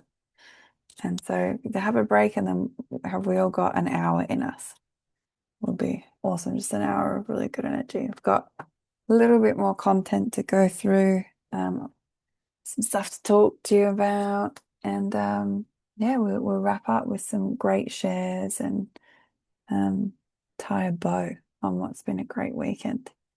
Cool. All right, let's take 6 minutes. We'll come back for our power hour. Thanks for the great energy. And if you don't need a break, we'll just drop back in and do a few more minutes of connecting. See what comes. Cool. Let's intend to have a really awesome hour wrapping up. Got a little bit more content to deliver that's just going to tie a bow on things. And yeah, I'm excited to have a good hour with everybody. And have an invitation for you all too. But who's feeling like they've met their writer's genius, connected with your ability to write genius? Yeah, beautiful. And who feels like you have the ability to connect into that again? Like, okay, yeah, I might have some learning plates on, but you've got some tools that you can apply to reconnect, to jump in. And don't forget, you're going to have the recording of this for a couple weeks as well, which I really recommend that you use. And there's also a recording of the Muse meditation in the members site that, if nothing else, jump in there and use that, and that'll be an amazing just platform for you to have a great few writing sessions. And once you've done it a few times, you'll just find your connections there. You know, it's like, yeah, just like learning intuition. Cool. All right. I'm on page 20. I know we're backwards and forwardsing and whatnot, but it's a method to the madness, I promise. The premise of follow through. Alchemy teaches us that we rise up out of Negredo, our stuck, defensive frame of mind, into albedo, our fluid, creative perspective. In albedo, we connect with immediate, relevant, crackling realizations, the fruits of our genius. And from there, what remains is the phase of rubedo, the follow through, the commitment to our inspired sense of awareness. As creators, we take action to make our dreams a reality. As authors and writers, we commit what the muse passes on to us to paper. So we follow through, right? We've journeyed with our Negredo, the stuck, the resistance, the reasons you haven't been writing, what's been coming up for you, the not believing that you have it in you, and being honest about that, naming it for what it is. We've gone to albedo, which is that beautiful creative space where you connect with your genius and you see your completeness, you realize you have a calling to write and you have gifts and talents that powerfully support you in that calling. And then the rubedo is the writing, the putting pen to paper, the getting the words down. And it's a principle that we follow in creating, that what comes to you, you must go for, right? We follow it with our land of plenty. What you get in your land of plenty, you got to go for it. You got to go for it. It doesn't matter if you judge it. It doesn't matter if you think you can or you can't, or if you think your wife or your boyfriend won't like it. You go for it. You go for what is true for you. And we go for it despite our perceived limitations, despite the context or circumstances we're coming from. We go for our truth. And as authors and writers, we go where the muse takes us. We step in and the muse directs us, and it's not always where we think. In fact, it's often not where we think we're going to go. And it does ask of us vulnerability and showing up and putting the time of pen to paper, right? There's the difference between understanding you have genius and exercising your genius. And if you leave this training and you never write again, you will have had a mental understanding of your genius, but you won't be exercising it, right? But if you leave from here and write, you use these tools, you'll be exercising your genius. And it is. It's an exercise, it's a practice. It's something that we come back to. I've written a few books, but if I never write again, I won't have another book come out. You know? Right? It'd be kind of weird if I got to my early 30s and went, yeah, done with that. Done with my genius now. That's it. Somebody get me a muggle job. I want to go back to life without magic. It'd be weird, but it's a choice available to me, right? No matter where we are right in our creative journey right now, we have the choice of the superconscious tension and the unconscious tension, and the tension seeks resolution. And our role is to follow through. And we're going to follow through with one or the other. So, yeah, here's hoping everyone follows through with the genius side. It will always be unlikely that we receive our offering as a neatly coherent, complete manuscript. I was sharing with you guys how when I wrote my first book, it started off, but then suddenly I was on this chapter and suddenly I was over there and it wasn't in the same order and it wasn't making sense. There were gaps, and I've written books before where I'm writing, and then I'm in this bit and these characters are dating that have never talked to each other, and the other bits that I've written doesn't make any fucking sense. And I'm like, how did we get here? But eventually it comes together. As genius writers, we receive it via a flow that we establish by connecting with the established elements of our book and holding those elements as a composite emotion. That emotion, that's what you guys were doing when I was like, you see, when you read your elements, there's a bit of a vibe that comes off it. That's what you're doing. You're holding them together. There's an energy that comes off that. That emotion then creates a flow of insight and inspiration that we tap into and draw on. We actually did it yesterday in a smaller version, just with the theme, when you just picked a theme and wrote for 5 minutes at the end of the day yesterday. You were connecting with the vibe of that theme and just going with it for 5 minutes. Now you have more wisdom, more structure to draw on, more elements of your specific offering.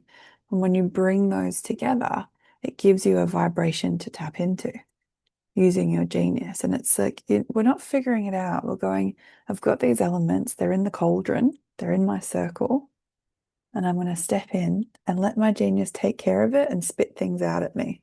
And whatever gets spat out, I'm going to write it down. And I'm going to assume that it's all going to come together. And I don't need to figure out how. And I don't have to write it all in a logical order that I think makes sense.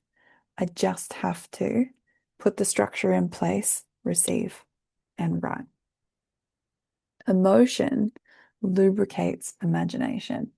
It is impossible to be in the emotion of the end result and have writer's block. If you ever get stuck, you just go back to the emotion and go with what it gives you. You just come back to those elements and how they all feel together. And something will come to you. And you pull the thread and you start writing. Writer's block's not real. It just means you're in the unconscious tension, stuck in, I don't have it in me. And that's what you're connected to. It's not that you can't write, it's that you're connected to your beliefs. You've lost the connection to your genius. It didn't go anywhere. It didn't disappear. It's still available to you. And you have those elements. So part of your homework, part of my suggested homework for you will be write those elements somewhere where it's easy for you to reconnect with them. My elements live at the top of the Google Doc that I'm currently writing my book in. It is the first thing. I open it, it says structure, theme, emotion. And then, they're all there. Character. And I'm adding to it a little bit as maybe a new character comes in and I pop their name up there. I'm pretty deep in it now, so I actually have a table of characters. Because it's volatile, right? So I forget. I go, oh, what was that person's friend's name? Fucking chapter, whatever. Don't know. And I just have a quick look in my table. I go to the elements and they're there, and I use it as a reference point. And when I'm coming to do a writing session, I don't just sit down and go, I'm a genius and start writing. I sit down and I read my elements and I connect with them. And as I'm reading them, especially now, I'm like I'm 60,000 plus words, right? I'm in it. I'm engaged in it. I could be reading part of them and I'm familiar. I've read them a lot of times now. And I'll read a part, something will jump at me and then I go, oh, there's the next scene and I'm off. There it is. But I'm not figuring it out. I'm not thinking about it. I don't know what's going to happen in this book. I'm not sure. I have my end result to write this book. I know the theme. I know the premise. I'm fucking hoping for an upending. Lord forbid I have to publish a book that's got a down ending. Gosh. But it could happen, right? I'm open to it. If that's where my muse takes me, I'll go there. I'll go there. I won't manipulate what comes to me. And I write. So that's what I encourage you to do, is have your elements somewhere handy, somewhere easy, whether if you're a hand writer, which I have clients who literally write their novels by hand, blows my mind. But if that's the way that works for you, do it that way. Put a page at the side of your journal that's just got the elements, or at the back, maybe, so it's just really easy to find. Let it be easy for yourself. You're setting up a structure to be in your genius and to follow through, which is this premise, right? To follow through. And then if you get stuck, hey, this is structural, not personal. It is not that I'm the only writer that can't write. It is that I've lost the structure. And I know the bridge. I know the bridge is to tap into my genius. So what tool can I use to tap back into my genius today? Maybe I'll connect with my elements and then I'll have it. Maybe I'll connect with my muse and then I'll be reconnected again. Give myself a reading on my incompleteness and my completeness. Do some journaling about my resistance and just get that junk out of the trunk. Let it make that fixed shit volatile. And then you go, oh yeah, that's right. That's allowed to exist. And I can still write. And I can still reconnect. Beautiful. Beautiful. Who's committed to following through with their offering? I sincerely hope you will. I would love for you guys to just like smash the records and the stats and actually just all follow through with your thing, right? You absolutely can. And please tell me, please invite me to your book launches and whatever, or tell me, hey, I put my meditations on my website, or whatever you guys do with all your cool shit you make. I want to hear about it. And we have a Facebook group that you can join. I've seen a few of you have requested, but I always wait until after we finish the training and then we get in there, and I'll probably do a little live in there tomorrow and just check in with everyone. But yeah, get in there, share in there when you finish your thing. We have waves, we'll have crickets in there, no one will say anything for ages, and then suddenly it's like pop, pop, pop, pop, book, book, book, book, book, people are finishing stuff. Beautiful. In the name of follow through, I'd love to invite you guys to what we have coming up in 2026 for writers, if you're up for it. We're we have I don't know how much you guys know about the Writers Genius curriculum, but the full curriculum it's like a 9-day live experience retreat. Is what we do, and we're going to Bali. We run them in Bali, and you get to come and box out this time to just fully go, okay, nothing exists in my world except for writing for the next 9 days. Like I'm going for it. And there's something really magical that happens when you do that structurally and you go, this is it. This is my priority for this time. I'm going to follow this calling in this time. And funnily, when I reflect on all my books, I've done that for every single one. And it's a whole other level when you also go to a new place and you go to a beautiful place and you immerse in nature. And the place we go to in Bali is we're in the mountains, and the view from all the rooms is just jungle, and it's beautiful. We have a waterfall on site that's just our waterfall, and they grow a lot of our food that they're making for us, and we're just looked after from the moment you get there. It's everything's included. You know, they feed you, and there's even like they make the bug spray and stuff in the rooms, like it's the shampoo and stuff. They make it all. It's stunning. Um, and they're just beautiful, beautiful people, beautiful culture. You get to see like they have these little ritual offerings that they put out every day, and it's stunning. Who's been to Bali, by the way? It's a pretty popular destination. No, yeah, 50-50.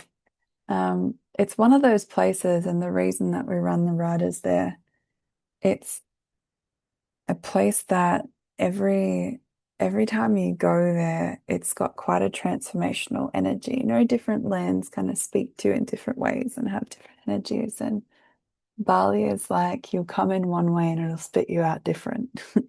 And it's quite a host of transformation, and she gets called colloquially Mama Bali.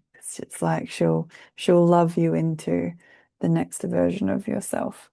Um, and so we're going back to Bali in November of this year, and we actually have space, which is really exciting. I didn't think we were going to have any spaces left by the time we got to these workshops, because the amount we've been asked to redo it, you know, and even the group that came last time have been like, so when are you going to Bali again? When are you doing it? When are you doing it? And yeah, we still have space, which is really, really cool. But what it is just the luxury that we have in Bali that we don't have when we're doing it online is this immersive time together. You know, like you've learnt a lot of writing stuff this weekend, right? Like you could go away and you could put it to work and you could write your thing and you can follow through, and I hope you do sincerely, whether you come to Bali or not. But when we get this time together, and you have this time in between our working sessions where you go write, and you've got me there helping you nail in your elements, and other creators helping you nail in things. It's just you just get it on a deeper level, you know. It hits different in a way that we just can't do in 2 days online. But we want to have the training in 2 days online because we want people to be writing. You know, we want people to be empowered with the structure and have the tools and be doing it. So that's why we have both. But there's stuff that we cover, pieces that we cover in the full training that we just don't have the time and scope for here, as I'm sure you can appreciate and understand. And two of the ways that I write, two of the most frequent ways are things that we cover in Bali. One of which is one of the ways that we learn to just get out of your shit really fast. And we cover that there. And and we just don't have the scope, like we could spend the whole 2 days here just in your resistance. And that's not what we do when we go to Bali either. But it's just we just can't do it. We can't do the full curriculum. So yeah, the invitation is come to Bali if it calls to you. And I won't talk about it for much longer for two reasons. One, you're creators. So you probably already have a sense as to whether or not it calls to you, whether or not it's true for you to come, whether you have that tension that wants to come be involved in that. I personally, like as a student, I'm like, if there's more, I want it, take me. I want the full thing. Like I want the whole, that's just how I am as a person. I'm the same. If I'm going out for dinner, I'm getting dessert. Like I didn't just come out for pasta. Usually something laced in chocolate, preferably. But that's just me as a person. I'm like, I want the full thing. Um, and I love depth and I love detail and I love all of that and an excuse to go on an adventure. And that's what we call the retreat. It's called an adventure to essence. Still meet your writer's genius, but it's an adventure to essence. So that's one of the reasons why I'm only going to take 5-10 minutes to talk to you guys about it, is that you're trained. So you're able to connect with, it's true for me to go, so I'm going, or it's not true for me to go, poo. Damn. Or which is actually funnily the reason why we still have a few spaces is we've had the like the grads from last time that were like, I definitely want to come again, I'm coming again. And then I've gone, guys, because I let them know first as I promised. And if you come to Bali, you get first option to come back. And I was like, guys, yeah, time to tune in. And the messages, not all of them, some of them coming, but the messages where they got in their circle, it's not true. They were like, damn it, it's not true for me, but damn it, that means someone else gets to go, I guess. So, they get someone will get the benefit of that. But yeah, you have that skill, so you can tune into it. And the second reason is I'm going to give you guys a link where if you want to book a call with me and chat about it, ask questions, tune into it together, get some support, because maybe you'll go. This happens to a few people every time. It's true for me to go, shit, I'm triggered. Help. I want to come, or I have this, or whatever. You've got questions that you want to get answered. And rather than, take up an hour of time in our training when we already don't have a huge amount of time together, I rather just make the time available for people who really want to have that conversation if they need it. But we do have a web page that Claire is going to share the link to, and we also have a discount for you all as a thank you for being here and coming to the online as well. So the training is from the 8th to the 16th of November this year, 2026. Your job is fly there, get there on time. We take care of everything else after you arrive. And the full price is $7,500 US, but we're giving everyone here 72 hours as an option to save $2,000. So we've got a discount code for you to get $2,000 off. There are like 3 or 4 different payment plan options. So there's pretty generous, because it's quite a few months away. We have time and scope for people to have payment plans that take that time. So the same discount code that Claire can put in the chat box whenever you're ready, babe, is, if you've already put it in the chat box, I think you might have accidentally DM'd it to somebody and not the whole group. I can see you sitting there like, I've already done it. But the same discount code will work on any payment plan option or on the paid in full option. It'll take the $2,000 off, and that code expires in 72 hours.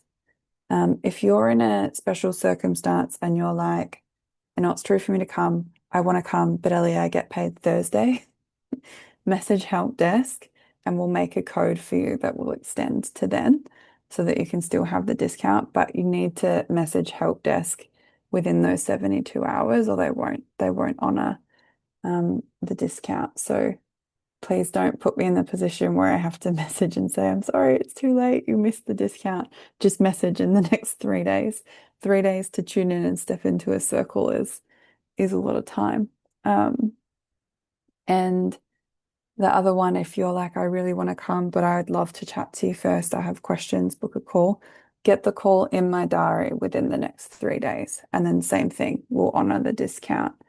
We'll honor the discount for you. So the call link that I have is a call link of one of my funnels. But if I see your name in my calendar, I'm going to know that it's about writers. So feel free to ignore the rest of the language around it won't necessarily make sense, but it's the only place that I have a call link. So rather than make a whole new one or make my team make a whole new one, that's just the link. And when I say book a call in the next 72 hours, obviously the sooner you get in my diary, the better. But I just mean have it booked. Like if today you book a call and it's in my diary for Friday, I still know that you've booked it within that 72 hours. We'll honor the discount. I think that's it. I'd actually love to just hand over to Claire or just put the offer for Claire if you want to share anything, because Claire's been to Bali, she's been to the whole experience and can speak from the experience of doing this and doing that. Or if there's anything that you want to add, yeah, put your words in. Yeah, thanks.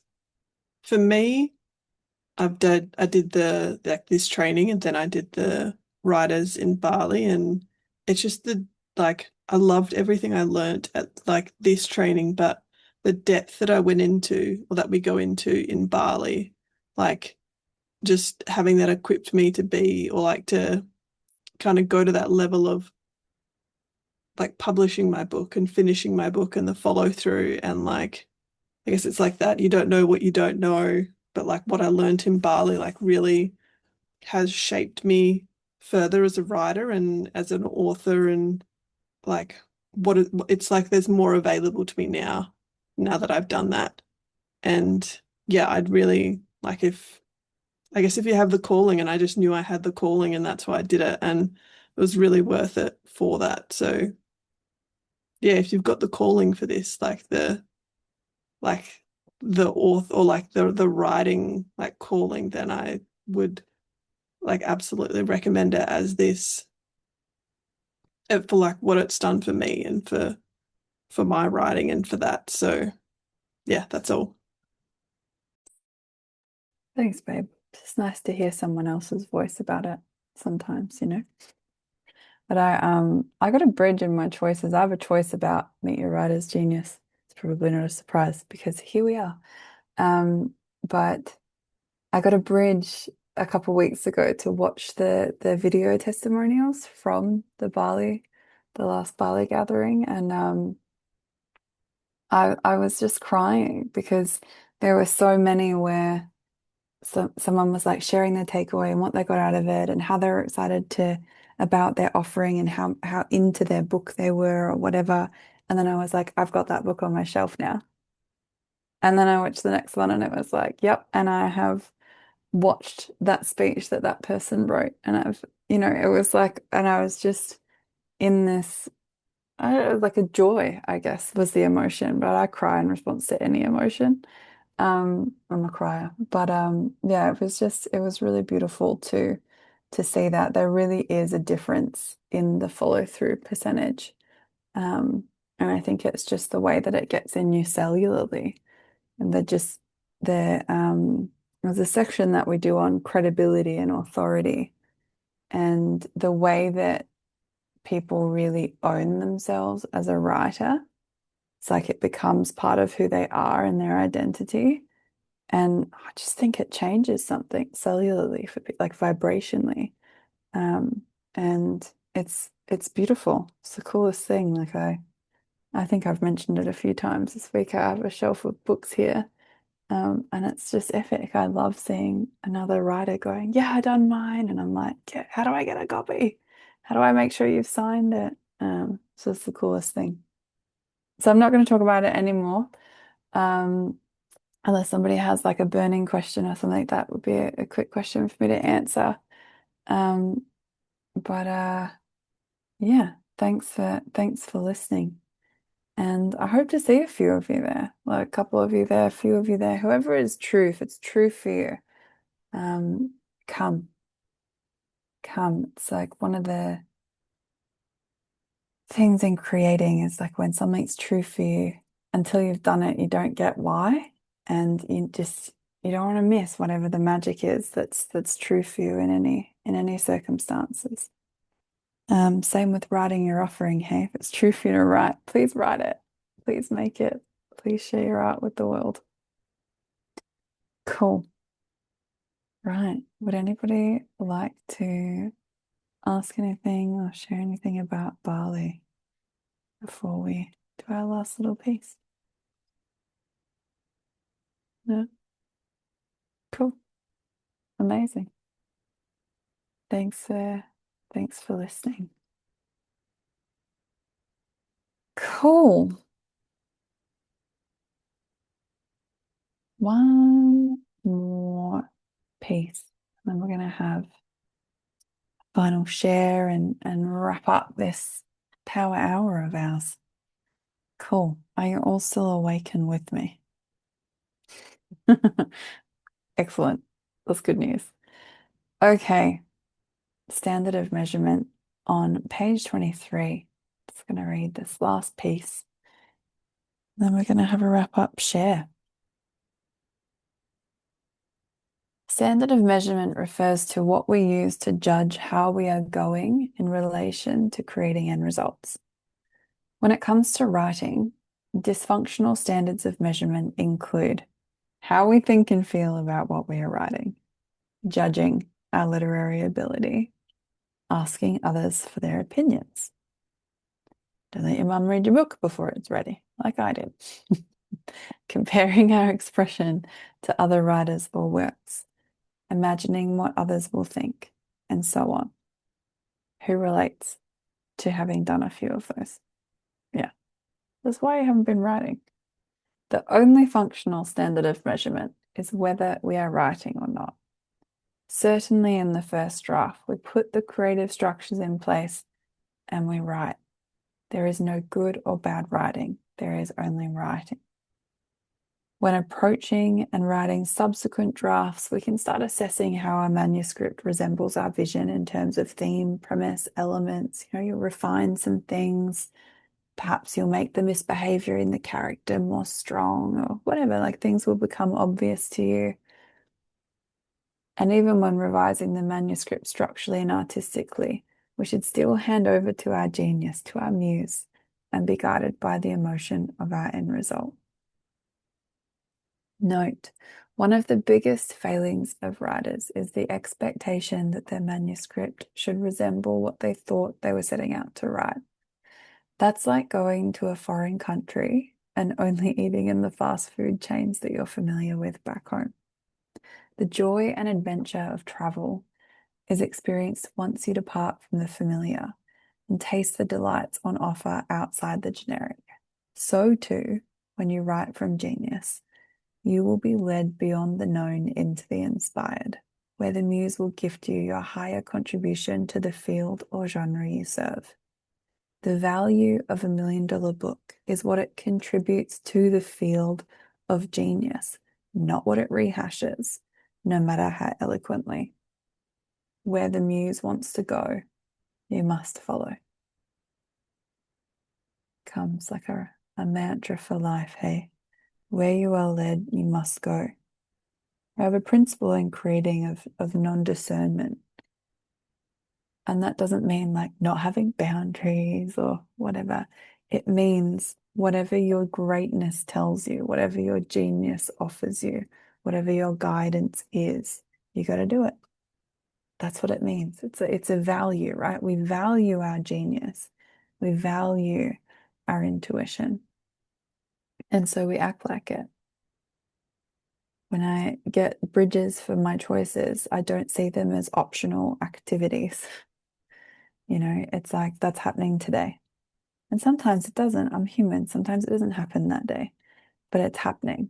It's not a question mark. It's not maybe I'll do it. It's not I see people go, oh yeah, I always do the bridges for those choices, but those ones maybe. Like, you know, it's non-discretionary. And same with your writing, same with what comes through with your muse. It's not, I only want to write the happy scenes. I don't want to write the sad scenes. And sometimes you don't want to go where the muse takes you. I mean, I shared with you guys how the first chapter of my first book was a sex scene, and I started writing it, and I was like, how did we get here? Can we backstep? Like, what? I wasn't sure that I signed up for this. But I was like, actually, I did. I signed up for wherever the muse will take me, I will go. That's exactly what I signed up for. I didn't sign up for staying in my comfort zone. I didn't sign up for going where I think I'm going to go. I signed up for going wherever my muse takes me. And I have to. I've killed characters that I didn't want to kill. And, you know, but it's in the name of tension and the true end result and telling the true story that's there to be told. That's not mine to manipulate. And if you think of, you know, great television series, great films, great, something happens that you don't want to happen all the time. Stuff happens to the character that you love that you go, come on, stop kicking them while they're down, please. Seriously. Just, or to the lovers, like, can they please just kiss? Please. Like, someone please say out loud how you feel. This is doing my head in this like ridiculously long series that I'm reading at the moment. I'm like 4 books into these 2 characters being in love with each other and neither of them saying anything. And they've both told other people in their friendship groups. And there are members of their friendship group that both of them have told. And I'm like, for fuck's sake, just somebody tell them that they both feel the same way. It's doing my head in. But it's creating amazing tension. And I'm like committed to finding out if they end up together. And I'm not confident about it actually, because these authors are fucking, the unexpectedness is real. People are dying and getting sad. Shit happened to them all the time. It's next level. But it's brilliant structurally. Here I am, 16 books later, hanging in there, hoping they kiss, you know, it's wild. But yeah, it's not, we're not manipulating it. There's the truth of what is meant to come out of you. And then there's going to be your relationship to that truth. And your job is to go, okay, I'm going to be in the higher relationship. I'm going to let my genius speak. I'm allowed to have an ego relative to this. I'm allowed to have fear. I'm allowed to have beliefs.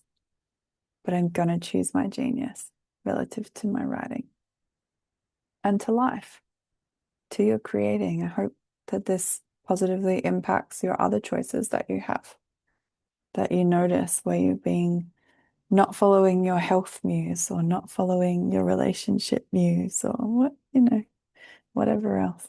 I use my muse in the gym when I'm in those moments of like, I should definitely stop now or I'll die. I check in with my muse.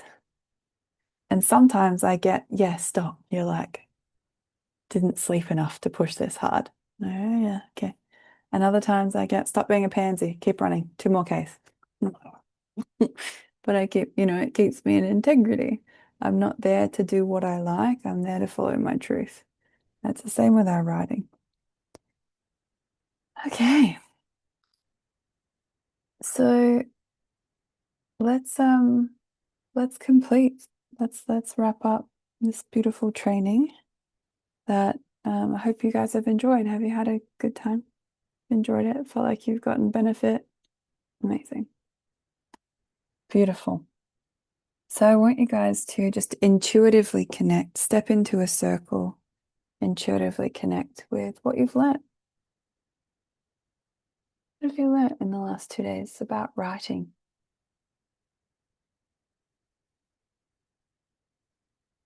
Let's just get a couple of shares. What comes to you? What's obvious? Mark, what have you learnt? One of the obvious things for me is that importance of whatever the muse gives you, go with it. Like the symbol that I got, I was like, no, this can't be happening. But when I got through that, like a lot flowed after that. Like a whole lot of stuff, just writing down. But there was original, like, hell no, it can't be that. But yes, and what's really then for me is the importance of you can't judge or I can't judge or interpret. It's just whatever the muse gives me. My job is to put it on paper. Epic. Yeah, so often writer's block's like, it's not writer's block, you're just rejecting what you're getting. Like your genius is being like, here, and you're saying, no, something else, please. Yeah, yeah, beautiful. Thank you. Thanks for your great energy. It's been awesome having you. Christian, what have you learnt? The importance of the right structure. And when the structure is all right, then one can just channel the muse and fill it in with all the other stuff. So I think this is, for me, the most important, because then one can, if the structure is like in place, then one can just play and fill it. Yeah. And obviously follow the muse and enjoy the ride. Yeah. Yeah, enjoy the ride because it is a ride. I love it. By the way, if you're not writing down these things that you're getting that you've learnt, write it down. Just give yourself the integration of, oh, this is what I've learned, and concretize it. And in the next couple of days, revisit your workbooks. Don't let it be one of those workbooks where you like do the workshop and you scribble all these really important notes in it and then you don't look at it again. Or you maybe years later look at it when you clean out your office or something. Look at it in the next few days and just refresh it. You'll remember so much more of the structure if you look at it in the next 24, 48 hours. And just support yourself in the learning because you're learning. It's like if you can remember being at school, if you revised soon after learning something, you retain such a higher percentage of it. So do. Would anybody else like to share what they've learnt? Susan and Sylvia.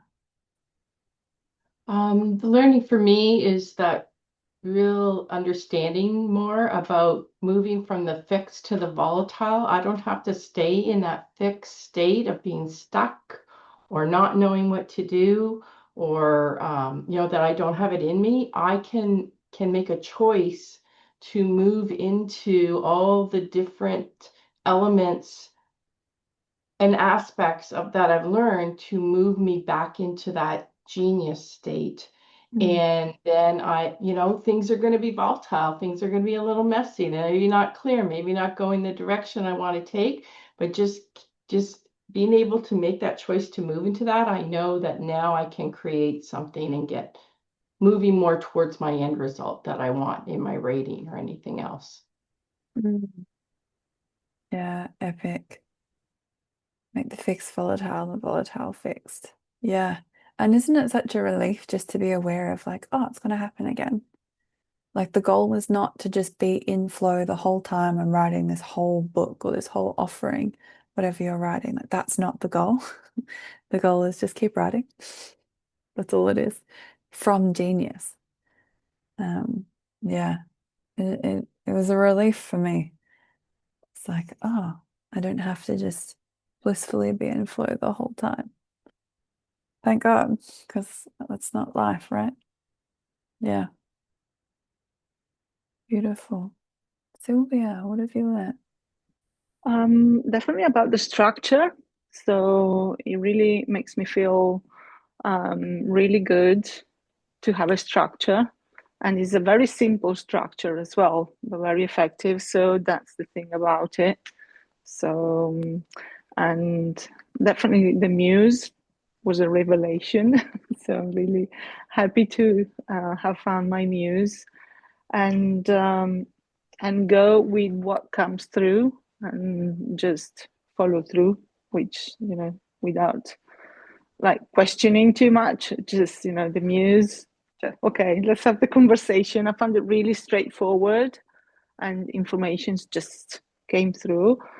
And also the thing about the meditation, I didn't expect that to come up, but I did follow through with that. And in the end, when I just also visualized the symbol, and that took me, really to just, I basically wrote the meditation. I didn't expect at all that, but I'm glad I didn't really. I expected like a book, and but I'm happy that this came up, and this is yeah, I'm happy I came on this course for sure. That was something that I was calling, and I'm really happy about it. So thank you very much. Thank you. I'm glad you came too. Beautiful. Thanks for all your shares and good energy. Everyone shared and everyone's given good energy. So thank you all. Yeah. Beautiful. So much gold there. Amazing. Has everybody written down a couple of things that they've learned that's really landed for them, that's really just solidified? Yeah. Great. Cool. All right. Next question. What are you over relative to writing? And I just want you to connect with it intuitively, What are you over? What are you done with? What are you leaving in the past?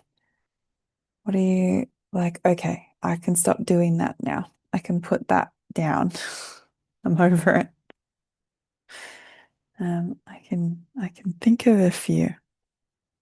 But I want to hear from you. Guy is ready, off the blocks. Guy and Caroline, what are you guys over? Over the story that I'm stuck.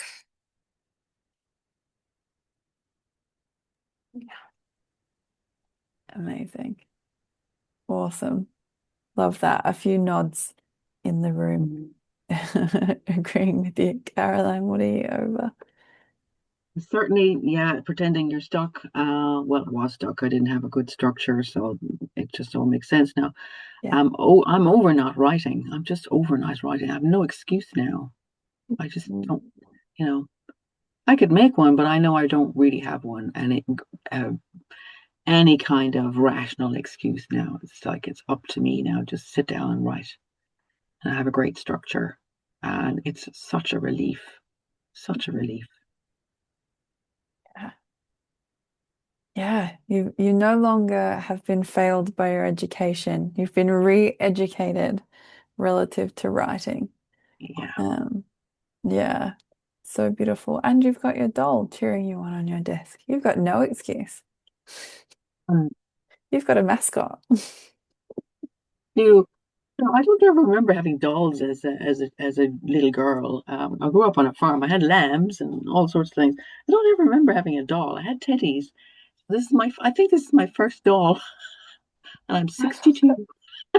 Amazing. Milk it for all it's worth. It's beautiful. Yeah. Thank you for sharing your doll with us. I love it. Mark, what are you over? I'm over being sort of hung up about what my ego believes is socially acceptable to write.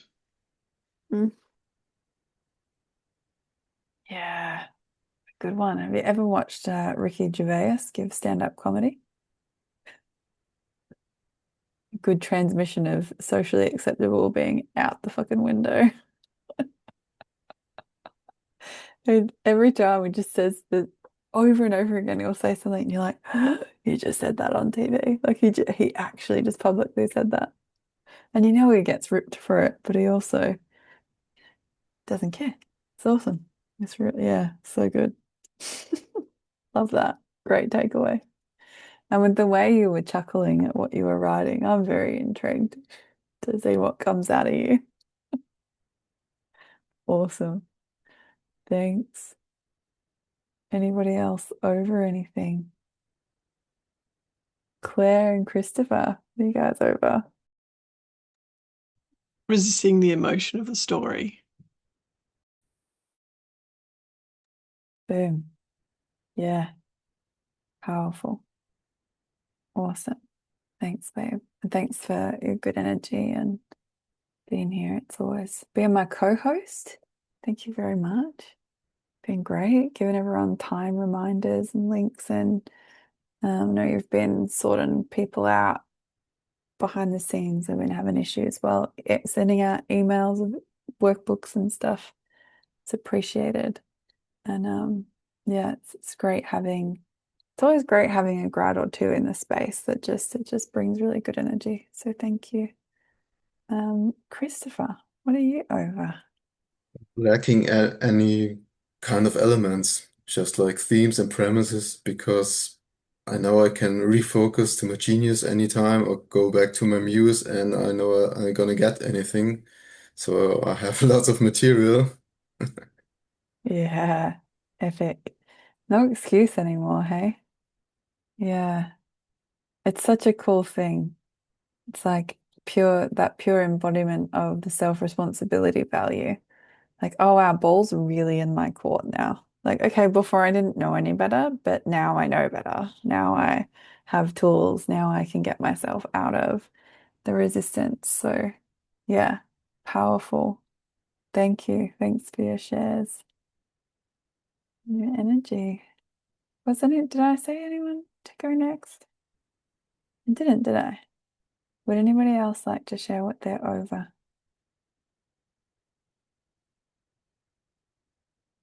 Christian.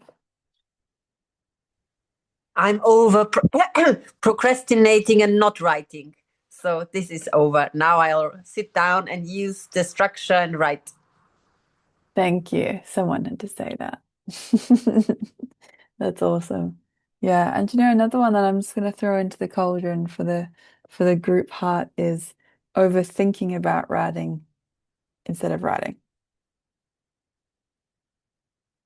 It's thinking about writing is painful.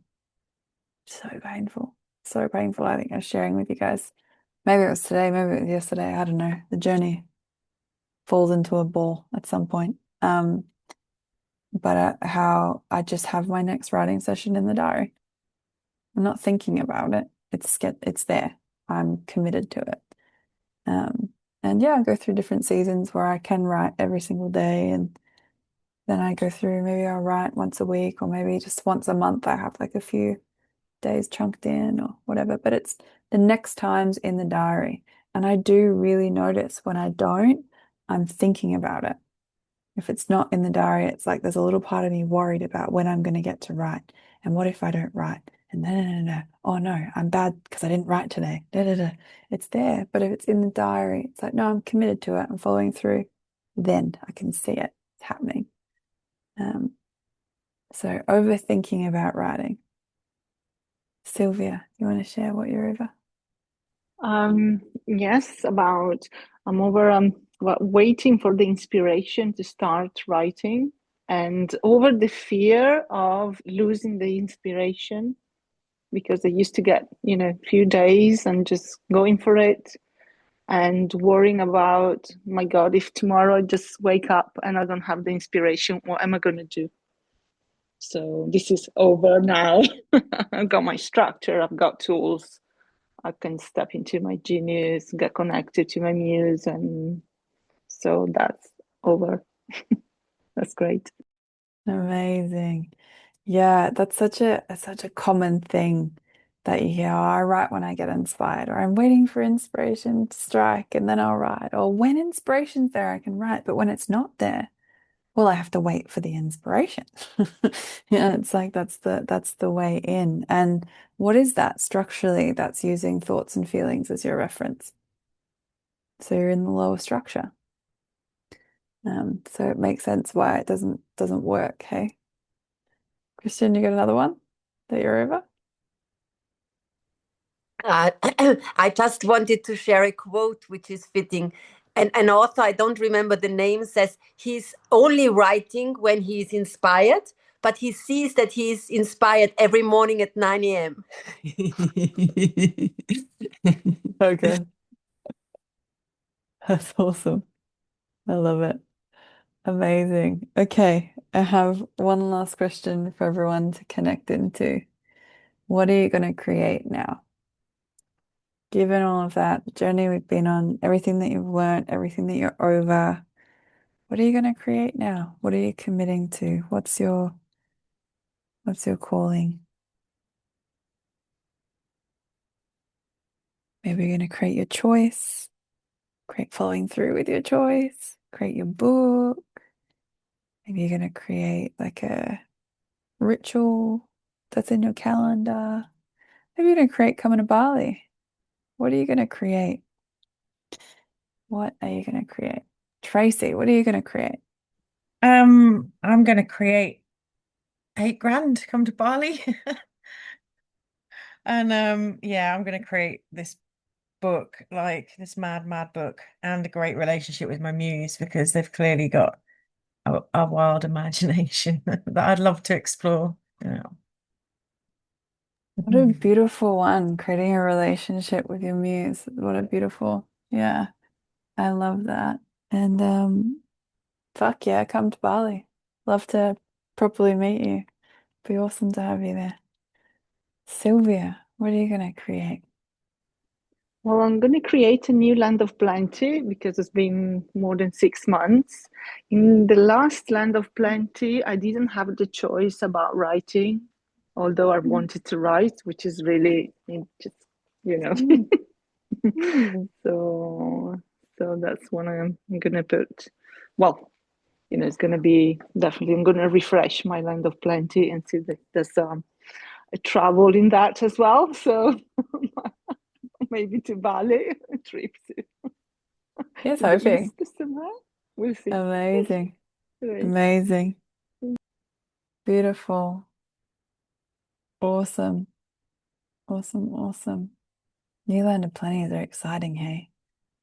There's like something about it.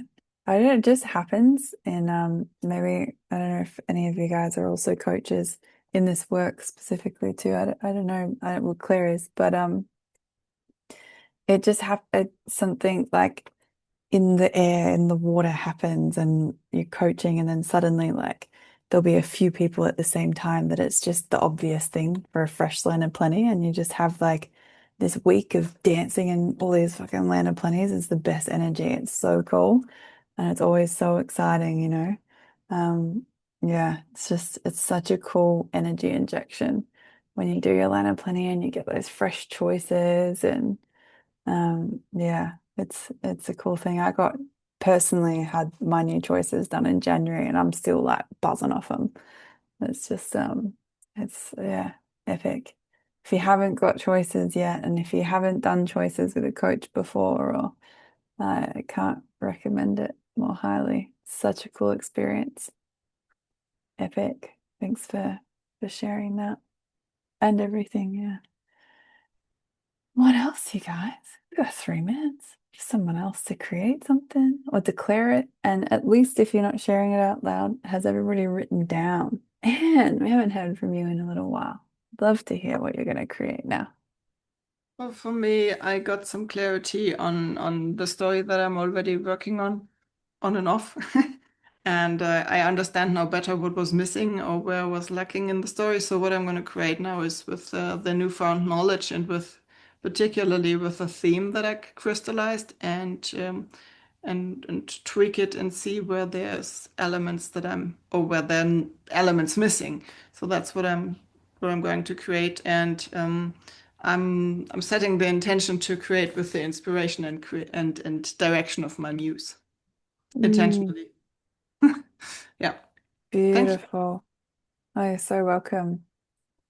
Thank you. Beautiful. I actually have a thing that I want to create that you guys can help me with if you're up for it, optionally, of course. But I'd love to create some fresh testimonials about Writer's Genius. If anybody's up for writing one or making a little video or something, and just sending in a few words about, what you were struggling with writing before and how this has served you, in your writing, would be really great. I know that the team will ask me, did anyone send you testimonials? So it'd be awesome if I could go, yeah, I did. I got a few. Here they are. It's lovely to hear in your words. You can lose touch a little bit when writing becomes really normal, and I've been in it for so many years, and it's great to hear in your words what lands for you and what's potent, and yeah, it's beautiful, and it's a good integration. I'm whenever I do anything, I always do a testimonial and send it to the facilitator because it integrates, it like locks it in. Um, anyway, so if anyone's up for that, that'd be really cool. I appreciate it. And Where are we supposed to send it though? I'll pop my email in the chat box. Okay, thank you. Thank you. You beat me to it. I just started typing. Sorry. Oh, no, that's all good. Thank you. Thanks for asking, and thanks for your intention to do one, I assume, if you're asking that question. It's great. It's appreciated. Team, we are at time. I will linger if anybody else wants to share what they're going to create now, if you're excited to say it out loud. But otherwise, we did it. Congratulations. May the muse be with you. May you choose to actively hang with the muse. May you come to Bali if it is true for you.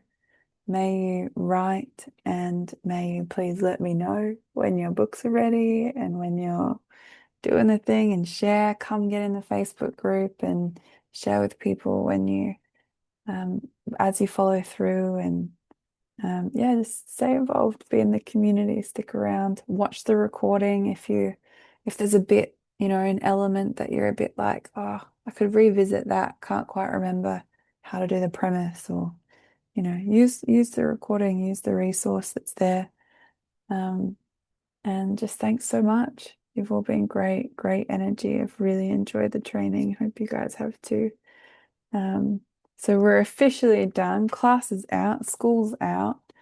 But if anybody is excited or wants to share anything else, or I'll stick around for a few minutes and hang. But you're free. You did the thing. So thank you so much. Thank you. Oh, you're so Ellie. welcome. Cheers. Thank you, thank you, Thank thank you. Well you. done. Thank you. Ah, Thank you. thanks. The structure takes care of it for me, hey. But yeah, it's good. Awesome. Bye, bye, bye. Would anybody like to share anything, or are you all going to switch off?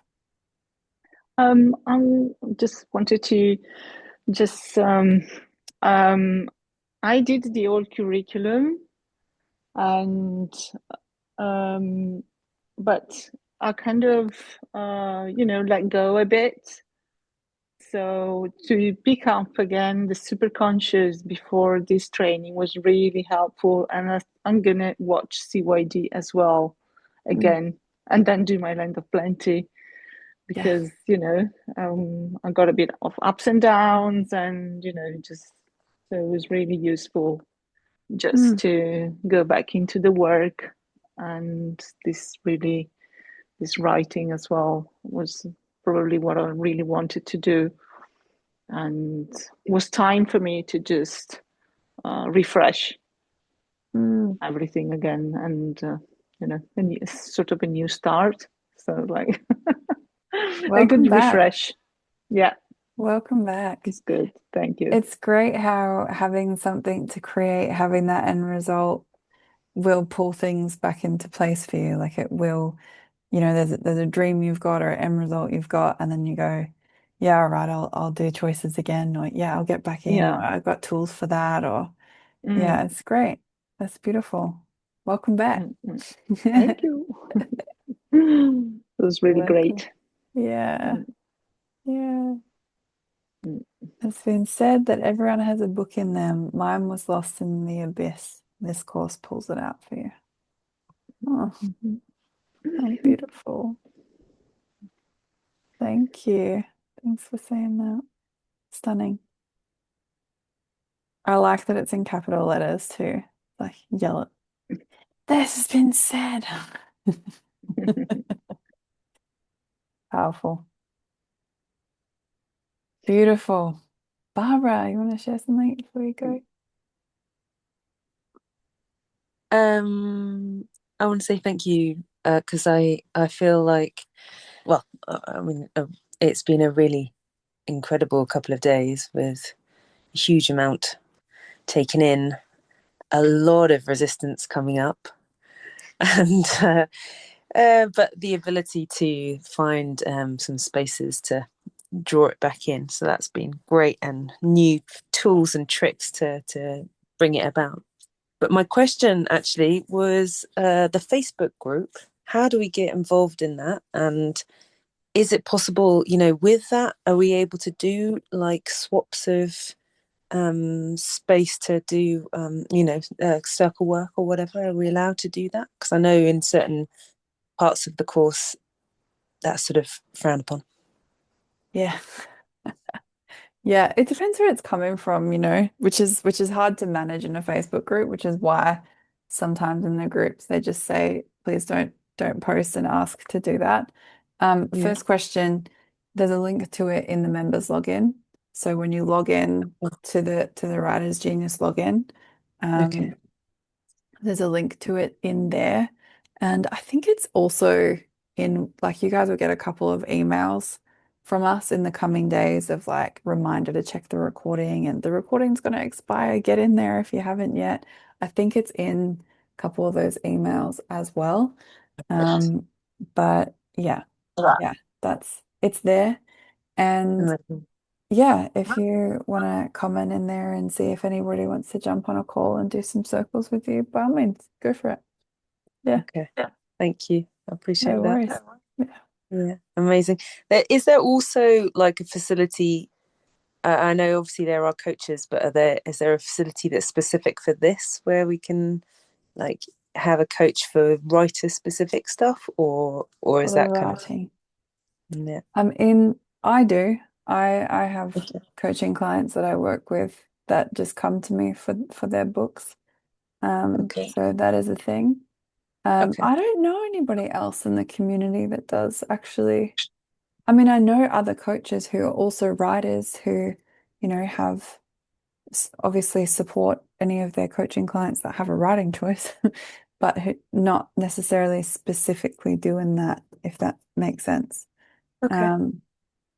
But yeah, that answers Thank the you. question. You're welcome. Feel free to send me a message. We can always have a chat. Perfect. Tracy. Just a quick one, Ellie. I just tried to book a call with you, but I've got a weird mobile number that's never ever accepted in Oh, great. I've just sent you an email through. Yeah, Okay. it's weird. I don't know if it's a new prefix or something, but it just doesn't get accepted on booking forms. That is weird. Yeah, it's not your Where site, it's my number. It happens everywhere. Like, you are the problem child. yeah, problem phone child. Yeah. Yes, Okay. Aldi phone. Amazing. I will email you back. Okay, I'll block out that time and send you a Zoom link. Yeah, cool. Thanks for letting me know. I definitely Ellie, would have gone to oh, bed sorry. and not seen that until tomorrow. Sorry, Ellie, I didn't Yeah, understand. Where are you based? I'm in Actually. Bunbury in Western Australia. All right. Okay. Yeah. Cool. This always happens. It's like everyone just wants to hang out. Like, I'm not going if somebody's going to ask a good question or someone's going to share a good story, or, I mean, which is cool. But yeah, does anybody have any other shares or questions or? I just Yeah. wanted to say thank you very much. It's been super illuminating and fruitful. You're so welcome. It's been great to see you again. Yeah, definitely. Yeah. I'm Been a sorry, little. it's I've been a bit it's very late in Adelaide. Yeah. So sorry for not bringing huge energy for the last few hours. It's now 3:40 in the morning, so I think I might jump off and go to bed. But thank you so much. It's been great. You're so welcome. Thank you. It's been awesome to have you. Great to see you again. I love this. I love coming back in the community and seeing someone that you haven't seen, like Christiane. It's been a while since I've seen you. We've done a few workshops together, and yeah, it's just great to come back and plug back in with people. So thanks for being here. It's always awesome. Good night, everyone. Sleep well. Thank you very much. All right, you're welcome. Good night, everyone. Good night, Bye. everybody. Thank you. Good night. Thank you. Good Goodbye. night. Thank All you. right, let's call it, team. Bye, bye, bye, bye, bye. Good night. See ya.